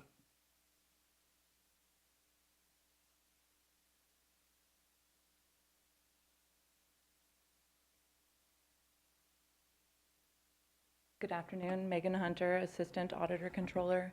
I would just like to speak on Shamice's behalf. If anyone has ever worked in finance, it's not an easy job. I'm kind of appalled at how she's been treated this entire time. A lot of what's going on and what has been going on in our office is a trickle-down effect from years and years of, you know, previous auditor controllers and other people, and you know, she's being blamed for things that she really has no control over. And I don't understand why the auditor controller at the time is not being called into question. He was in charge of the office, not Shamice. It was his job to be there and to oversee everything that was going on. So it's very confusing that the person that was not the elected official at the time is being held accountable for these charges. But she is a very diligent, hard worker. She's in the office early. She's there past most everyone in the office. And she's one of the most honest people I've ever met. She's by the book. She does her job. She has the capacity to retain so much information. It's, you know, unbelievable. So I just want to speak on her behalf and let you all know that she is a hard worker. She cares about the people in this county, and she does care about her job, and she takes it very seriously. So thank you.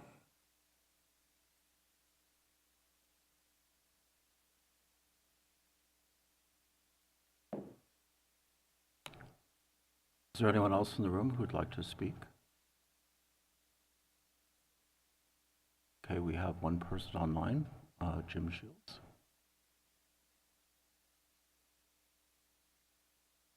Good afternoon, supervisors. I would just like to say to all of you personally, because we all know each other, but your integrity is really at stake here today, because you allowed yourselves to get pulled into, and I call it petty bureaucratic squabble between and among the DA and 3 auditors. This does not involve just Ms. Covington, but 2 previous auditors, Meredith Ford and Lloyd Weir. And what they were squabbling about were the expense reimbursements submitted by the DA, and also his handling of asset forfeiture funds. And these were all legitimate exercises of the duties and responsibilities of the auditor when those things occurred. Getting to the case at hand here today, your outside counsel has cited section 27120 of the California Government Code. Taking a quick look at the legislative history of 27120, you need to understand this, that back in 1943, the state legislature convened itself in special session pursuant to a 1942 state legislature initiative that was placed on the statewide ballot, where they were modernizing and updating the 1879 California Constitution. And it appears from the legislative history that what happened was this antiquated provision, 27120, which is a carryover from the 1879 Constitution, was inadvertently carried forward. Just taking a quick look at it with the reference to the male gender, as far as holding person holding that office, that more or less kinds of establishes this inadvertent carry forward. A new government code was created in 1943, replacing the old political code and what they called the civil code. And in that action, they amended the California State Government Code, section 1770, which says the following, that a office, they're talking about any county office, becomes vacant on the happening of a whole series of things, but the important one being his or her conviction of a felony or any offense involving a violation of his or her official duties. In any event, hopefully, county officials will accept this advice in the spirit it was given, and thank you. There is no more public comment. With that, I would like to close public comment and thank everyone for coming and expressing their point of view in a respectful way. We appreciate that. And then with that, now is the board's opportunity to either discuss or take any action in response to the presentation from Ms. Cubison this afternoon. Supervisor Hasjack. Yeah, just a question for outside counsel. Is that with the suspension that we did at the last meeting 2 weeks ago, is there any problem from your point of view about doing that before Ms. Covison had a chance to appear before us? So that is a question that I'm happy to respond to in a confidential setting, but I won't do that in an open setting this afternoon. Any other questions or comments from board members at this time? Okay, seeing no further comment, I call this item done, and we'll move on to the next agenda item. Thank you. Thank you. We'll give a couple of minutes for people to clear the room.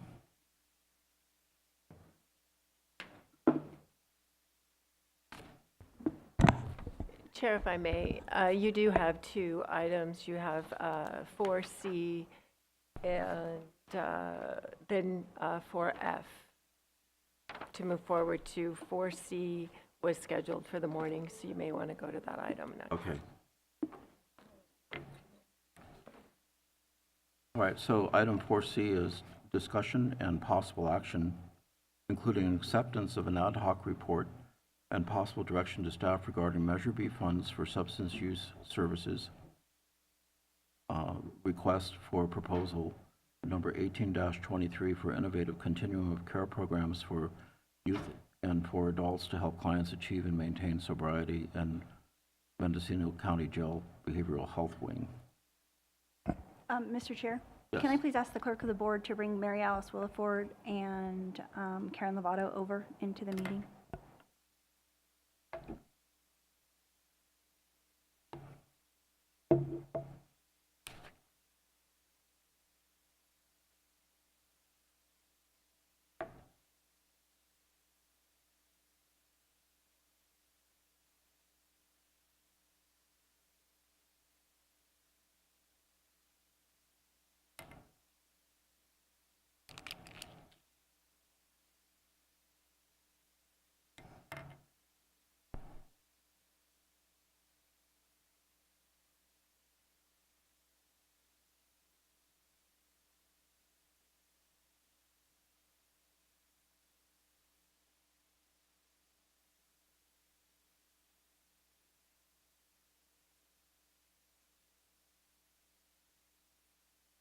Okay, we're ready to start.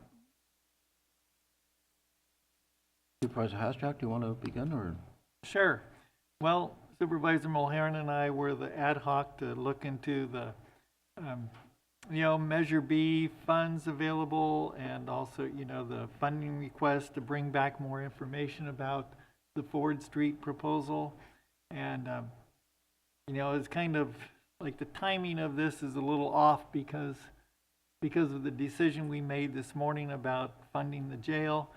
But basically, with the PowerPoint that we have, if we start on page 3, we're looking at the PUF, which in January of 2021, the estimate was to cost $19.6 million.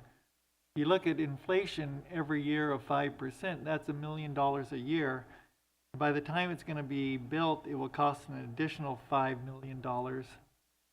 The prudent reserve is at $5.8 million.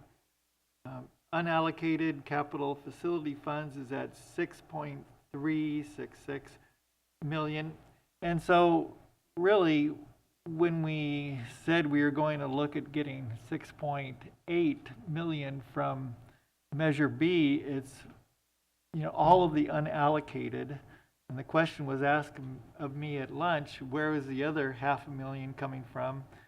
And we left it up to the CEO to decide, but really it looks like the prudent reserve. And so, if the Measure B committee decided last week that they recommended that $3 million from the prudent reserve be used for future capital maintenance, which is what the estimate is. So that would leave $2.8 million in the prudent reserve.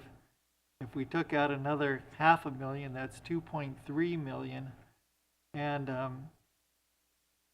then we haven't even, so if you look at the $5 million for the psychiatric health facility, the PUF, that's going to go negative on that.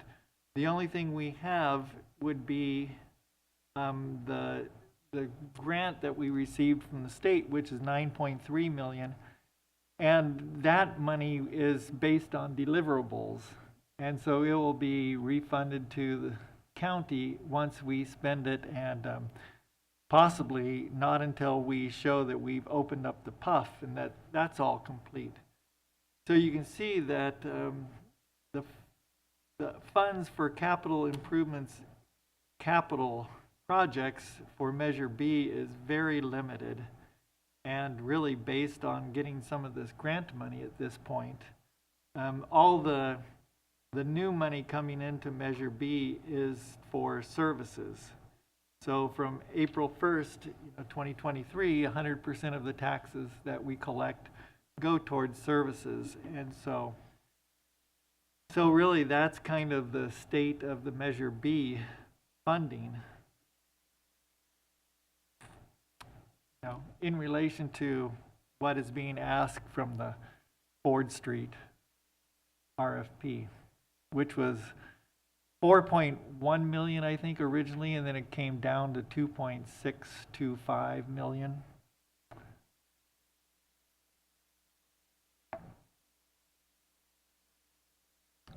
Supervisor Mulhern. Thank you. So yes, it's my understanding that the $9.3 million that was awarded by the state is reimbursable as the PUF is built.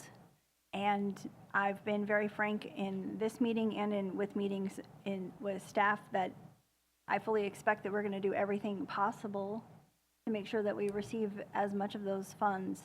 So I don't think that that should be discounted as we have this conversation as if we don't have it. I understand that we may not meet all of the deliverables, but I think that it should be included in the conversation as we discuss what the balances of Measure B are. And also, just want to point out that there was a reduction in the ask from Ford Street, but more importantly, this board entered into this RFP process before, I think almost a year ago, and I think the way that it was rolled out has been very challenging for all of the parties. And as I mentioned during the other item, the Behavioral Health Advisory Board really feels very strongly that substance use treatment is the missing part of Measure B, and something that we have not fulfilled yet. And it's not something that I think that the board should be dismissive of, considering our current overdose rates. We certainly do have a lot of people with mental health issues. We may even have more that have substance abuse issues that are not counted amongst the people that go to jail, that are not counted amongst the people that are conserved.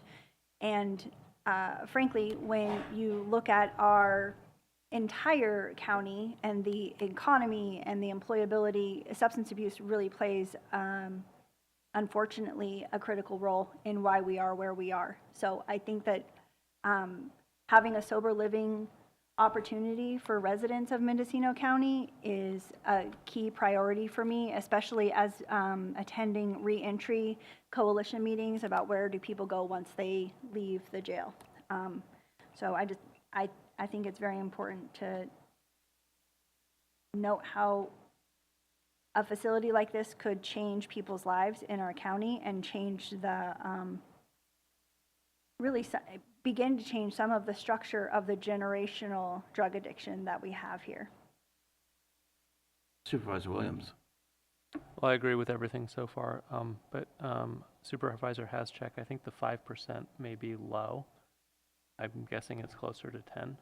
If you look at the construction cost index, it's a much steeper slope. This is specialized construction, maybe construction in an area where we typically don't see this type of project.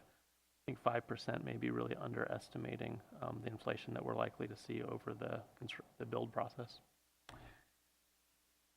Supervisor Haschek. Yeah, I think you could be totally right.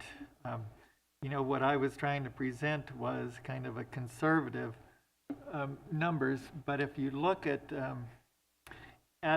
what we're dealing with, that 19.6 could go 5-10 million more, and you know, we just used the unallocated capital facility funds, which was the non-allocated monies, and so plus another $500,000. The prudent reserve at 5.8, you keep out 3 million, we're looking at, you know, right there being in the hole or having to use that grant money when it comes in. It's at 9.3, and you know, we have to build the PUF just like we had to do the jail, and it's just like, what are we setting ourselves up to do with the money? Financially, we have to be solvent, and we can't have an expense that goes to the general fund from any of these projects. So I think we're in agreement. I would argue being conservative is looking for an accurate or even padding the estimate so that we don't put ourselves or a future board in a position where we've started a project and there's not enough to finish it. And I feel like that's the position we're in, right? We're picking up pieces from boards long before us, right? The only way the county balanced its books over the years was to stop maintaining roads and stop maintaining buildings, right? There's so much deferred maintenance, no IT spending, that we're stuck with that. I want to make sure we don't stick another board in the future with, we started to build a PUF and we thought it would cost X and it really was X plus Y. So I'm wondering if I can get someone from staff to weigh in on this, because I think that there's a lot of issues. I don't know if Darcy, if you should, or if Karen Lovato should, but I would like to hear a little bit about the $9 million grant fund and how that's meant to be implemented. I believe CEO Antle, through the chair, I believe you have Mary Alice Williford on, who is in charge of the finances for Measure B. My understanding is it's bill as you go. So, and you have to meet certain benchmarks in order to qualify for that funding. But I would defer to Mary Alice. If we could bring Mary Alice into the meeting. Yes, hello, this is Mary Alice Williford, Deputy Director of Operations for Behavioral Health. And CEO Antle is correct. We are in the process of still working with the contract, completing the contract with the grantor. And the department is going to be working on defining all the deliverables, and we'll have a list of those. But we are refunded as we go, and we hit those deliverables, we can invoice for it, and they will reimburse us at that time. So it could free up the money at that time to use for other projects or, yeah. So Ms. Williford, is this done as construction is going on? You know, there was is it for construction, or does it come at the end of when the project is finished? Or I understand kind of paying in arrears, but when it's during construction. During construction. So the $9 million is to assist in construction. Correct. Okay. It's for the construction of the building. So it appears to me that we're relatively well financed for doing our PUF unit. Is that correct? Or am I misinterpreting what I'm seeing here? CEO Antle? Yes, if I may, my understanding is you're very limited on your funding, and you could be rubbing up against not having enough funding, if I understood the supervisor's report and what I understood in Measure B. Okay, so that means that they're expecting inflation to be such that even though it looks good here with our unallocated capital facility funds and our grant funds, that we're still going to probably, just like the jail, blow right past all of our safety rails and end up owing a lot more money than we planned.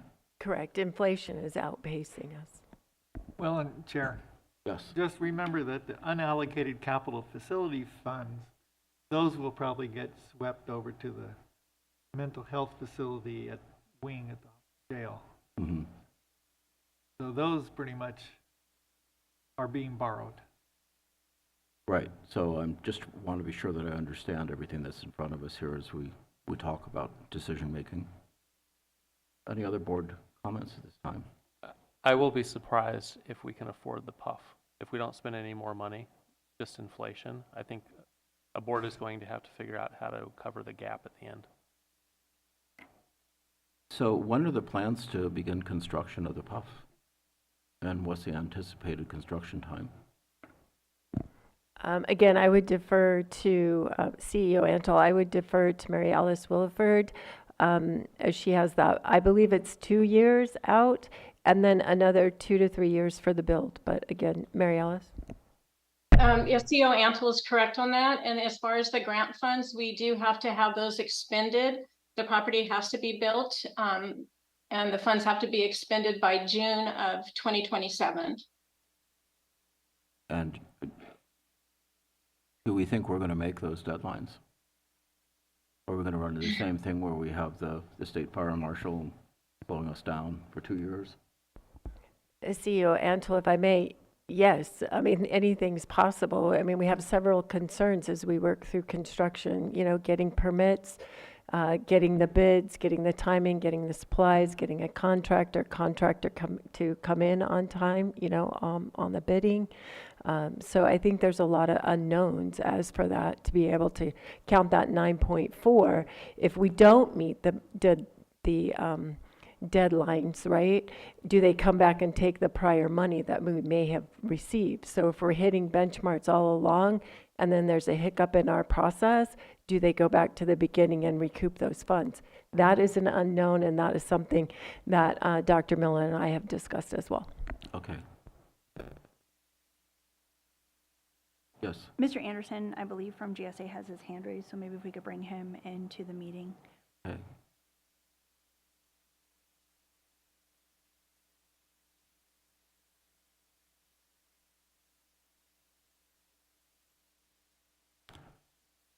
Okay. Doug?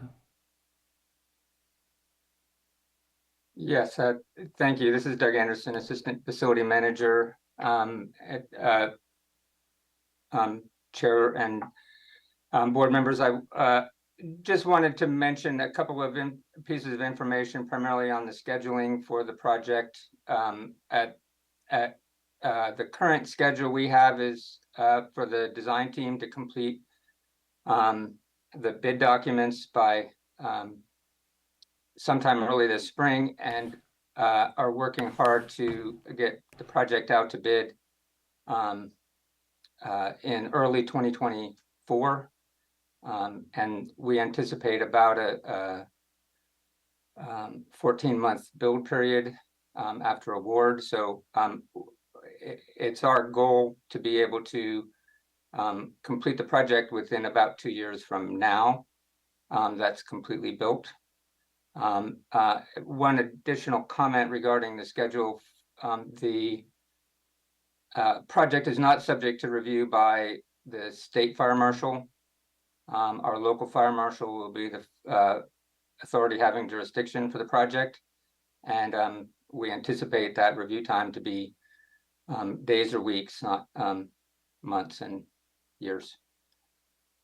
Okay, so I'm hearing slightly different things here. So, and to your way of thinking, Doug, is that there's a possibility we could be completed in 2 years on this if all the green lights are synchronous?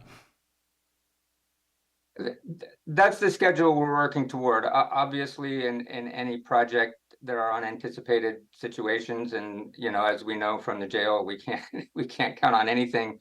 And so I acknowledge that the penchant for caution here. I just wanted to clarify that as our current goal for the design and execution team was to get this project moving as quickly as possible, and that's what we're doing. Well, I think that's prudent given what we know about inflation in the jail. So, Supervisor Williams. Yeah, can we see the roadmap that shows how the project will be complete by October 31st, Halloween of 2025? I guess that really surprises me, the idea that building could be 100% complete in 2 years from now. Goes against everything that I've been hearing for years.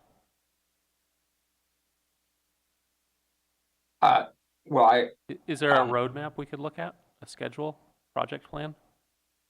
I can forward a schedule that we've been the working schedule that we have now.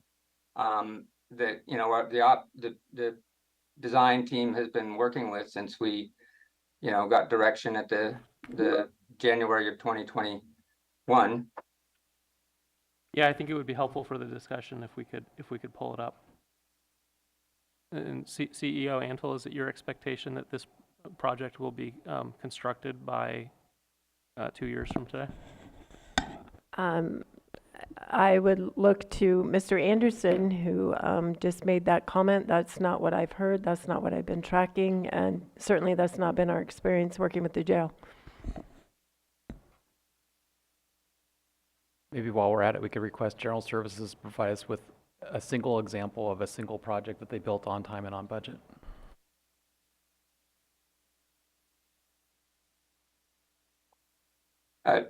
the CRT was built on time and on budget as we were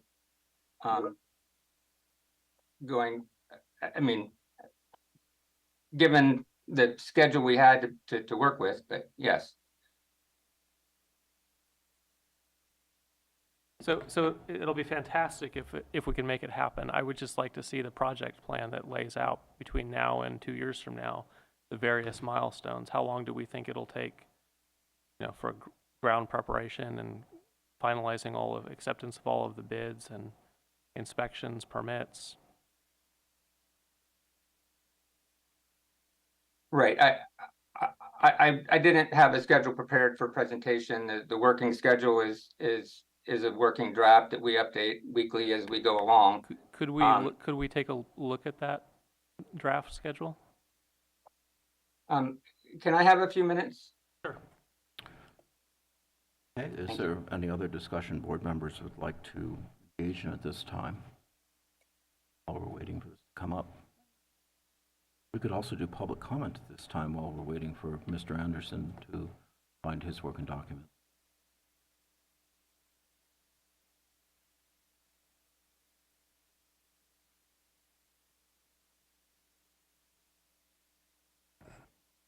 I'm Jackie Williams. I'm the Executive Director of Ford Street Project. I think I might be able to help you with your B-chip. This is a B-chip project, and I'm in the middle of a B-chip project right now. It's very different than the other construction grants I've received from the state in the past. They want us to accelerate the build as best we can, and we have access to expertise to help us. So literally in developing our statement of work, and when I would run into a snag, I would be given a construction analyst, a guy that specializes in construction that could work back with my architect. I was given a real estate attorney when we had an old reconveyance issue. So the state doesn't want to take this money back.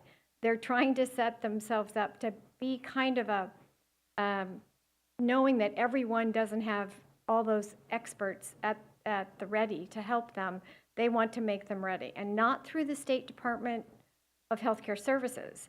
They've outsourced the management of these large construction projects to a large development company in Pasadena. So I understand you're nervous about costs, but you could ask what your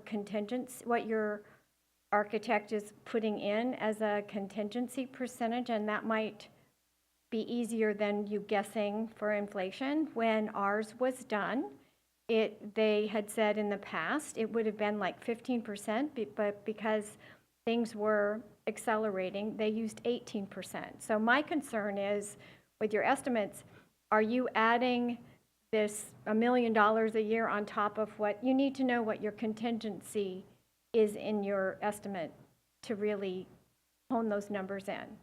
So again, history is often a really good teacher. In this particular funding, I think we're going to be surprised what might be possible, because they're very serious about keeping us on a fast track.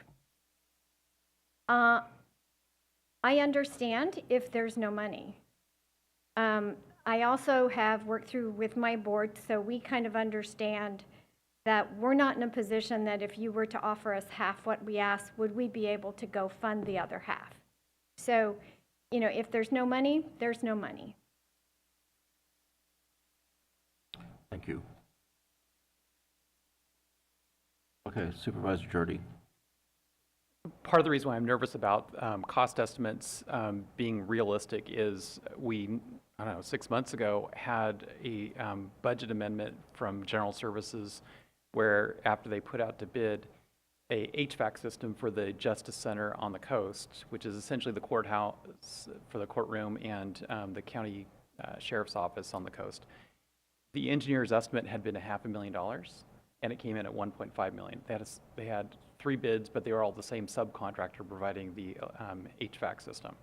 So That was an example very recently of a project that the engineer's estimate was 1/3 of the actual bid price that came in. So I think we have reason to be nervous about the validity of these estimates that we're receiving from General Services and their consultants.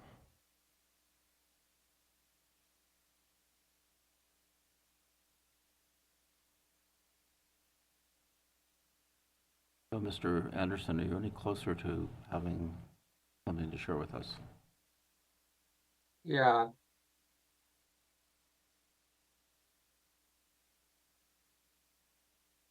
Apparently, I'm not able to share the screen at this time.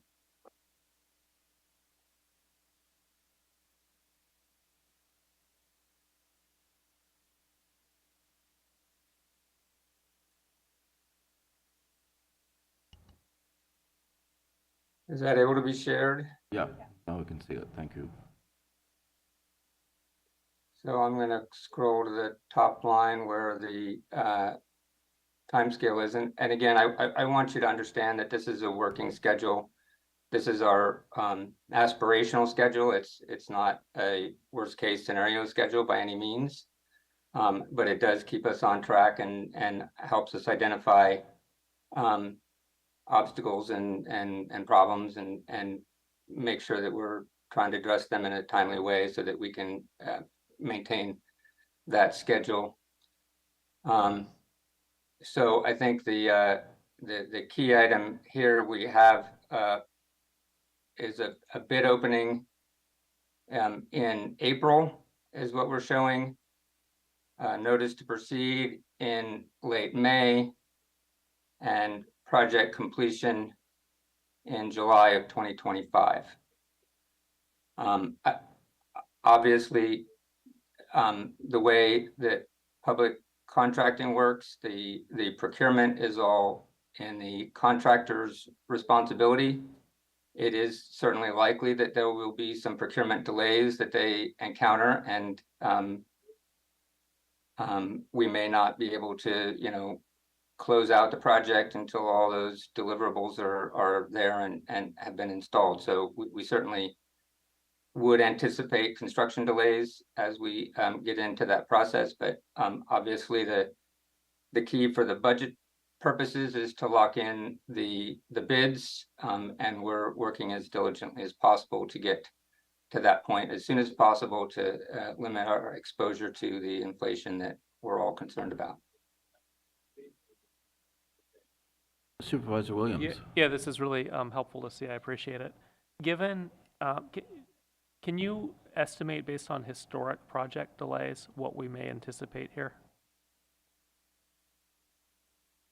I mean, the jail is one project, but there have been other projects. If you kind of average the projects of the past that you're aware of, would you add 6 months, a year, 2 years? What's common for project delays?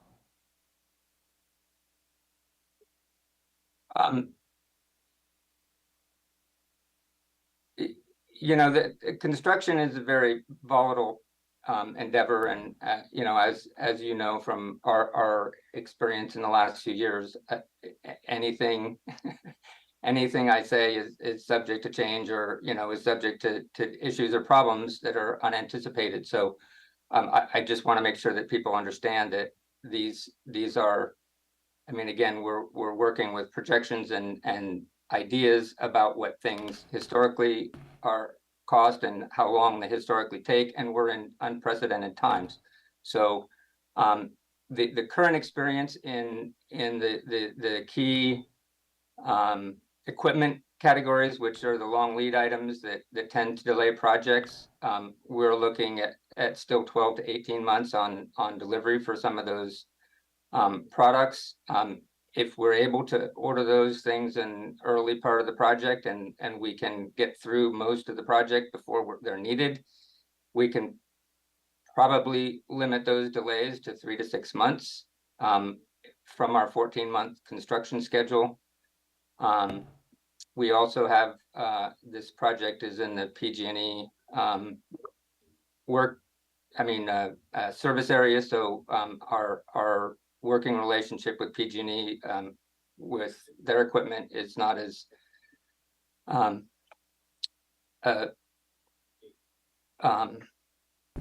it's not as good as working with the city of Ukiah, but, so, you know, other project delays, other problems with, the site or other conditions, we've tried to eliminate by completing the building demolition ahead of time, which we were able to do this summer. So we're hopefully laying the groundwork for this project to be able to complete it in a timely way, but I would expect to be hopeful we can complete it within 6 months of our projected finish of July of 2025. Supervisor Jordy. Yeah, Doug, so one way to keep costs down and to get products timely delivered to a site is to stay with commonly available products that are widely available to the general public. So, and we know that that was one of the problems with the HVAC system in Fort Bragg, that rather than going with a series of ductless mini splits, which dozens of contractors in this county could have installed, the design in that case was for a centralized heat pump system that only one contractor in Sonoma County installed. So even though we had 3 bids, they were all in the same subcontractor. So I guess my question for this is a fairly large building, bigger than the one in Fort Bragg. Does the design for this call for an unusual, rare to find centralized heat pump system, or is it sticking with the more commonly available ductless mini splits that, again, dozens of contractors in this county could install? We're just entering the construction drawing phase of the project, and I'm not personally aware of the specific design of the mechanical system. I think that's in the you know, in the initial phases of you know, the engineering design of that project. So I would have to get back to you on that. Well, I would just suggest that we learn the lesson from the problem that we had with the Coast Justice Center and not repeat it, and to use widely available products. And in that case, the heating system should be the commonly available ductless mini splits that you see on large complex apartment complexes, large commercial buildings, rather than going with a centralized system that basically nobody installs, and thereby limiting the number of bids that we might receive. Also limiting the availability of the product, because very few people build centralized systems, whereas multiple manufacturers are building, you know, hundreds of thousands of these ductless mini splits each year. Chair? Yes. I feel responsible for getting us off a little bit off topic. But this was really helpful. I think what it showed to me is it's a work in progress. It's not like buying a car or a laptop where you can really budget based on the estimate. I imagine staff will come back and say 6 months from now and say, hey, we didn't foresee this, something went up for some reason. And so, you know, we're trying to figure out how much money we have left available to spend for other needs. And I think all 5 of us agree we have a real substance problem in this county. Measure B was to treat it. I'm all for moving in that direction. But from what we know today, I can't even approximate how much money we have. It may be that we're in the red by the time we're done with the PUF. Maybe there's a little bit left over. Maybe we're pleasantly surprised. How do you want us to handle this procedurally, given that we don't have enough information? Yeah, that's a good point. Supervisor Hasjack, we'll come back to it. Well, I'm glad Supervisor Williams brought us back to what the issue is. You know, really what we're trying to do today is figure out, you know, what kind of direction we're going to give the staff regarding Measure B funds for substance use services request for proposal, you know, the agenda item. And it seems that from the presentation from the ad hoc, you know, about the finances, certainly there's so many unknowns with the PUF and what those construction costs and the timelines and all that. It just seems at this point that we cannot be funding the, you know, substance use disorder treatment proposal. And I think it's unfortunate, but I don't see any other way of going forward financially. Do you care to make a motion? So I'll move that we accept the ad hoc report and that we provide, well, that we do not fund the proposal number 18-23. Second the motion. It's moved and seconded. Any further discussion? Yes. Okay. Supervisor Mulhern. Yeah, I'll be voting no on the motion. I, again, just want to reiterate that the voters of Mendocino County voted in for Measure B. Most of the goals have been accomplished to this point, except for substance misuse treatment. I think that we have been given a genuine opportunity to fund sober living beds, which is critical part of the substance misuse treatment continuum. And I understand that there may be additional construction costs for the PUF, but I think that we can fund both, and particularly as Mr. Anderson has laid out, we'll be moving forward with the PUF, which means that we'll be able to get those reimbursable grant dollars. Supervisor Williams. Ford Street did provide a responsive bid. I want to fund it as well. My concern isn't whether we should do it. I think it's a good idea. It's do we have the dollars? And so what is this gap in our understanding? Are you thinking, can you put together a spreadsheet that shows we have enough dollars to do both? Or is it more like, are you in my position where you want to say yes? No, I believe with the information that was already presented to you, Yeah. that we can use the $9.3 million to fill the gap for both the project for Ford Street and for any potential overruns for the PUF. What happens if we can't move fast enough, unforeseen circumstance? I mean, I've witnessed it with the jail. We don't get that 9 million, or we don't get all of it. Can we still afford it? Take the 9 off the table, because that's a nice to have. It would be great if we get it. If we don't get it, Yeah. then we have bigger problems. If we have already been offered that grant, and if we can't execute to get that money, Yeah. then that's a bigger challenge. Well, we couldn't, the state gave us 25 million for a jail, and we couldn't execute. Well, if we lose the 25 million for the jail, No, I'm saying we couldn't execute fast enough. And so are we going to get the 25 million We're from going the to get the jail? 25, but it's going to cost us far, far more.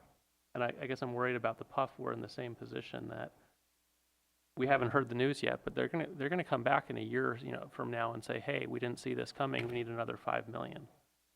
Every project I've witnessed this county, there's always incremental asks.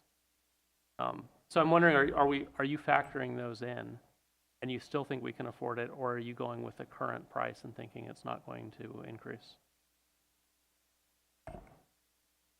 I believe that we will be able to fund both with the current Measure B funds, the reserve, and the grant funding for the PUF. And John, you differ in opinion. You two were on an ad hoc. Is it based on belief, or is it based on a spreadsheet? Supervisor Hasjack.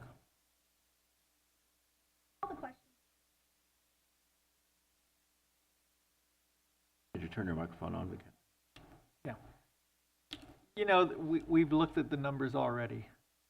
And, giving that 6.8 million, or loaning 6.8 to the mental health facility at the jail is, it changes the whole dynamic of what's happening with that money. And it is, what I've heard from the people working in the behavioral health, Mary Alice Williford, is that 9.3 could be 7 million if we don't do all the deliverables, and it's not guaranteed money. So there's the state, if there's a financial crisis at the state, they could take the money back too. So it's not money that we have in a bucket. And that's my concern. What's the money in the buckets that we do have? And it's not much. Okay, well, I'll put in my 2 cents. I'm really tired of living on the edge financially, and I would take the conservative road here. And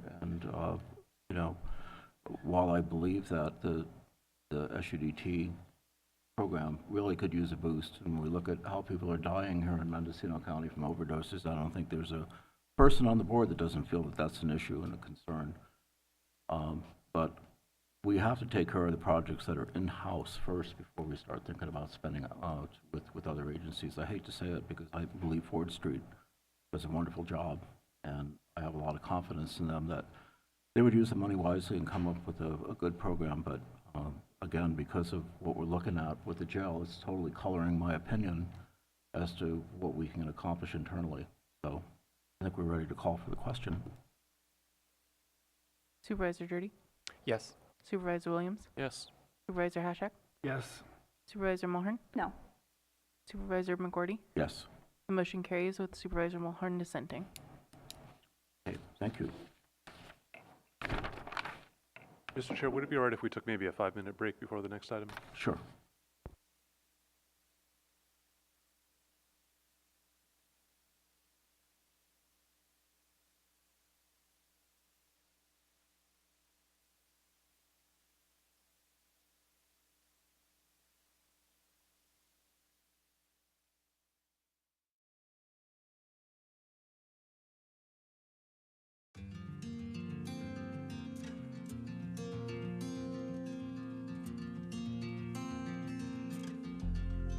When I first realized that I was going to be a parent, I was super scared. After 2 or 3 weeks of meeting in the home visiting program, I was totally comfortable with the fact that I was going to have a baby. Yes, I was still scared, but at the same time, I felt like I had some sense of strength behind me.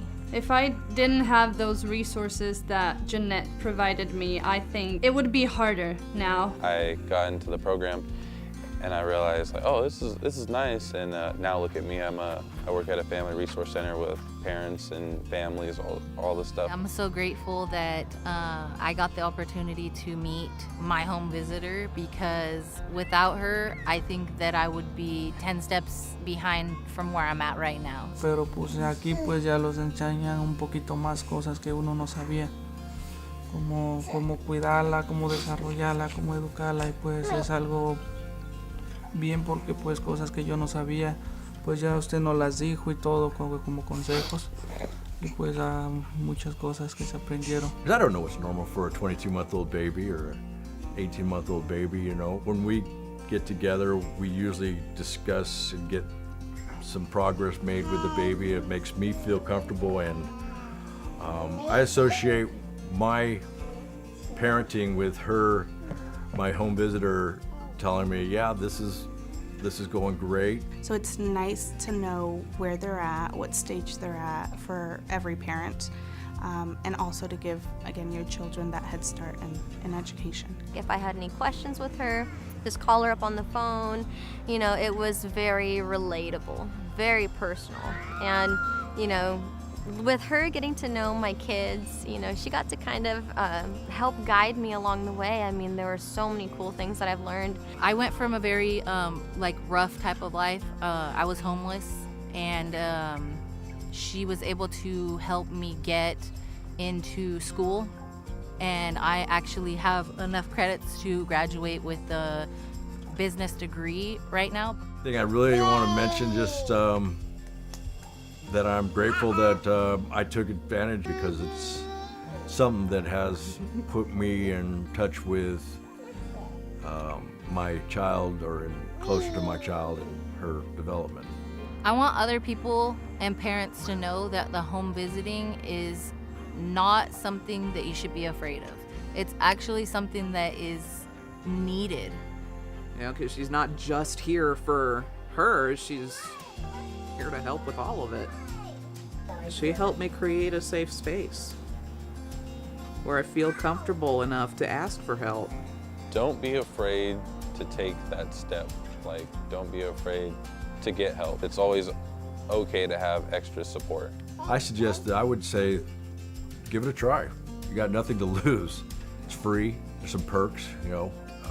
They've got some great resources. Personally, I think everybody could benefit from the home visiting programs.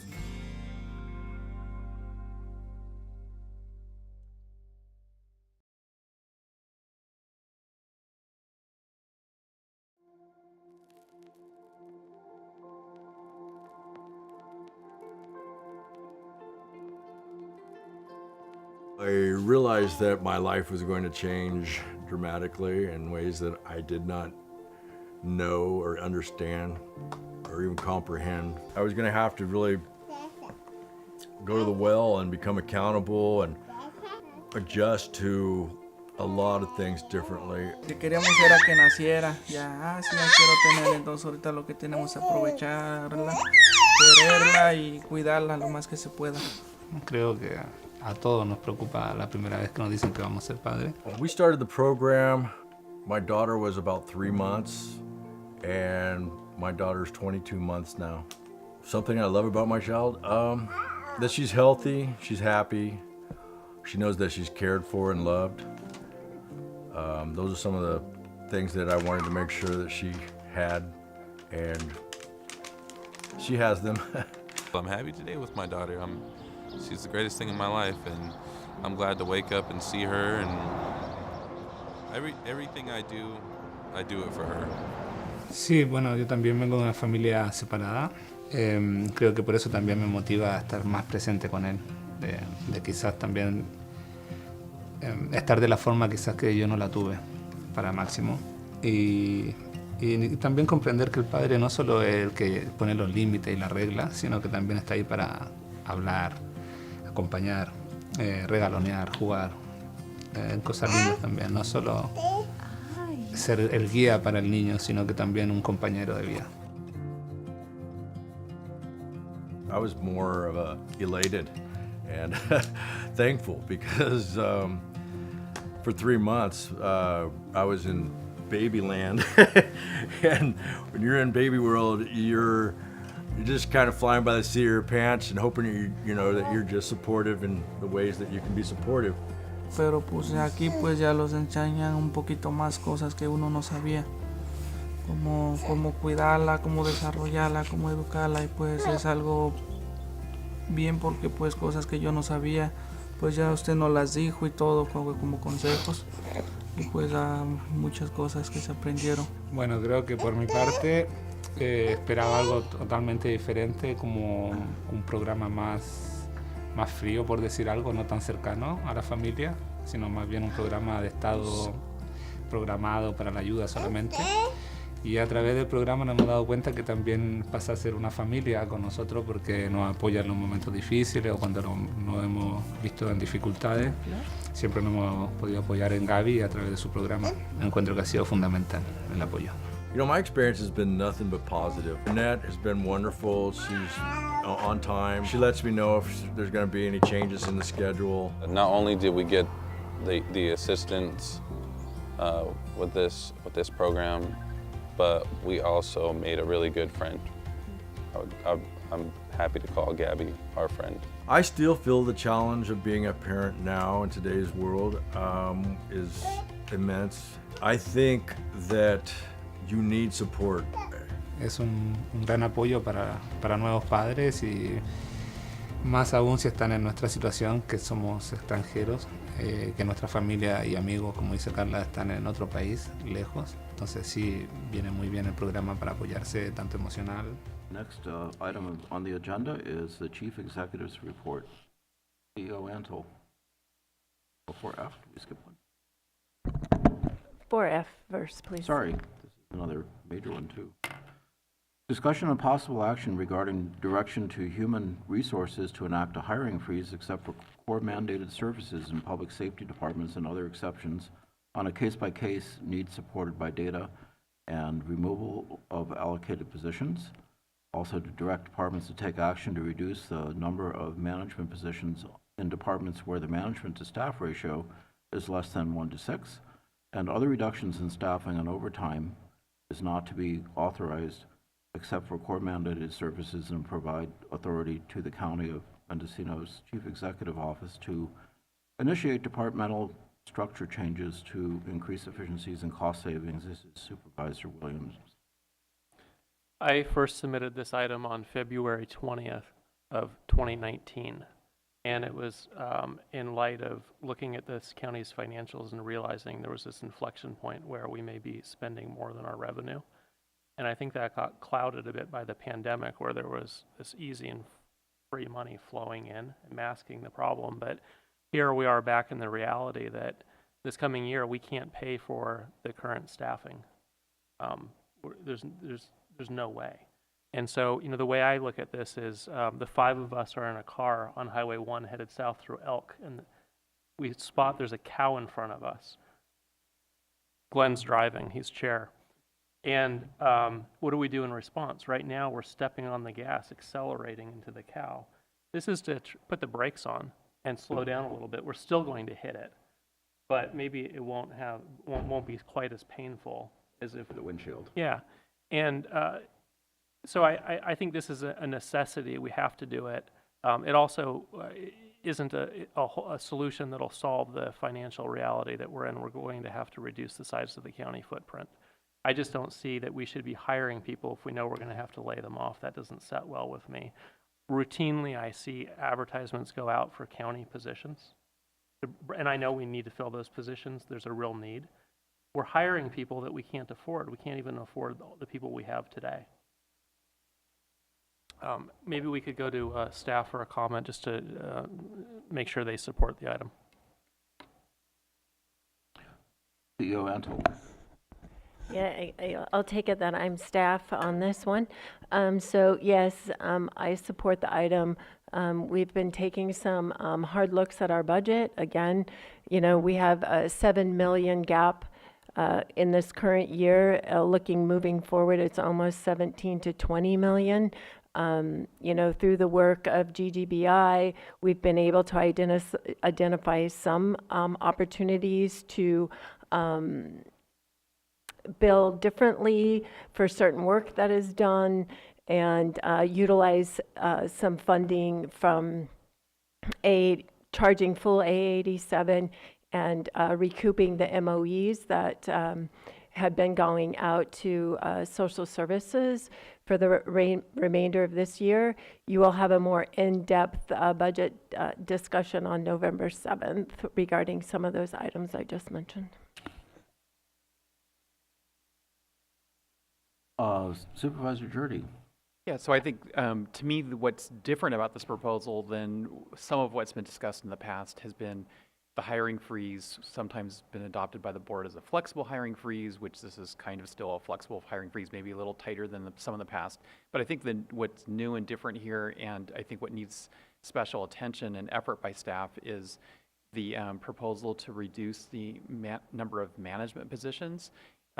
Clearly, as you look at the org chart for the county, this organization has quite a lot of mid-management positions and upper management positions, given the number of employees that we have.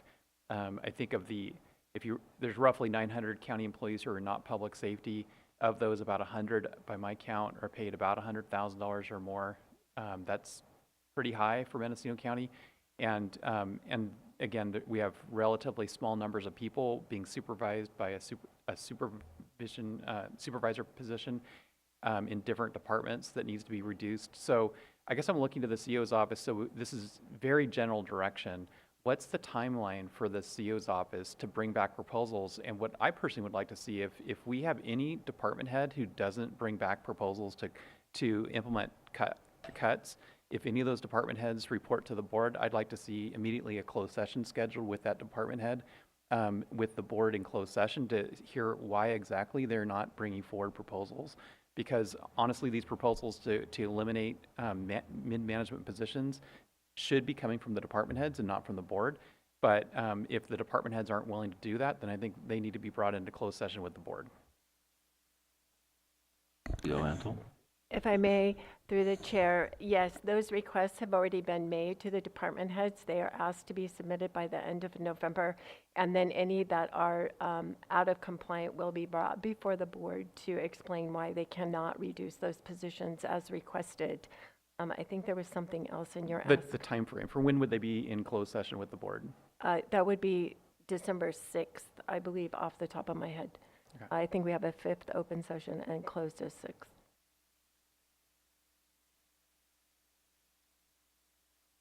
Questions or comments from other board members? I have one for CEO Antle. Have you done kind of a thumbnail sketch on this about how many positions need to be eliminated to make our financial situation better? Well, I don't know if any reduction right now will make us better. How long it will take a significant amount of time in collaboration with the department heads. And the number, again, at this point, public safety is excluded for a number of reasons. One, that's your first charge. Secondly, it's another department where they're having struggles just hiring and basically meeting their core mandates. So first of all, we got to make sure we can keep up and staff public safety, but we also have to reduce in other areas. And the reductions are already starting to happen. We implemented a soft hiring freeze that was mentioned to the department heads prior. And if we really take this hard line, I think it will inform the department heads of the direction that we have to go in and we have to move towards. So in a year, in the average year, fiscal year, I guess I should say, how many people are likely to leave employment, and how many do you think that we probably wouldn't replace? The current average over the last 3 years is roughly 160 over 3 years that are terminated, not terminated or leave employment, resignations, what have you. And under your plan, about how many would come back, do you think, rough idea? Those that are in public safety, and I would ask William Schertz, or Sherry's up front now if she has that number. I'm looking at a schedule and I'm not quite sure how many public safety. We do know for deputies, it's a low number on an average year because they're hard to recruit, right, for public safety. I can't speak to probation, but we do have Chief Locatelli in the room. And I think we're doing fine in corrections. You know, we do have to hire for public defender and the DA, but those positions seem to turn over relatively quickly. I'm just trying to get a sense of how many people we're talking about that would actually reduce the workforce size for Mendocino County, and what the net savings would be. I don't know if that's something that... Chair, if I may, looking at the current staffing, we have 1,211 active positions, 1,106 permanent FTEs, 18 permanent part-time, and 87 extra help positions. And we have an additional 405 on the allocation table. That means over 1,600 staff to support this county of less than 90,000. I believe you need to get down closer to 1,000 to 900. And so looking at where we are today, if we don't replace most of the positions, because some will get replaced, some will be essential, so where do you think we would be in a year? An average reduction, again, all I can go off is of the numbers I have would be if we say part of these are for public safety and that we would be down 100, 150. Mm-hmm. And the net salary savings from that? Absolutely. And if you estimate, you could even take a low-end estimate with benefits and all around 80 to 100,000 per employee. mm-hmm. So that starts to get us up towards $8 million. Yes, and you can, and once you reduce your staff, it also helps you reduce your footprint, right? So you don't need all that office space that you currently have. Mm-hmm. Well, I'm thinking we can't do the same amount of work that we do with the existing staff, I suspect. So are we thinking about services we're not going to do anymore? But I think it's fair to ask each department, what are you not going to do that you presently are doing? Currently, and they all should be focusing on their core mandated services first of all, and looking at if they're mandated services but they're unfunded, right? We can't really continue to provide those services that perhaps the federal or the state government have put on us, and there's absolutely no funding or support for those programs. Okay. Supervisor Williams. Well, we only have about 6 months before the next fiscal year.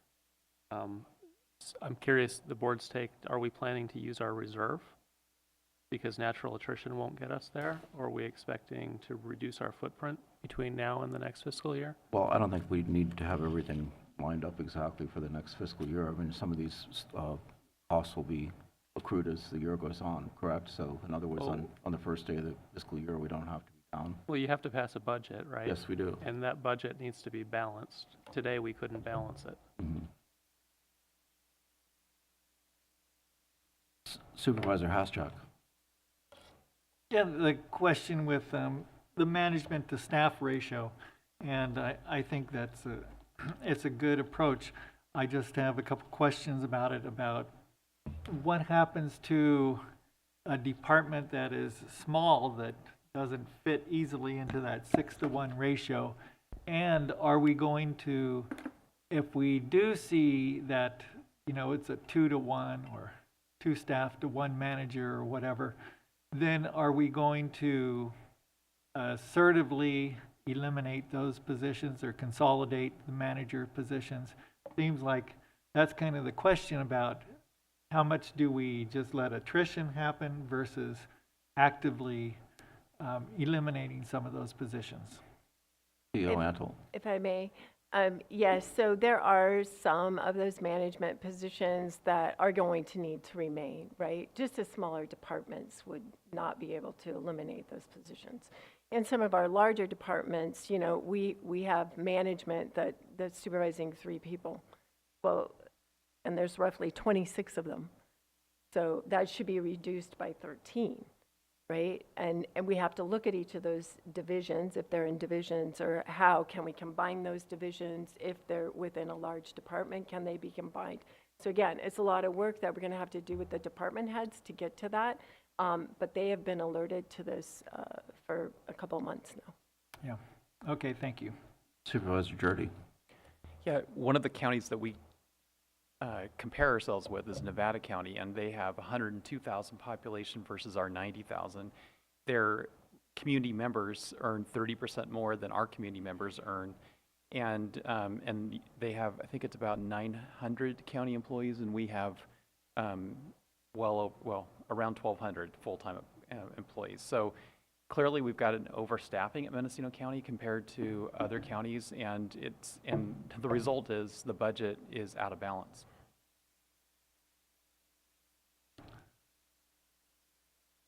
Supervisor Williams. So the piece of it that's not on this agenda that I think the board needs to take up, maybe we could plan to bring back, is the policy issue of which mandates we're going to implement. The way I see it is there's more mandated duties of the county than there are dollars. We may have to pick and choose which of those mandates are the most important. Public safety is probably more important than some of the others. Human health. Yeah. So is that something that we could schedule? I know this may not be the appropriate time, but it's interrelated in that I think we need to give staff some direction. If we can't do everything, policy-wise, what is the board willing to give up?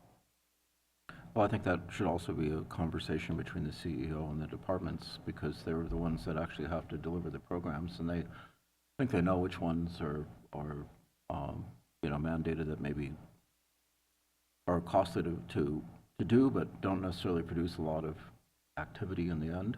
I don't know. CEO Antle, do you have any thoughts on that? It will certainly require working with the department heads, but it also require, where is it in statute or ordinance that it is a core mandated service of this county. So we would want to be working through that, not only with the department head, but also confirming with county council, what is the meaning if we don't do X, right?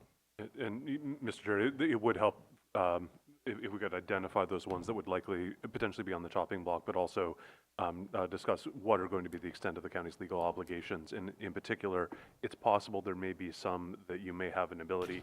There's some costs associated with this, so it could end up zero-sum game, but there could be some that may be state mandates that are unfunded, in which there may be an appropriate mechanism by which to relieve the county of the obligation until such time as the state funds it. Okay. So if I could, just an example of a sort of a tug and war between a department wanting to do something and the board not thinking it's a high priority. And the example I'll give is, for several years, environmental health has brought forward at fee hearing proposals to raise the fee to charge the farmers markets, to inspect the farmers markets. And when the boards discussed it, we said, why are we wasting time discussing raising a fee? We're not going to charge the farmer's market the actual cost of sending county staff out there. Just don't inspect the farmer's market. If the net result is we tell the farmer's market, hey, we have not measured the weights at this farmer's market, buyer beware, so be it. But it's like the point is like that's an example of where a department repeatedly over several years came forward with a fee increase for a service that no one on the board thought was essential, and it was an activity that therefore the board did not deem essential. So I think it's not just a matter of can we collect a fee to perform a service. There's some services that are so insignificant, inconsequential, that they should just get rid of the fee and get rid of the service and eliminate staff by eliminating that service. Supervisor Williams. Over the years, I think this board and others have given staff a lot of direction, and periodically we review some of that direction, but I know there's a lot more work that's in the pipeline. And, you know, I was surprised when a couple of the items came forward as far as how could this be our priority given that we're headed towards financial crisis. I would like to see staff bring back a list of maybe not every item that they have in the queue, but the ones that they think maybe are no longer a priority relative to the financial situation we're in, so that the board could give some direction to pause or remove those items. I don't even know what they are, but it's like we didn't know that the forcing a road naming, that you saw as staff time, and then we reimbursed the appeal fee. We probably would have yanked that from the pipeline and said that's not our priority in 2023. We have more pressing issues. I don't know what those similar items are in the queue today. CEO Ansel or County Council, is that a reasonable request to get some visibility into what staff recommends we cross out? CEO Ansel, yes, I do have a department head meeting tomorrow, and we can move that forward if this board approves that. If I may, through the chair, I think there might be two categories that may be relevant. This board did previously direct that you wanted to come back and review the board priorities or directives that you had set in the past. And clerk of the board in my office, we're going to bring something forward at the end of the year as part of the closeout item to review some of those, and that may be an appropriate time to discuss some things that were sort of directed but haven't been accomplished yet. I think the other part of that, though, from what you've described, Supervisor Williams, is there may be programs, not just sort of projects, but programs that the board may have instituted in the past that are ongoing, and that wouldn't come up in that review process. That's something that would, I think, take a little bit more active involvement from the departments to bring forward. Supervisor Haschak. Well, with all due respect, this morning we talked for about an hour and a half on the water issue and got the whole presentation, yet we don't have any money. And we knew beforehand that we didn't have any money to really fund anything. And so, if there's agenda items like that we know are going to cost and we don't have the money for, I think that there ought to be some discussion between the CEO and the chair about what comes forward. Good point, but when we started those discussions, I think we believed we were in a better financial position maybe, and we were also in a drought, so it seemed prudent for us to address it. I'm I understand. there were best intentions, right? Supervisor Mulhern? Or? Okay, so how do you want to move forward? After public comment, I would move the recommended action. Okay, is there a second? Second. Okay, public comment.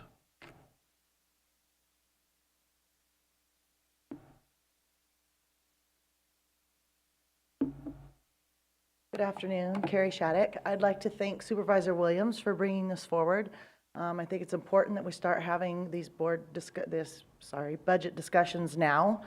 My suggestion would be to the departments for them to start with their budgets from scratch and build it back up, because then we're going to have a clearer idea of what we can cut out and core services and ones that aren't necessary. But thank you for doing this now. I think it's really important.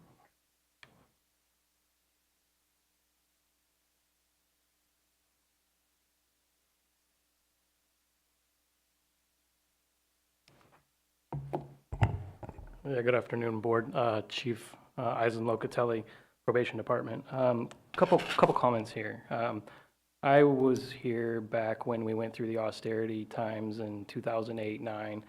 At that point, I was with the union for probation, and I had recommended layoffs then. The board at that time made a decision to cut staff wages instead.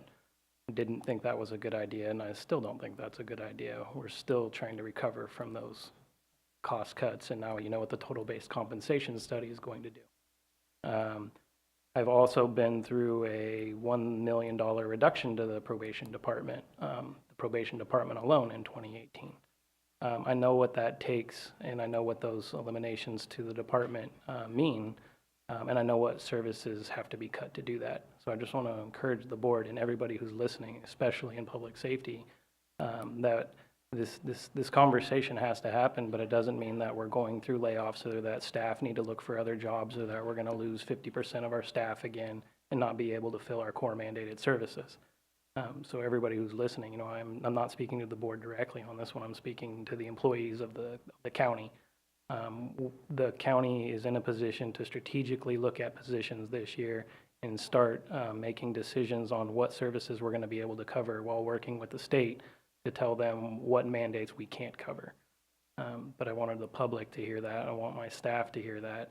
And I want the board to remember that the best resources you have are your employees.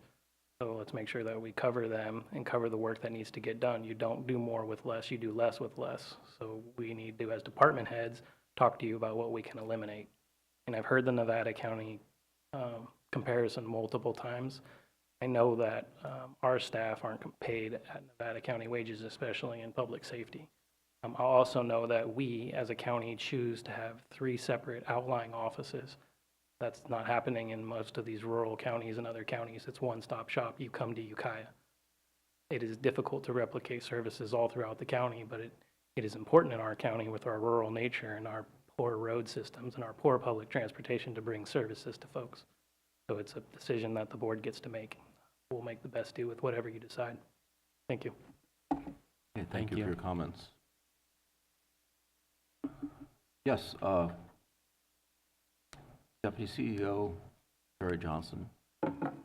Thank you, Chair. Deputy CEO Sherry Johnson. So I just wanted to get clarification for staff. So, you know, we've had hiring freeze, I guess as Supervisor Judy said, a flexible hiring freezes. So I want to just confirm the direction given to human resources.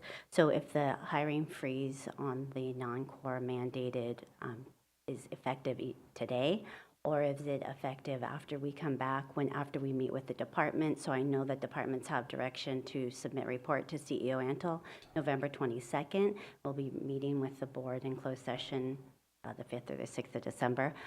So I would just like just a clarifying direction from staff how they would like us to proceed, because I know that core mandated services do need to be identified. So some of them are obvious to us, but some are not as obvious.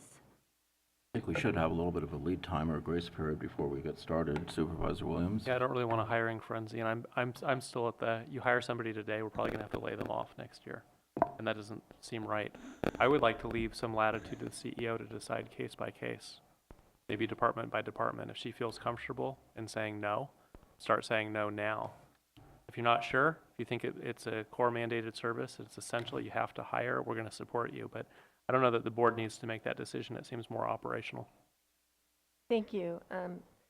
CEO Antle, as it's written, it says core mandated services in public safety departments or other exceptions on a case-by-case supported by data.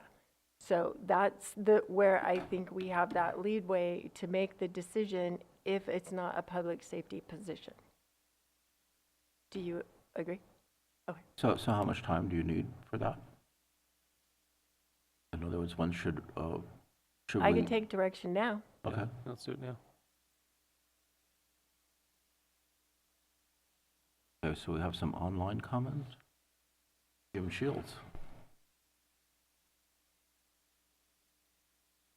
Good afternoon once again. Yeah, this is just some quick institutional history here. But back in the late 1990s, early 2000s, when Jim Anderson was the county administrative officer.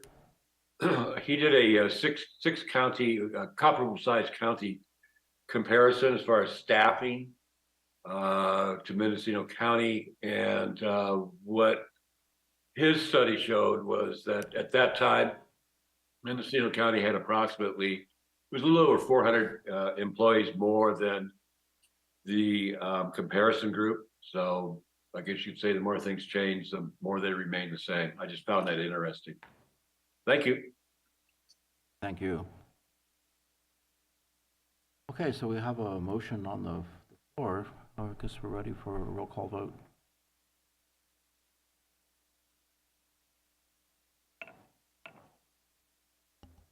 Chair McCourty? Yes. Supervisor Hashak? Yes. Supervisor Jurdy? Yes. Supervisor Williams? Yes. Supervisor Mulhern? Yes. Motion Sure. carried. Sorry, go ahead. Supervisor Williams? Do you need to make a comment? No, I thought we were done with this item. I was going to ask why we're not voting by the button. Is it? We are not voting by the button because IT and clerk of the board have not made sure that it's completely working, as we did have an issue with it when we used it previously. Okay. Well, I just want to make a final comment on this item as we leave it. So one of the things that Supervisor Williams said to me about a month ago was that we've got this horrific budget situation looming. We better get busy. So we're getting busy. All right. Now we'll move on to the next item on the agenda, which is the Chief Executive's report.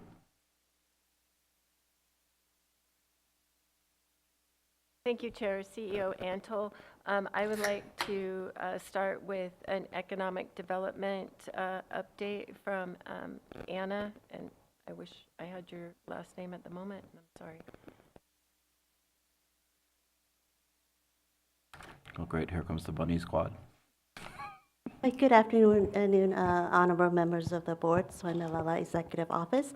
I am here happy to introduce Anna Mackin, who is the first ever staff dedicated to economic development for the most recent years. So Anna comes to the county from, she's born and raised in Sonoma County, but she moved to Mendocino during COVID, and she fell in love with the county. And when I talked to her references, they all said she fell in love and they couldn't get her back to the Bay Area. So we won. So Anna has a master's in business administration, and she comes from more than 15 years in business, business management, financial management, and what's the other one? Construction management. So she speaks the language that I don't speak, so she understands what businesses needs and what they want, and she can speak their language, different from Swen, who's only worked in the public sector. So we have prepared templates to update your board with economic development data and trends every 2 months. And we are working on those reports. And here you just, as part of the CEO report, you get a little glimpse of what we are working with. And we look forward to updating your board every 2 months as requested. So I would like to invite Anna to, you want to add anything about yourself? Why you're not dressed up? I was kidding. And the wonderful work that she's been doing. So we do get a lot of asks from community partners, like, what's your plan? And my answer is, jokingly, like, she just found the restroom. But no, we have done a lot within the first month that Anna's here. So I look forward to her providing that in more details. Good afternoon, Board Chair, Council Curtis, CEO Darcy Antle. First time up here, so my apologies if I'm a little rough around the edges, getting familiar with the procedures. I think to open, thank you for the introduction. I just thought I'd jump right in and give you a little bit of a flavor of how we'll be checking in every 2 months. And then what I've done in the first month, it started October 2nd, so it's still my first month here, just a little bit of an overview of where we've begun. I know a lot of today's discussion has been about what's happening inside the county government, I'm going to look outside a little bit at our economic indicators. As you mentioned, we have about 90,000 people in this county. And of that, we have 36,630 in the labor force. 34,000 of them are employed. There's about 1,700 people that are unemployed. This doesn't take into account underemployment or people that have dropped out of our labor market. But our percentage rate has increased for about 7% since last year of Q1. It's at 4.6%. This is on par with exactly what California is experiencing as a whole. And since this last year, with the increase in unemployment, we see that real wage growth has actually increased a little bit. So inflation is going down, but it has not surpassed 0%. So our real earnings are still up against dealing with the effects of inflation. Overall job market in Mendocino County, we've seen as of August of last year, the percentage increases are either holding steady or we're at 0.25% increase in service providing jobs, 0.5% increase in our government jobs have actually fallen a little bit. That's including state, federal that are within this region. Overall, our average, the median wage for the greater region of the North Coast is $21.90. It's gone up 40 cents since last year. And the median household income in Mendocino County as of 2022 is $65,000. And the median home price is $537,000. I think this is an important point to look at as we continue and as a measure of economic and equitable wealth within the community is, can the people that live here afford, that work here afford to live here? So that's something that I'm going to be referring back to often.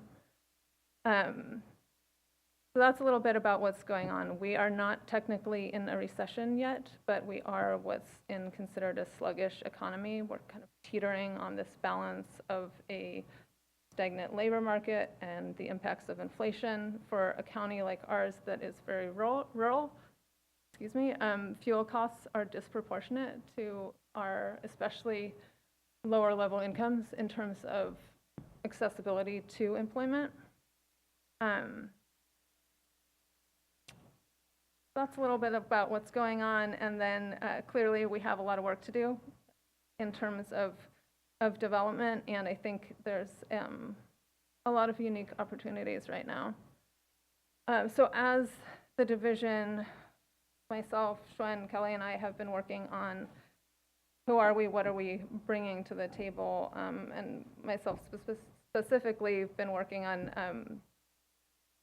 kind of our mission and vision, and seeing that the Economic Development Department is here to support development of sustainable infrastructure, building up local businesses, encouraging new business development, accessibility to trade and vocational training and education, housing development. And to do this, we're going to need to work cooperatively across sectors. Like, we're a small county, we're a spread out county. The needs are diverse on the coast, on the inland, but it's really going to happen by being creative because we need to do a lot with a small amount. So that's, it's going to take getting everyone on board, private sector, nonprofits, state and federal government, educational institutions, to support the communities, businesses, and individuals all over the region.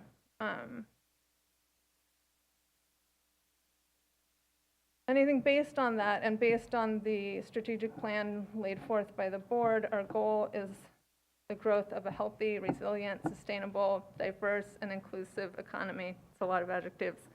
But the idea of creating equitable wealth within the region in a way that's environmentally responsible. We're at a time where I think there's opportunity, room for growth, and the ability to do it, like if we can look that direction. So those are all big lofty things, but for now, in the first year, what we're working on is writing a comprehensive, actionable economic strategic plan that's based off of the principles outlined in your general strategic plan and off the analysis and studies done by Beacon Economics, West Company, TCCG, Lightcast Consulting, and the EDFC. I think that's all of them. And the purpose of having a strategic plan is to identify the priorities, create a roadmap for long-term development in Mendocino County. It'll set forth the parameters for investment in industry and initiatives that will serve the most people, create the largest amount of impact, while also working towards being climate neutral or positive. Of course, once this is in the works, we will be updating you, we'll be bringing you drafts, it'll be coming under the direction of the board. But while we're doing that, I think the main things we are looking at is infrastructure, climate resiliency, housing, and job access in terms of creation and training. And there's several funding opportunities that are in the works right now that I'm being brought up to speed on. Grant opportunities with the RCDC, the Regional Climate Collaborative, and the California Jobs First, which was formerly SURF. So that's a little bit about what's going on, where I've been in the last month, and where we're going. Questions? Yeah, Supervisor Hasjack. Well, first of all, I'd like to thank CEO Antle for making this happen. You know, this was part of our budget, and it was discussed quite a bit, and I think this is really, it's really good to see it moving along this quickly. Certainly sounds like you have a handle on what's going on. I guess, you know, with Supervisor Chair McGordy and I, when we were on the ad hoc, you know, we looked at trying to make sure that all of the county geographically was represented, you know, in our economic development work, and that the diversity of the county, that, you know, there's a lot of people who are traditionally not represented, underrepresented, and tribal nations too. And lastly, I appreciate your comments about the environment, and what we were trying to do was make sure that, you know, environmental growth is environmentally sound and sustainable. And so I just, if you have any comments about, you know, that was kind of our approach. It was very much. This is really delightful that you've been hired. It was certainly on my wish list as when I got on the board, was trying to build financial capacity for the county. And, you know, I've been involved for many, many years as a UC Farm Advisor, and we did have an overall economic development plan in the 1990s and the 2000s. So returning to that is really good, because then that helps with planning decisions when we can prioritize which businesses we'd like, which fit the kind of the nature of our county. And anyway, we've primed the pump, I think, with our economic development ad hoc committee, and we know there's a lot of people in the community who care about this, and I hope that they're contacting you, and now we'll really know about you. So, Supervisor Jurdy. Yeah, so we, all five of us, I think, individually have different ideas of that could be helpful, and so I guess I'm requesting that the CEO's office sets an appointment with each of the five of us to just sort of run through our ideas. Sometimes we say these things at meetings, and I don't know if anybody hears it. And so maybe if we could just meet directly with the team and just say, hey, here are the 5 ideas I've got, so you guys have directly heard it from each of us. Supervisor Williams, any comments? I'm impressed. Thanks for the presentation. Supervisor Mulhern, and then Supervisor Hasjack. Supervisor Hasjack. And just lastly, one of the things that we also heard was that the business community wanted a point person for the county, person that they could go to if there were problems with permits or anything like that, and that the person could help assist in business development. So anyway, I think you're the person for that. Chair, if I may, thank you. Yes. Thank you, board members. Okay, thank you.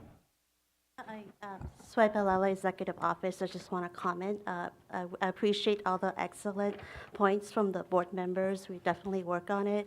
Anna is the point person for economic development. It does not mean she is the only staff member who does economic development. I think her shoulder is not, she's nice and tall, but she just cannot handle the weight of like this economic development.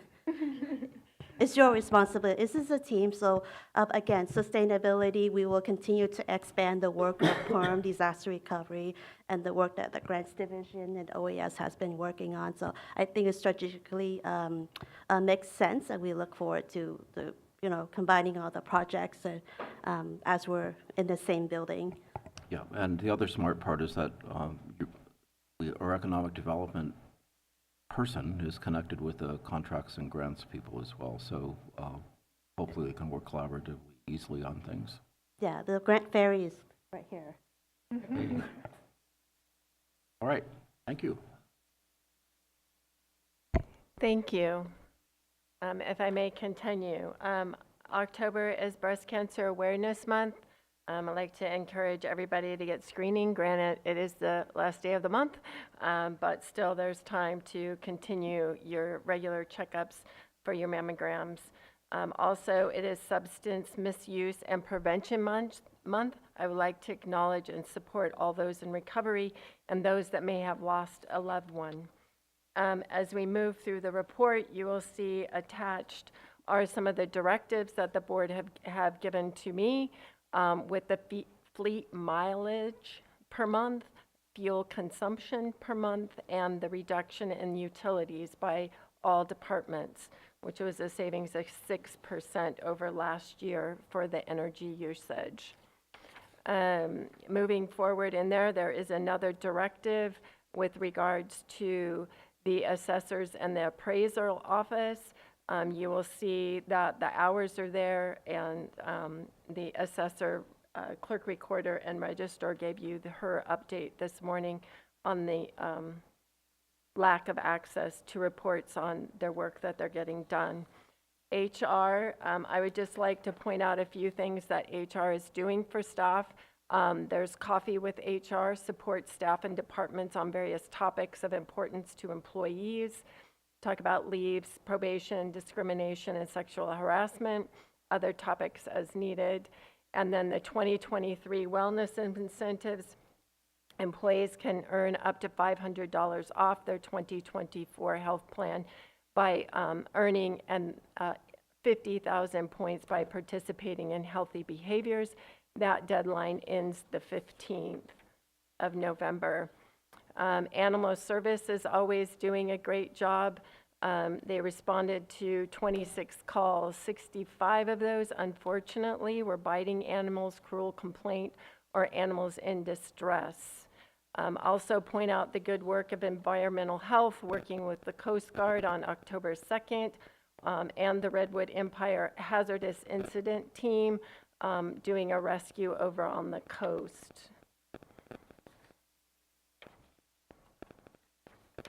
And then if you'll indulge me for one more minute, first quarter report will be on November 7th. This report is a projection by the department as to where their budgets will close out at the end of year. A reminder, fiscal year 21-22 is still with the outside auditor. Fiscal year 22-23 is not closed, which leads to first quarter, July through September, for fiscal year 23-24 not being closed. Expenses, as you are aware, continue to rise while non-discretionary revenue continues to decline. This board will have to make some very difficult decisions, much like you did today, as the financial crisis is here. That concludes my report, unless you have a question. Supervisor Mulhern. Thank you. I appreciate the updated information from General Services around fuel consumption reduction and just generally utility use reduction. I understand that this is a very beginning report, but I also really want to make sure that our departments are remaining diligent about that. You know, it was a board directive. It's still an ongoing concern that we reduce our mileage and increase our utility savings. So I just don't want that to fall off the radar. Additionally, since I've been on the board, I've been asking, and I asked specifically during department head reviews that they submit updates to the CEO report. And it has not been consistent with several of the departments, and I think that this is an opportunity for the public to understand what their departments are doing, and that they're failing to contribute to the CEO report is concerning to me. So I, you know, am going to continue to bring it up, but I also would like some action taken, and I, you know, I think that I require the support of my colleagues that we need to see what the department heads are doing monthly so that we are able to adequately represent to our constituents the work that the county is doing. Supervisor Williams? Well, you have my support because it doesn't cost anything. That's the reality here. CEO, is it possible to get an update in the CEO report on the GPS tracking of vehicles that would let us optimize our fleet? I've been asking for, I don't know, 3 or 4 years, and it's always 2 weeks away. We're making progress. It's one of those items that we just can't seem to get done, and I don't understand whether there's roadblocks, it's happening, and we just don't have visibility into it, or somebody doesn't think it's a good idea. Certainly, I can include that. And to Supervisor Mulhern's point, we are tracking the departments that as they respond or not to the CEO report. So we will have that list prepared, and then those that report to me, I can work with directly. I think what Supervisor Mulhern is asking is that could it be policy of the board that department heads submit their reports on time? I mean, you're paid as a department head. This is part of the job, is to let us know what your department's doing on a monthly basis. I'm just frankly, it shouldn't have to be a policy. It should be, the board said to do this, and so we do it. If we need to have a policy, again, we've just got bigger problems. So if they don't submit a report, they'll be getting a personal call from Supervisor Mulhern. Sure. Again, I'm happy to address those departments that report to me. Okay. Any other board comments? Or any audience comments on the CEO report? Any online comments? None online. Okay, so we can just, at this point, accept the report? Oh.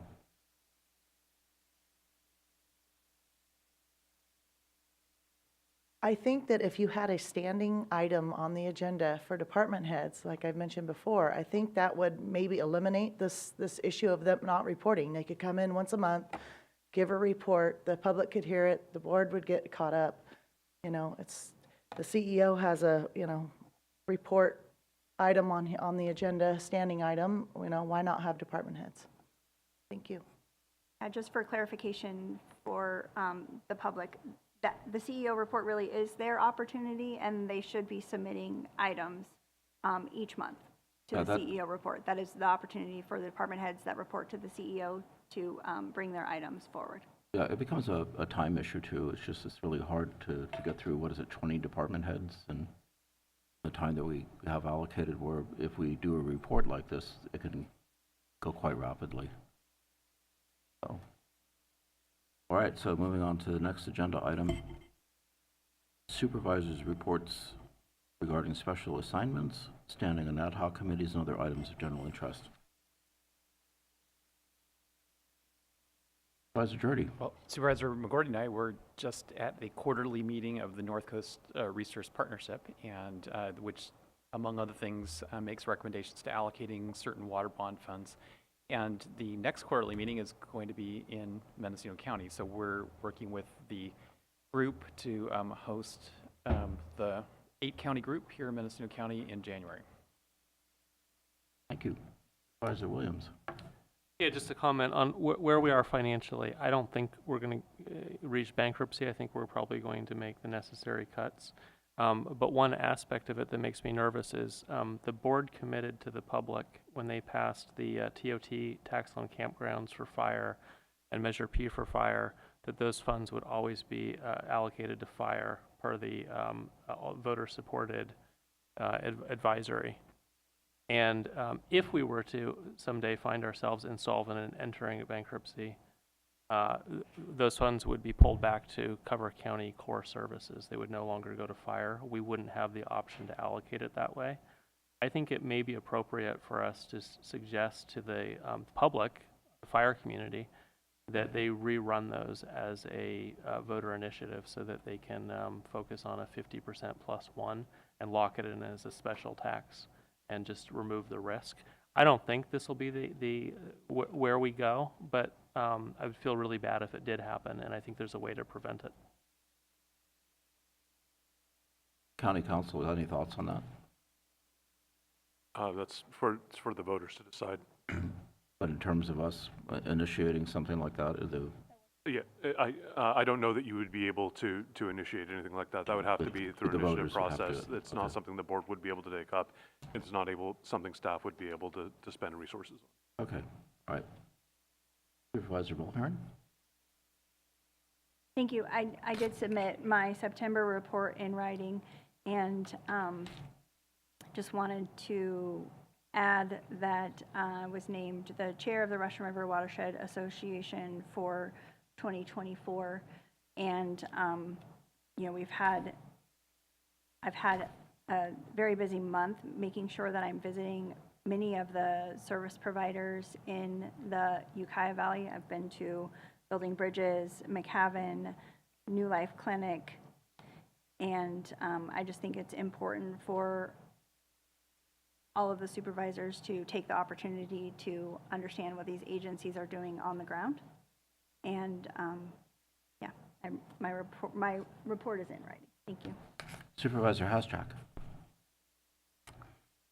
We had the General Government Committee yesterday, and you know, it was more or less positive.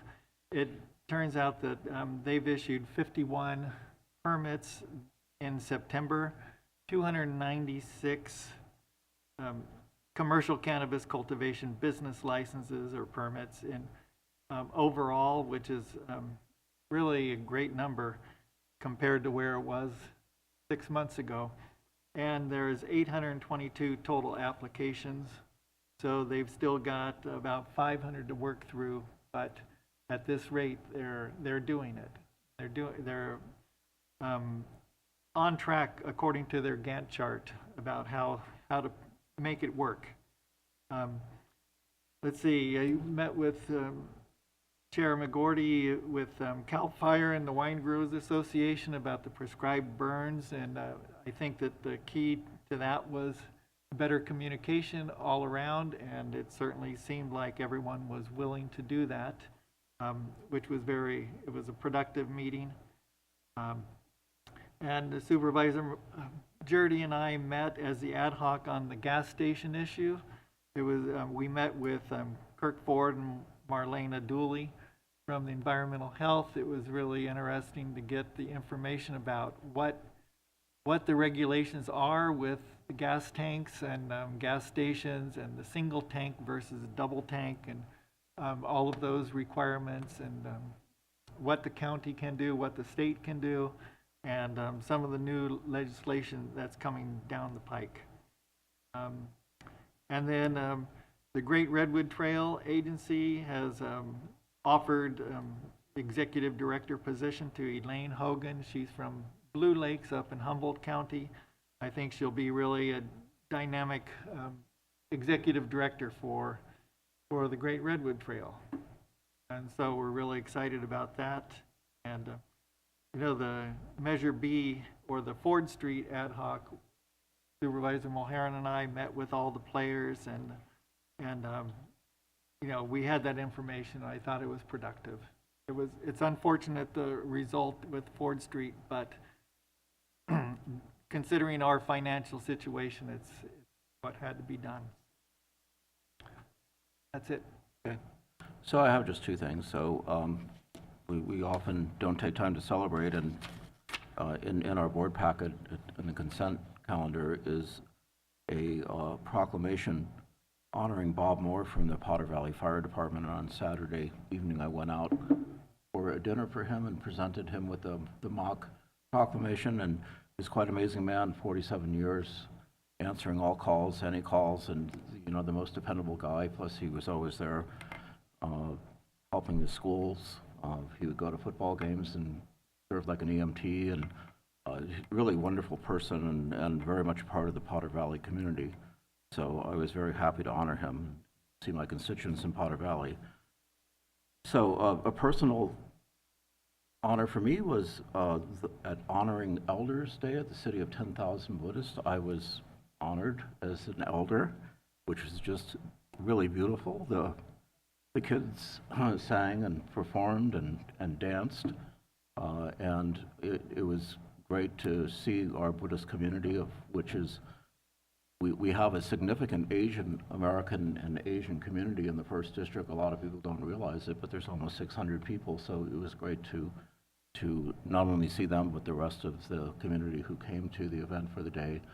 And I talked with them a little bit about, I gave a 4-minute presentation to the students to talk about how they're loved, how their education is something that they learn it, that they'll take it with them wherever they go and never lose it, that virtues are a guideline to being not necessarily good or bad, but healthy or unhealthy, and to play and have fun, because that's an important part of childhood. So with that, my report's over, and I think the meeting is too, unless there's anything else that we need to bring up as a board.